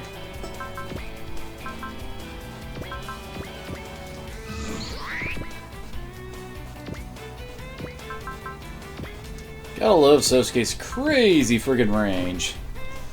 I mean, most post-movement attacks top out at like maybe 4 range when being considered, but I mean, Sosuke's got a 5.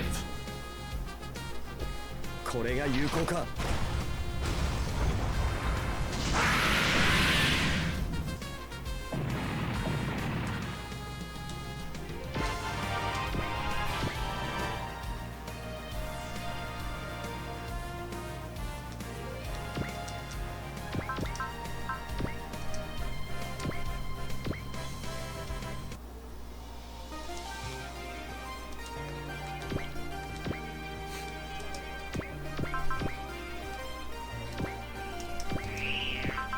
Oh, she is at max will.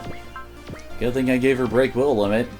Certainly seems fitting for her crazy friggin' damage.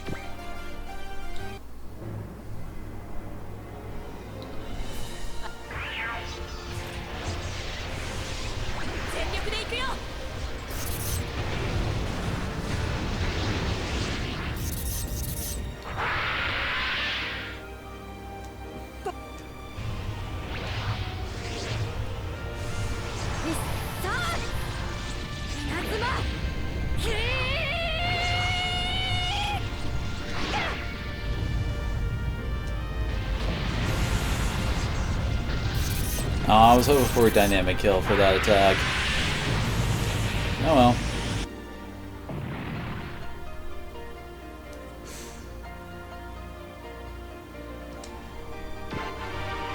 And that gave her 2 levels. Holy crap.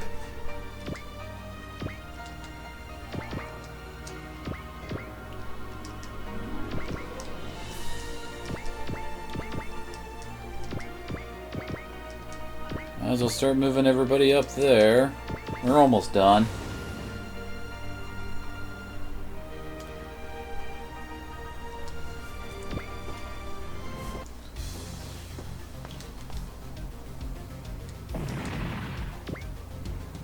Apparently Sosuke is not popular at the moment. 照準はあった。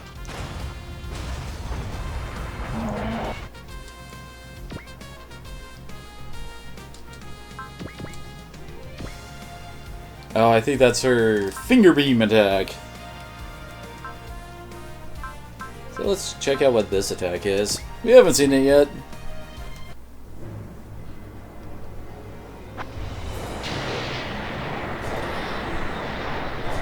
宇宙怪獣の攻撃など恐れるに足りません。 Okay, apparently I was wrong.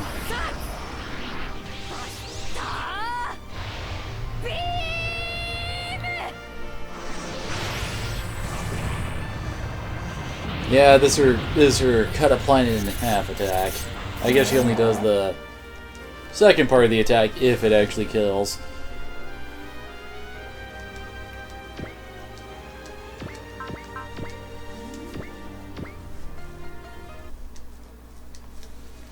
Or get her beaming action.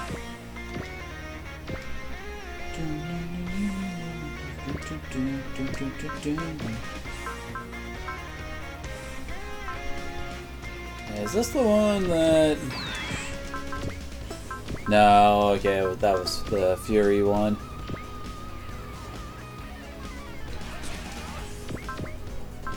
Dang it, yeah, he doesn't have the SP for very nice, Valor. Blech. Brain farted again.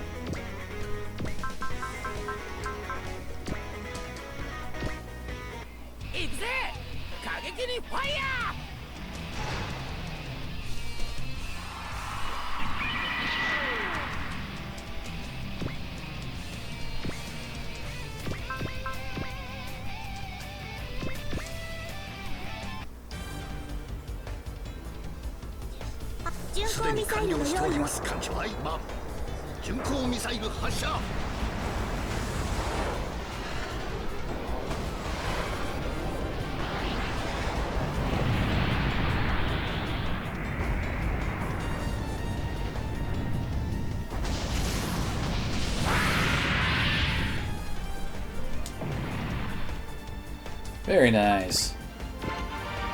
Oh, hey, she got command level 4 as well. Just look at Dim Bigor's.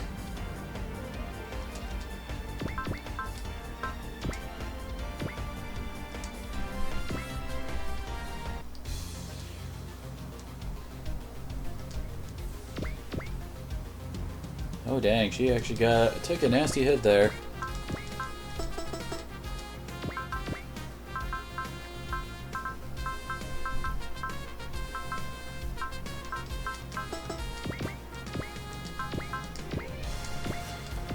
Just why not finish big with Rand?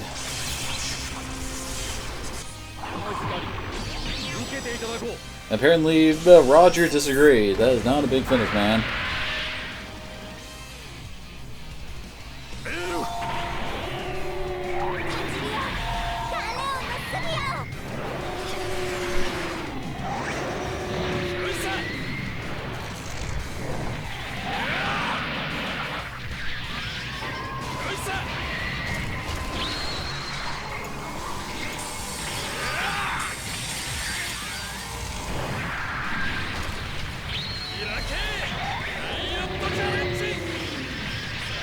Think about pinning him into the dirt, right?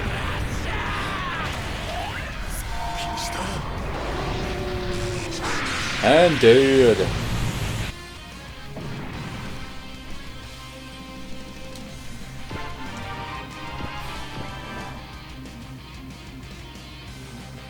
Okay, that's our only target left.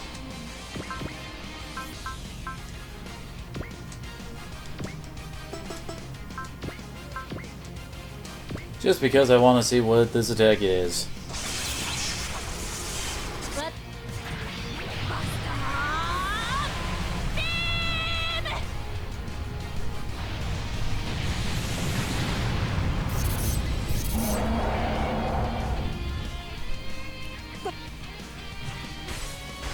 Okay then.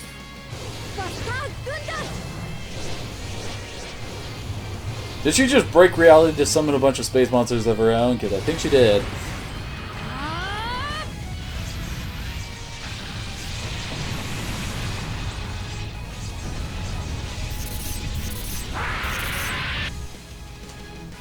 Okay then, so... who do we give the kill to? That is the question. 48... everyone seems to be in their 40s. Oh wait, Setsuna isn't.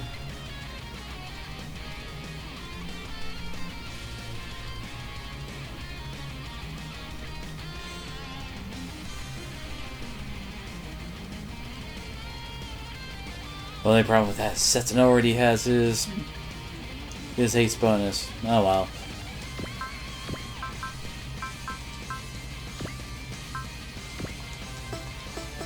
Actually, I think we restore SP.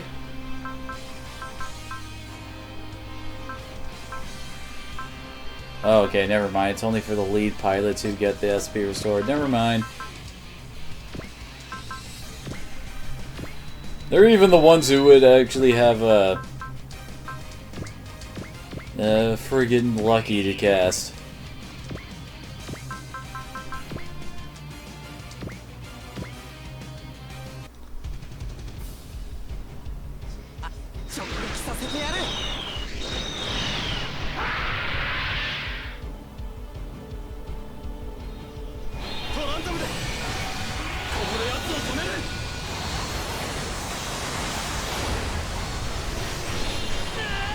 BAM! Gotta love dynamic kills. Very nice amount of both cash and XP.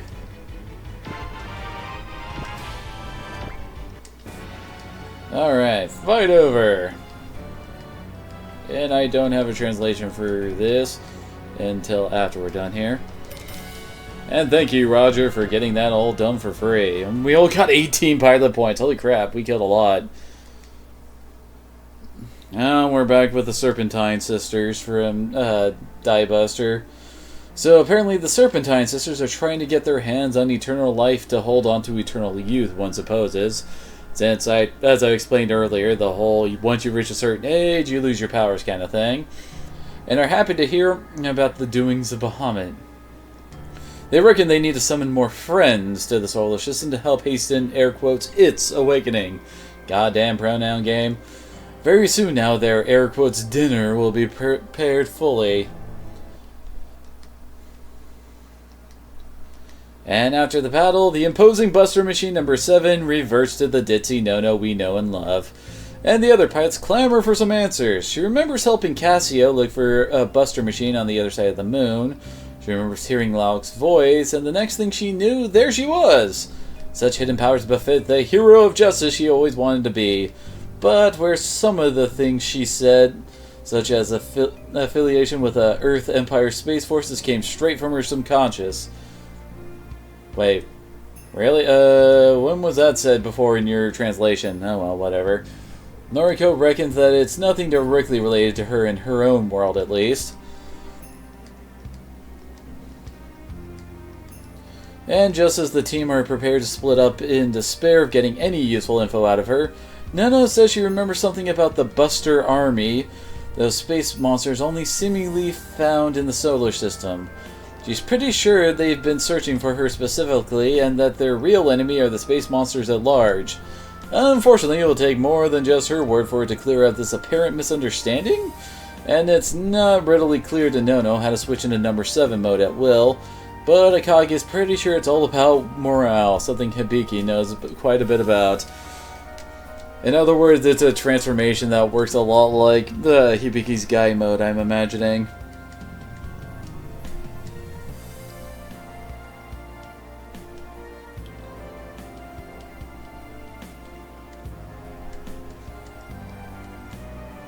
There we go.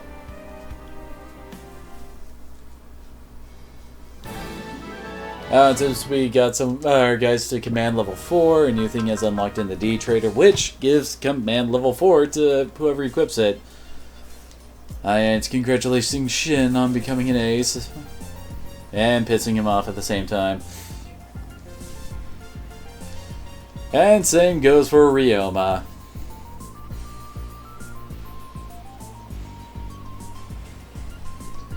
Oh yeah, and Wada too.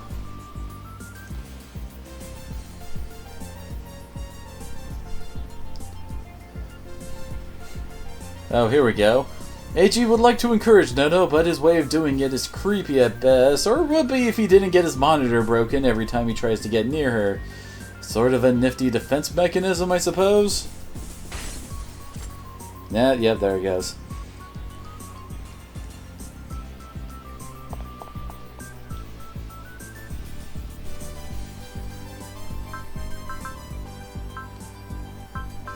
So we got a sniper kit, high power sensor for plus 10 hit, and yet another repair kit that I'm not buying.